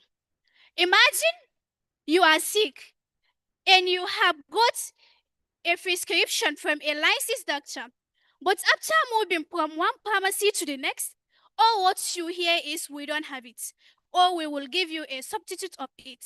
Do you think that is coincident? No. This is the main problem PAMGO is here to solve.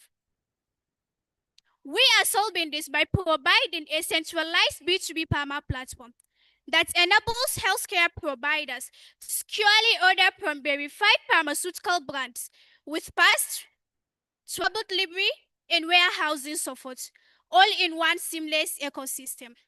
We are fully launched last July 2025, and we currently have 10 verified active pharmaceutical vendors that have listed products for more than 120 times. And we have more than 86 healthcare providers registered. Since then, we are able to generate a revenue of 750,000 naira. We are seeking for $50,000, and we are aiming to put 30% of our fund into marketing, then 25% into mobile app and vendors dashboard, and 20% into automation of warehouse and scale, and 15% into strategic team hires. Ladies and gentlemen, with dedicated team, innovative technology, and reliable supply chain, we are committed to ensuring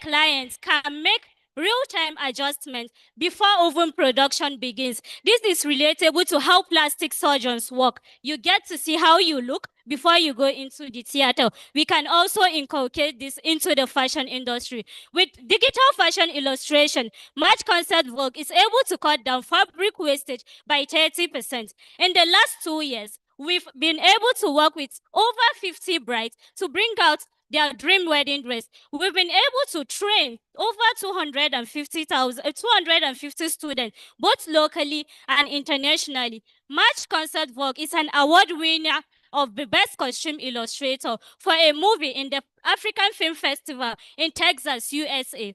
Match Concept Vogue is in partnership with Malabis by Mimes, Lexi Elliott, and Glitteran and Events. Match Concept Vogue is asking for a 10 million naira to be able to establish the first digital fashion hub in northern Nigeria, where 40% of this funding will be going into the fashion hub and solar power, where 30% will be going into technology and equipment, and 15% going into marketing, and 10% going into training and team building, and 5% for contingency. Ladies and gentlemen, do you think that lady at overhead that day, if she had addresses being sketched and then seen digitally, the story would have been different? Match Concept Vogue is changing the narrative in the fashion industry by reducing fabric wastage and also cutting client dissatisfaction almost to zero. Thank you.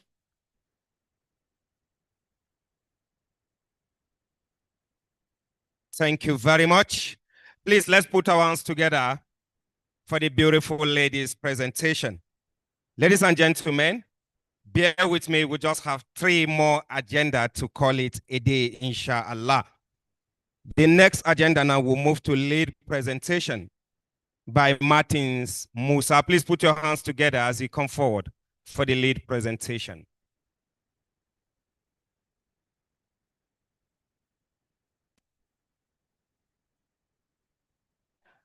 Short after is the panel discussion once again, then just have more 15 minutes on the panel discussion.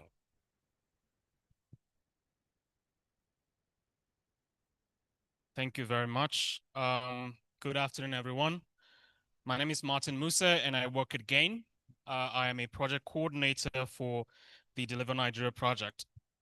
I have a very short presentation because I know that we're already exhausted and we want to run this through. And so here it goes. On behalf of the Global Alliance for Improved Nutrition, GAIN, I'm truly honored to be here today at the launch of the INAF initiative. Let me begin by commending the organizers for convening this initiative. INAF is a bold and timely platform, a Pan-African effort to bring infrastructure innovation and investment to the center of food system transformation. We're here because Africa's agricultural potential is vast, but we continue to lose too much along the way. Every year, the continent loses more than $4 billion due to post-harvest loss. In Nigeria, the story is no different. In crops like tomato, pepper, onions, and leafy vegetables, farmers often lose between 30 to 50% of their harvest before they ever reach the consumer. These losses are not only economic, they directly translate into reduced farmer income, food prices volatility, limited access to affordable nutrition, and missed opportunity in regional and global trade. The root causes are clear: inadequate aggregation centers, poorly maintained storage, limited cold chain systems, weak logistics, and the continuous use of outdated packaging methods, among others. At GAIN Nigeria, we have been working to address the challenges through the Deliver Nigeria project, which I manage. This is a 3-year initiative funded by the Netherlands Enterprise Agency under the Accelerating Resilient Food Systems in Africa, AFSA. Our mission under Deliver Nigeria, which in full is actually not deliver as a word, but is a short, decent livelihood for small-scale producers delivered through economic and resilient food systems in Nigeria. It is a simple but ambitious initiative that seeks to strengthen farmers' livelihood, improve access to safe and nutritious food, and affordable finance and premium markets. The project is active in Kano and Kaduna State, where we implement and work with various stakeholders, where we focus on 3 major components. We have the demand creation work, where we are working with a partner to encourage farmers to produce and consume 9 different varieties of vegetables. We also have work in the supply strengthening components, where we are working to improve farmers' ability to increase their yield by introducing them to techniques that are not only climate smart, but also resilient. On the access to finance and market component, we're working also with partners to build VSLA systems, as well as financial literacy capabilities among small businesses, as well as rural farmers, as well as enabling them to access affordable credit. The post-harvest loss and market access subcomponent, however, which falls under the supply component of our work, involves working in collaboration with Bokassa Agritech. Now, this work seeks to strengthen aggregation centers so farmers have reliable hubs for collecting, grading, and bulk sales, introduce and scale the access to plastic crate systems, as well as logistics, develop service delivery models that are not only affordable, but also scalable, and also link these farmers to credible markets. Why do we need aggregation centers, and why does it really matter? The aggregation centers are not just physical spaces. They are the heartbeat of the functioning market system. They reduce glut and wastage by organizing supply so that they allow farmers to sort, grade, package them so that they can qualify for more premium markets. And they serve as a hub for training, financing, and input access that makes farmers more efficient. For plastic crates that we are encouraging farmers to adopt, This is a game changer for a lot of farmers in that the use of traditional raffia basket has been known to contribute to a lot of wastage. However, the use of plastic crate has been shown to be an efficient innovation that has reduced loss significantly. Our work with Bunkasa did not just start now. We collaborated with Bunkasa and supported them in our plan project, which happened years ago. And we saw the need to come back and continue working with them, seeing as we saw the work that they were doing with farmers in Kano and Kaduna State. And our work with them will continue in the foreseeable future, which we intend to invest more in leveraging existing infrastructure as well as investing in new ones. What we hope to accomplish with this work that we're doing with Bunkasa and the deployment of aggregation centers and other infrastructures that we look to do with Deliver Nigeria is to see that a measurable reduction in post-harvest loss is realized. We want to see increased profitability and resilience among the farmers that we work with, as well as a stronger connection between rural production and urban markets, and ultimately improve food security and nutrition for households. As we have gathered here to talk more about how we can draw in investment to invest in infrastructure across the supply chain, especially with the aim of reducing post-harvest loss. I'm excited to be part of any and all forms of conversation that will contribute in either policy or actions on ground. We hope to partner with more of you. We hope to be part of conversation around more investment in the future. And I've heard many ideas here that show a lot of promise. I'm excited and I bring greetings from Gain, and we're hoping to continue this conversation. Thank you.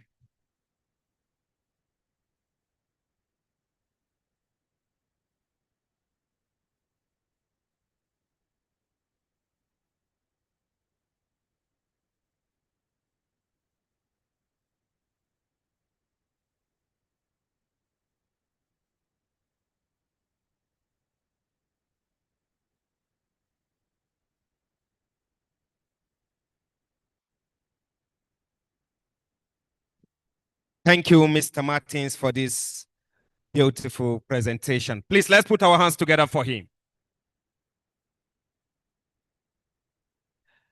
We'll move to the next agenda, which is the panel 3.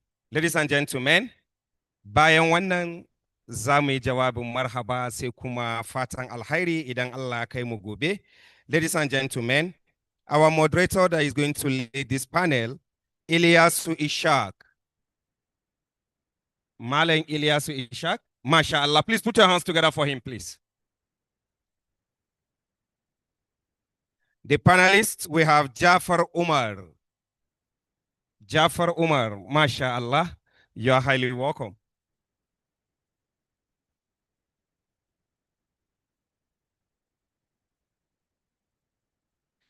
Malan Sani Dalladi, you please join us on the panel section.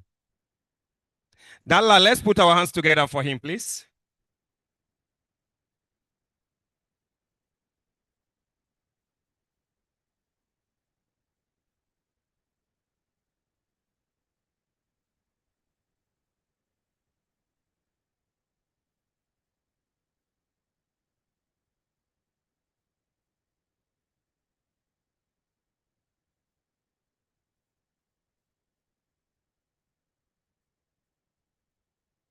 Okay, thank you very much, Mr. Presenter. And I can understand that the room is somehow not in shape because people seem to be tired and hungry. But notwithstanding, my name is Umar Shev Umar, who is representing Ilas Ishaq, who is unavoidably absent. I have been an active listener from morning through afternoon to this very evening, trying to build our conversation around the previous discussion that was made by the previous presenters. You know, as an academic, I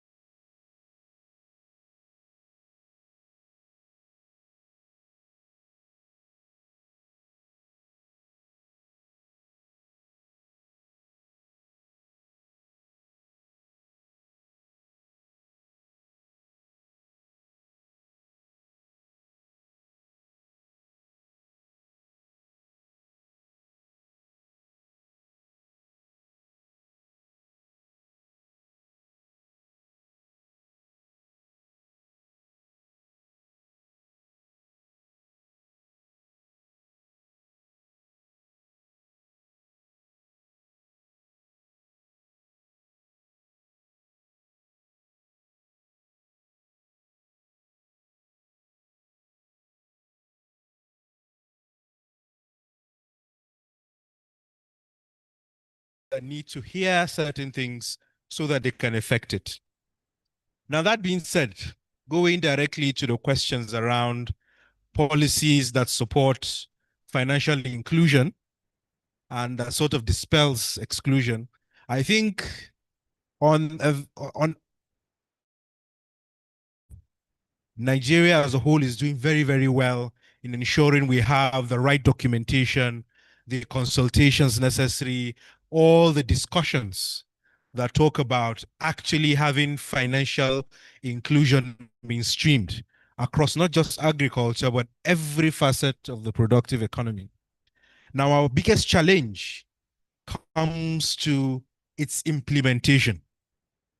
As myself and my co-panelist, Alaisane, are quite familiar, policies and their implementation are two separate things entirely. And while we have the financial inclusion strategy, we have policy statements that says we include young people and women in agriculture or in the financial safety nets, the reality on the ground is quite different. Now, for me, as someone who works within the private sector and engages with private sector platforms, I would say that the government machineries and institutions to drive financial inclusion are limited.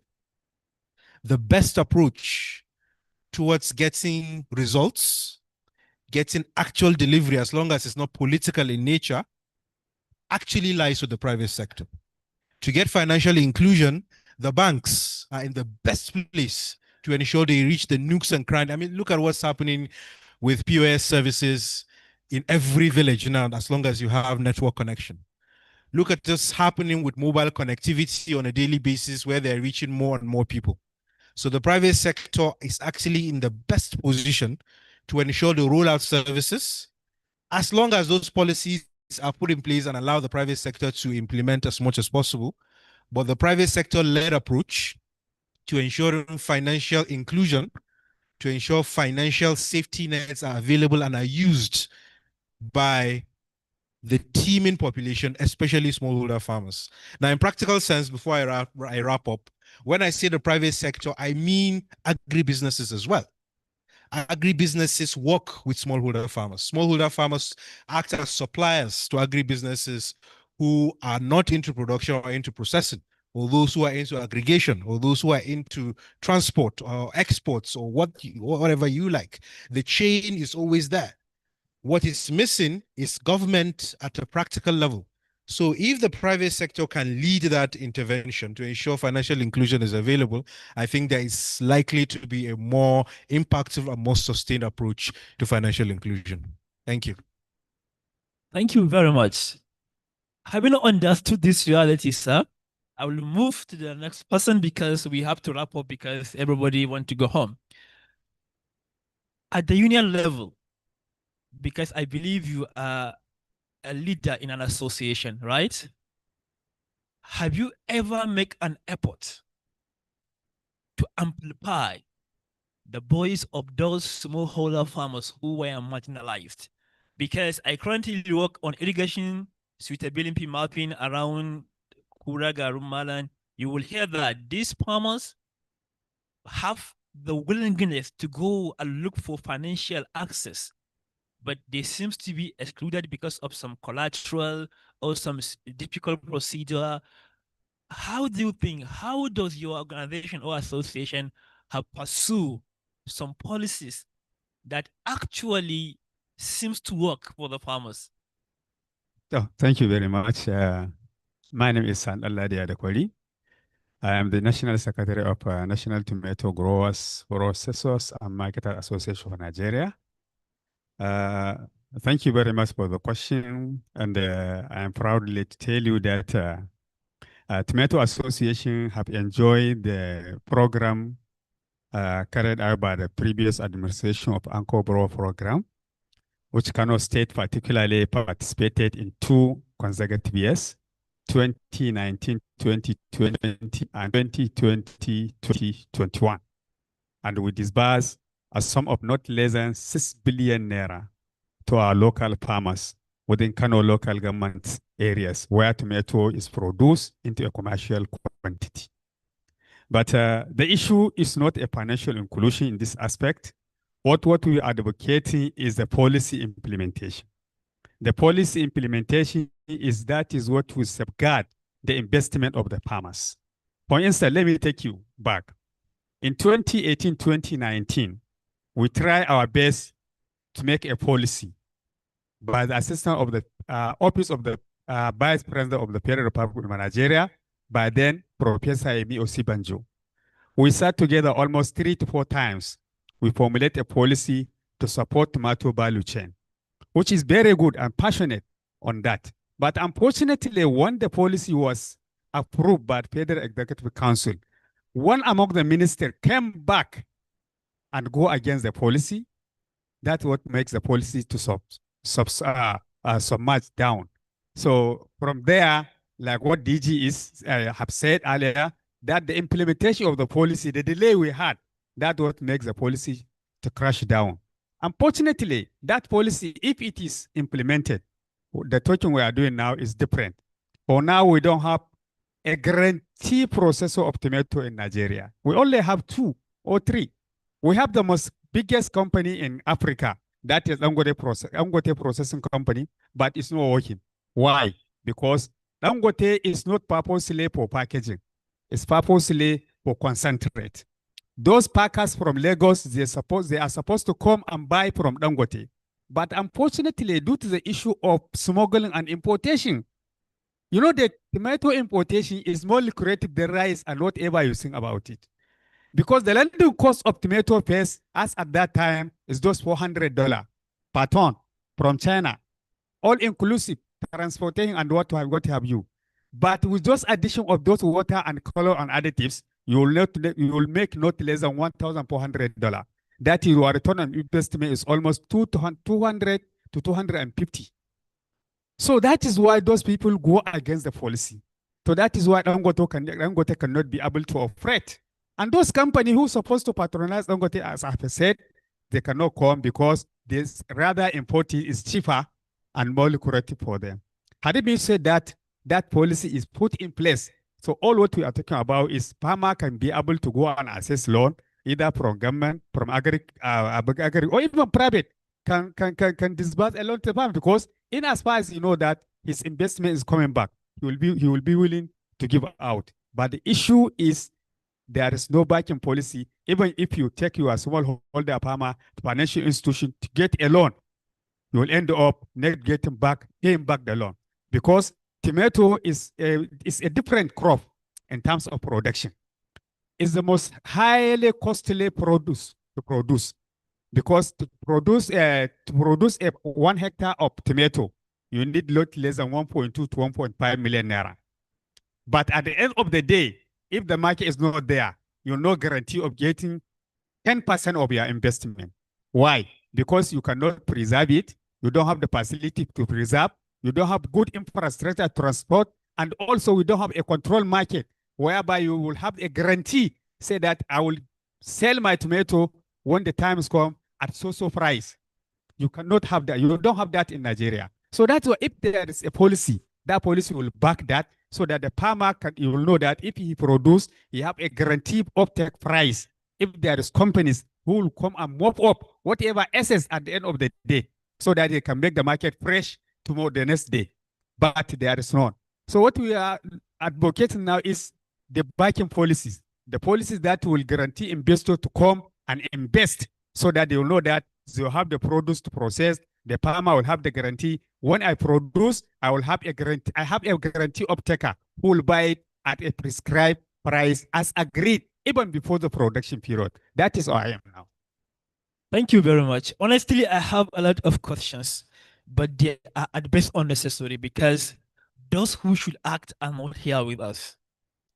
And it's a common consensus among you that these policies are excellent on paper, yet fully implemented. And you talk about guaranteed, a policy that will give farmers an assurance about market uncertainty. Honestly, sir, we have to wrap up, but I will close by asking you this very simple but fundamental question for us to think and reflect about the entire thing. Given this reality, how do you think we should advocate for policies that government can find it easy to implement and at the same time will profit the larger community that we are targeting, especially the smallholder farmers? Because if we are proliferating policies and yet they are only kept on paper and there is not much is done to ensure that these policies are properly implemented, I think it's best we don't even focus about policy, but those advocacies that we can do to amplify the voice of this marginalized group to ensure that the right thing that will directly affect their life is being done. So, in terms of policy advocacy, this is the agency, I can say, that is the General Agribusiness Group that is leading the advocacy with the collaboration of all the concerned value chains actors. And even though we had during the Apex meeting of Nigerian farmers conducted by the Federal Ministry of Agriculture and Food Security, we table our issue, and I know NABG is leading that aspect, so that see that we let us go and sensitize government, because those people who are formulating or implementing the policy, they don't have any business with farming. Already reach out to them, explain to them separately, not even once. You have to be lobbying. That's what we are doing now. We are lobbying for them to listen to us, to understand our plea, so that they will say, look at what is happening now in Nigeria. We take a milestone in terms of rice processing. We are almost self-sufficient, but now we are like somersaulting back. That is what is happening in terms of policy implementation. We are if we safeguard our policy, we produce, we eat what we produce, we preserve our forex, we develop our country. We will not take our employment to other countries. If you import processed tomato, you take employment out of the country. If you import processed rice, you take employment out to other countries. While our youth are here crying, no job. A graduate is here sitting idle, no job. While the farming aspect can absorb all those used.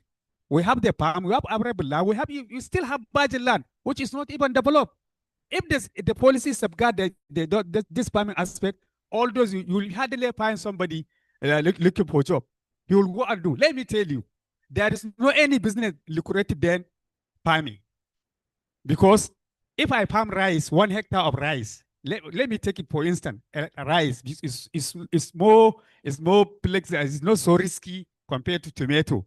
If I invest 1 million in rice, if the market is there good, that is if I can sell at like 80,000 naira or like 40,000 naira per bag of paddy rice, definitely I will reap not less than 200% of what I invested. Tell me what will invest 500,000 naira in 3 months, you get 1.5 million. If not farming. But the policy, if you know there, you cannot prosper on it.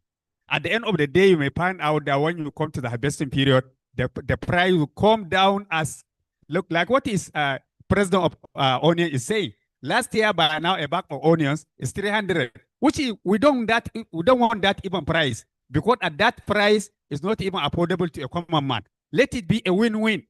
Even if it is like 100,000, but now you are talking about 8,000 naira. Even 8,000, the 12,000 naira he is saying is not up to that. I harvested my onion last week. I have to keep it. If somebody doesn't have the place to preserve, that means you have no option. You have to take it out. Even some people are even running away and leave it there, because you cannot get back the money of even the labor of that very harvesting. What caused all this? There's no policy to safeguard farmers. It is only that way.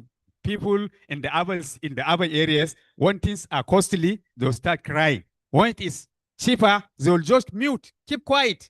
They don't think about the farmer. Everybody knows that farmer now is at lost. If I lost, I lost. So the end of the day, I will farm what I will eat. Definitely, I will farm what I will eat, but the rest, I will leave it. Those who cannot farm, they will start crying. Where will they go?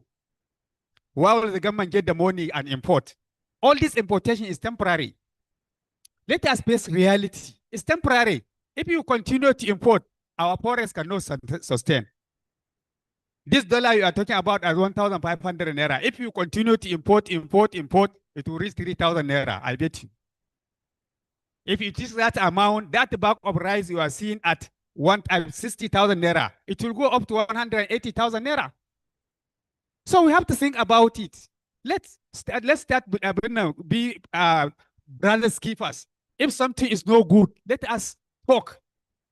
We should not keep quiet, seeing farmers now losing, and everybody is happy. So one day, one time, the farmer will start farming. Then we'll come back to the urban area and live together with you guys. So that how we can survive. Thank you very much. Yeah, honestly, I'm not smiling because I'm not a farmer, but I'm crying from the within because I foresee a looming food insecurity in a foreseeable future with this current reality in the market. And I don't think our government are serious at all. Because when I read the agricultural transformation policy and APP, I was excited, but that is more of an academic work. In reality, it doesn't reflect the situation of Nigeria. Sir, what will be your last comments before we close? I think Alhaji Sani has echoed the real pain of the farmer and many agribusinesses in Nigeria today. My only call, and I'm hoping that the policy makers that would get access to this would hear this. The win-win situation Alhaji Sani is talking about is very possible. And it is only possible if we come together. We talked about inclusiveness in access to finance. There should be actual inclusiveness in policy making. When the public sector makes policies on behalf of the private sector without the private sector, it is bound to fail. So we are calling, and as NABG, we are actively advocating and engaging with the public sector at both the federal and the state level to always see the private sector as partners in progress. If you don't work with us, the private sector, to enact or to produce or to develop and implement policies, we would keep coming back to the same situation in which we are facing. And I can give a very small example now before I close. There was a recent ban on the export of raw share nuts out of Nigeria. Wonderful policy on the surface. Very effective. It is going to encourage this rise of processing facilities in the share subsector in agriculture. There will be jobs, there will be all that, and we will be retaining jobs in Nigeria. Excellent.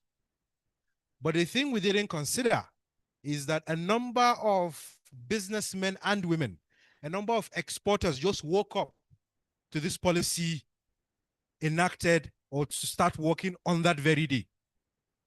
Imagine you had gone to BOI to collect a loan that you're going to export share nuts to Malaysia or to Thailand to a worth of $3 million or $5 million. And the very next day, 24 hours, there is a government policy that says, ban, you can't go anywhere. What would you do? Your other partners that are coming to Nigeria, because we've been exporting. A lot of women in the northern parts of Nigeria are making money from the picking of share nuts. We all know it. And they're making money. So, but now there is an outright ban. There is no, expanse period. There is no waiting period. There is no consultation on impacts. There is no who is doing outright ban because there is no proper engagement with the private sector. There are so many examples we can give.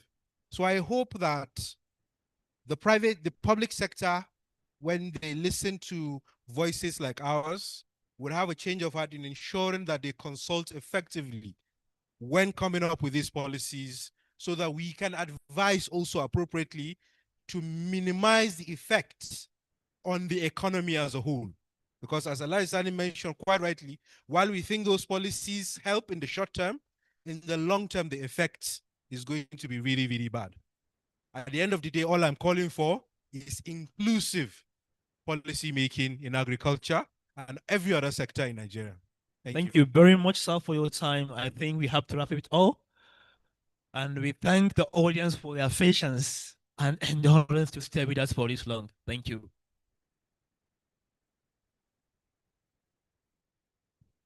MashaAllah, please, let's appreciate them once again. My photographers, please.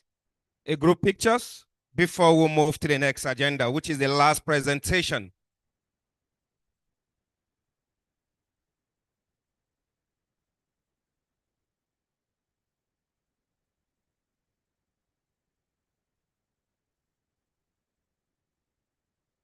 Ladies and gentlemen, please put your hands together for Dr. Sani Latif.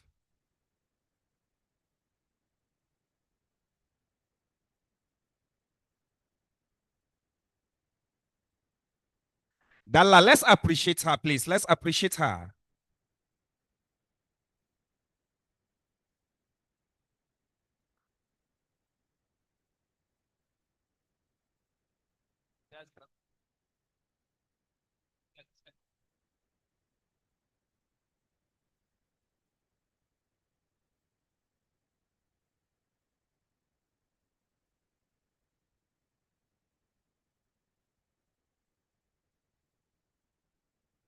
Good evening, everyone. Please permit me to start on already established protocol because of the time. I'm Dr. Eo Ajani, Zonal Coordinator of NISPRI here in Kano. I'm standing in for my Executive Director, Professor Latif Oladimeji Soni, who, because of the exigency of the work, he couldn't make it. So briefly this evening, I would like to talk about the role of NISPRI in Africa food system.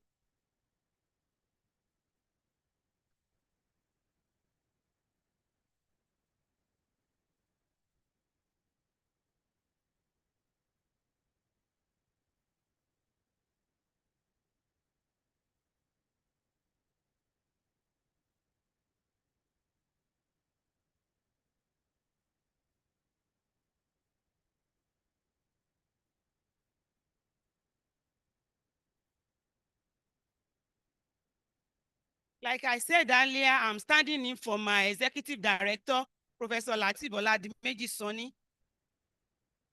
The title I'm going to talk about this evening is NISPRI role in transforming African's food. African food system. Next slide, please. When we are talking about African food system, we are talking about a lot of things: activity, processing, involved in production, processing, distribution, consumption. And this one has to do in conjunction with food and nutrition security, environmental degradation, low agricultural productivity, high malnutrition rates, violent conflicts and threats to peace and security, and inadequate governance. Permit me to say this. People have been talking about post-harvest losses since morning. Nigerian Stock Product Research Institute is the only research institute saddled with prevention of post-harvest losses here in Nigeria. Next slide, please.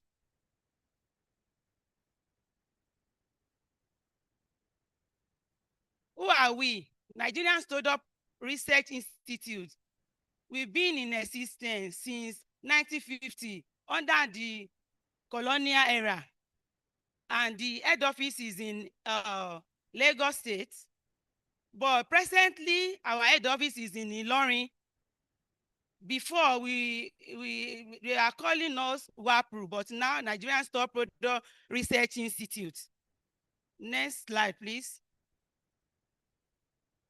What we offer always. We are a research institute. We conduct research, develop technology and processes for post-harvest loss reduction. We disseminate knowledge, protocol, innovation, technology to all our stakeholders. Also, we build capacity through training. The mission of our institute is to reduce post-harvest losses by ensuring quality, safety, and availability of agricultural produce. And our vision as research institutes is to be a leading provider of agricultural post-harvest solution in Nigeria and in African sub-region. You can find us here in Kano at close to Batawa, number 2 Batawa Close, Adeja Road. Here in Kano, you can find us in Lagos, you can find us in Sapele, you can find our liaison office in Abuja, while our headquarters in Kilometer 3, Ilorin, Kwara State. Next slide. NISPI research output for transforming African food system. We've done a lot of things as research institute. Talk of preservation of agricultural crops, the locally grown here in Nigeria. Incidences of toxin, when we are talking about mycotoxin, aflatoxin, ochratoxin, all this, we work a lot concerning all those toxins in order to prevent health problem. Also, we limit, we are talking about pesticide. We have department that is doing that in our research institute. Next slide, please. See, this is one of our development technology. We have hermetic containers. We can see it in small, we have big hermetic containers. These containers are majorly for storage of grains, pulses. And I want to assure you with the research conducted and with the usage from the feedback from those people that have already used it, you can see that if you use any of these drum, no damage by store product pest. No, it's not. We don't use chemical.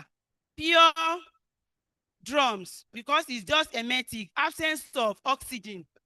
Also, it can be used to dry multiple dry products, not just only one product. That, okay, if I use it to dry my maize, you can still use it to dry your cowpea. Next slide, please. Then pigs bag. Pigs bag, we all know that is not invented by NISPI, but we partner them. We partner them. So this other pigs bag also is used in such a way that if it is without chemical, it's double layer. If you use it to keep your produce, I want to tell you that for like more than a year, it's still intact without any insect pest. Also, this is NISPI dust. NISPI dust is one of our technology that we just invented recently. And it's not a chemical pesticide for preservation. We produce it from locally made material around us, and we have NAFDAC registration. And you can be sure that your grain, when you treat it with the NISPI dust, your grain will be free of any of infection for good 12 months. And we can see from the research what we've done. We were trying to compare the situation analysis. You can see that from that remarks, SAC are commonly based in conjunction with chemicals. When you use SAC, you treat it with chemical. But if you use this NISPI dust, you don't need to treat your bag with any chemical. You just need to pour your NISPI dust on your maybe maize, on your cowpea, then mix it. See what they are doing. Just mix it and leave it there for more than even more than a year, instead of using phosphocin tablet that is causing a lot of problem to us. Next slide, please. Also in NISPI, we have a silo. And this silo uses nitrogen gas. It's food grade, and it won't give you any side effects. So you just need to purge your grains, maize, cowpea, anything, any grains or pulses with that nitrogen, and it kills all stages of insect pests. I want to assure you, in fact, in terms of nutrition, the nutrient content is maintained, and even the germinability, because we have entomologists that they've worked on it, is still okay, intact, if you use inert atmospheric silo for your sorghum. And also we use our inert, because a lot of silos around, but this one is not just ordinary silo around because of what it's using, which is nitrogen. And we've used it to store wheat for 4 years, also sorghum for 3 years, paddy, rice for 3 years, and beans for 2 years. And people testify. We have success story about the usage of our inert atmosphere silo. Next slide, please. Also, we have solar drying technology. You can see that we have parabolic. This is parabolic. People have been talking about prevention of post-harvest losses since morning. And if you can invest on parabolic, it uses solar parabolic shaped dryer. So you can see that you can dry your perishables. This is tatashe, this is tomato, and we use the other side, we use it for beans, but for beans flour. So it's good. And also you can use it for your living vegetables too. So please, you can patronize us. And based on the success story, some people that are using it, they've been testifying that at least they have quality, all the quality intact. And even if you dry your produce with this parabolic dryer and you take it to any lab, meanwhile, we have ISO standard lab too. There's no problem. You can export it using parabolic dryer. Next slide. Okay, this is one of our technologies to ice fish box. This ice fish box, you can use it for it lasts for 48 hours. Instead of, if we get to the market now, those people that are selling fish, they put it in one container. And at the end of the day, if they couldn't finish selling it, it's become a serious problem. But if with this Nespri ice fish block, we assure you that it can stay for 48 hours without any deterioration. And also, we have a fish smoking kiln. Our fish smoking kiln, there's something special about it. It's not just ordinary smoking kiln. There's a column there at the back that drops the oil used to drop, and that oil is like omega-3. And you know this traditional way of smoking fish, it causes a lot of, it has a high percentage of polyaromatic carbon, which causes cancer. I want to assure you that if you come to us, we have it in inferior sizes, and you partner with us. If you have any fish or anything that you want to do, even meat, you can use it. Be sure of the quality and of the safety. Next slide, please. Okay. Also, they've been talking about collapsible, stackable plastic crate. It's good. It's a matter of policy.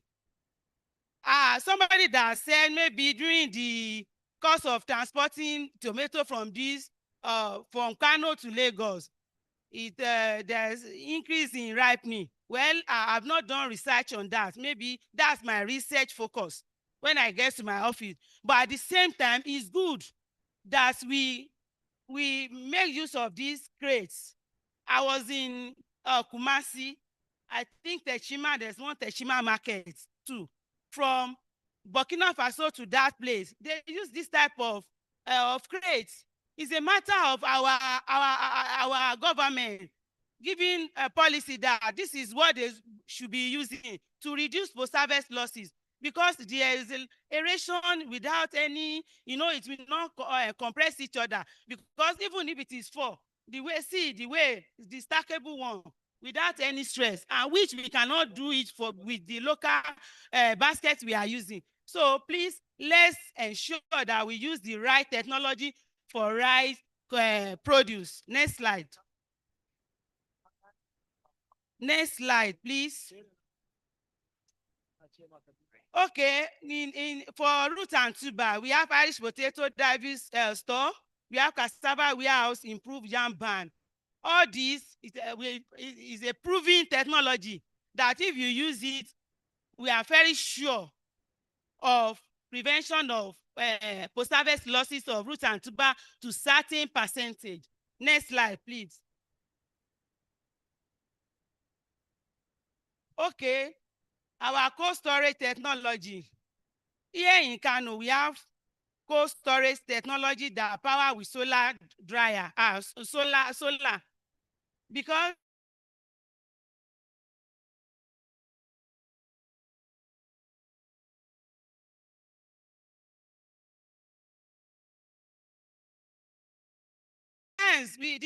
those people selling in the market, in marketplaces, they may not source selling fruit and vegetable like spinach, lettuce. So before you know it, it will deteriorate, and before you know it, even the quality in terms of cost, the way people we price it. So if you have something like this, solar power working cold room like we have, then you be assured that all your vegetable fruits they will be intact. At least we've done research on this one at least for like 21 days. That is our finding. So it's good that we make use of all this technology. Next slide. Okay, like somebody was talking about, they asked him, one of the panelists, that, okay, what do you want? Said processing, that is improvement in processing. Instead of, because I just came into this community, because within the short time that I used here, I discovered that if we can add value to our tomato, our onions, cucumber, Irish potato, all these fruits and vegetables will be better, because during the gloss season, you will be marveled the way people used to price down all these fruits and vegetables. But in NISPRI, we have departments that take care of all these. At least I want to tell you that here in NISPRI, we can turn our tomato to tomato paste. We can turn it into puree. You can have your tomato juice. You can have your jam. You can have your ketchup. Apart from dry powder, because we dry with our parabolic dryer too. But there's another technology multi-crop dryer that we have. That one power with gas. So we have Pando. We can, if you have idea, even if you don't have idea, you can come to us. This is what you want. We can assist you. We can Pando, flour, maize, grace, all these value addition. I'm a food scientist. I know what I'm saying. Well, if you add value to something, at least it will improve your livelihood, it will improve your income. So please, let's imbibe in value addition. Next slide, please. Capacity building. Another thing we do in NISP is that we build capacity of people around us. You can see that we have training on design, installation, and operation of these solar cold rooms that I'm talking about. Training of ADPs, we do it from time to time in our office. Also, we have incubation center. Here in Kano, we have incubation center. It's free. It's free. I want to tell you that it's free, but you just need to talk to us. If you have idea, we can assist you on what to do. So please, let's make use of what we have. Let's make use of locally grown produce. And we here in Kano, we need to export something. Let's export. Let's export what we have. Then this is training of women in value addition. Like tomorrow, by the special grace of God, we have training in my office here in Kano on value addition of this tomato or beans flour. Next slide, please. Next slide.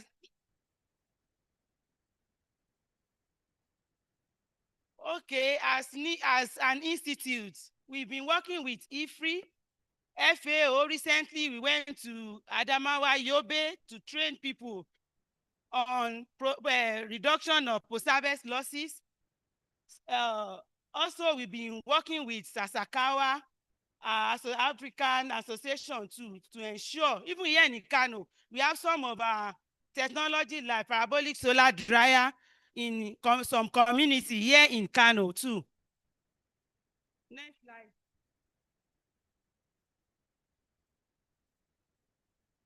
Okay, the last slide is what is needed to transform African food system. What we've already identified is that we need something that's maybe in terms of seed, that's high yield or disease resistant seed for our farmers. Improve cassava stem too, we need it. And also we need increase in awareness on research and utilization of neglected and underutilized crops. We have a lot of crops here in Nigeria, even in Kano, that are neglected, that even down the outside Nigeria, they need this. So we need to make good use of all what we have here. Also, we need to increase the use of hermetic storage. Hermetic storage for safe and effective grain storage. Increase investment in solar-powered cold room chain solution for perishables. We need to work on that.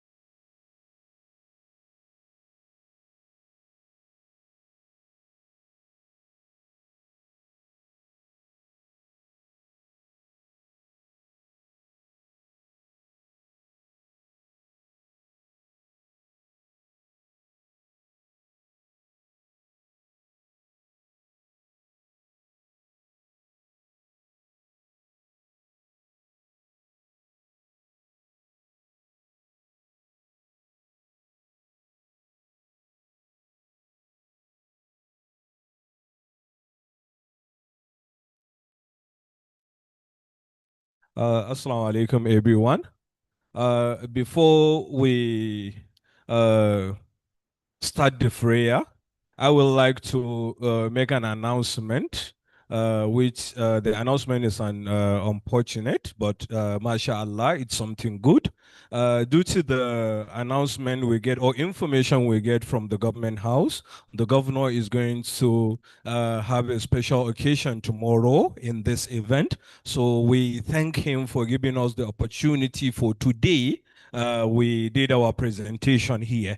And inshallah, those that registered, when they came in, we will send you direct messages and email address for our new venue. So please beware with us. And inshallah, tomorrow and next tomorrow will be an excitement.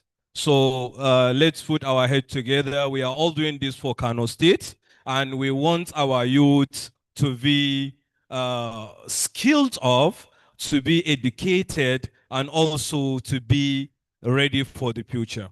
So please, I need all your attention for the prayer so that we can close. Since even me, myself, I'm hungry, but at least I'll get something outside. So, Sallu ala Nabil Karim.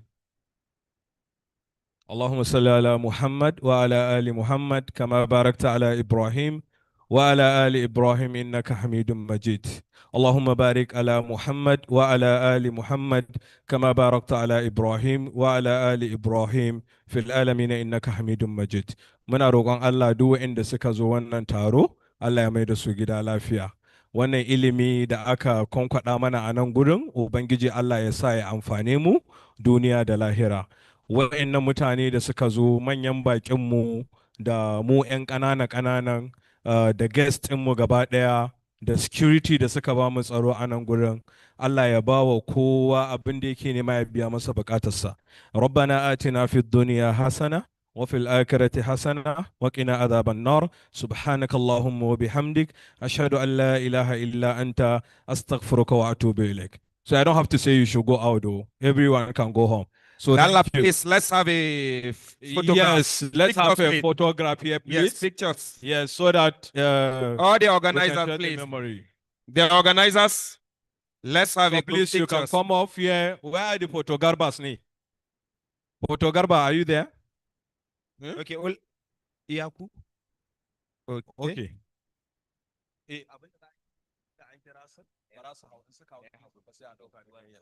Okay.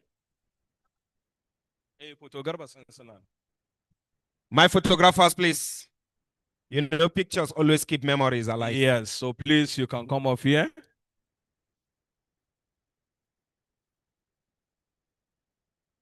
So please, the speakers you can sit down.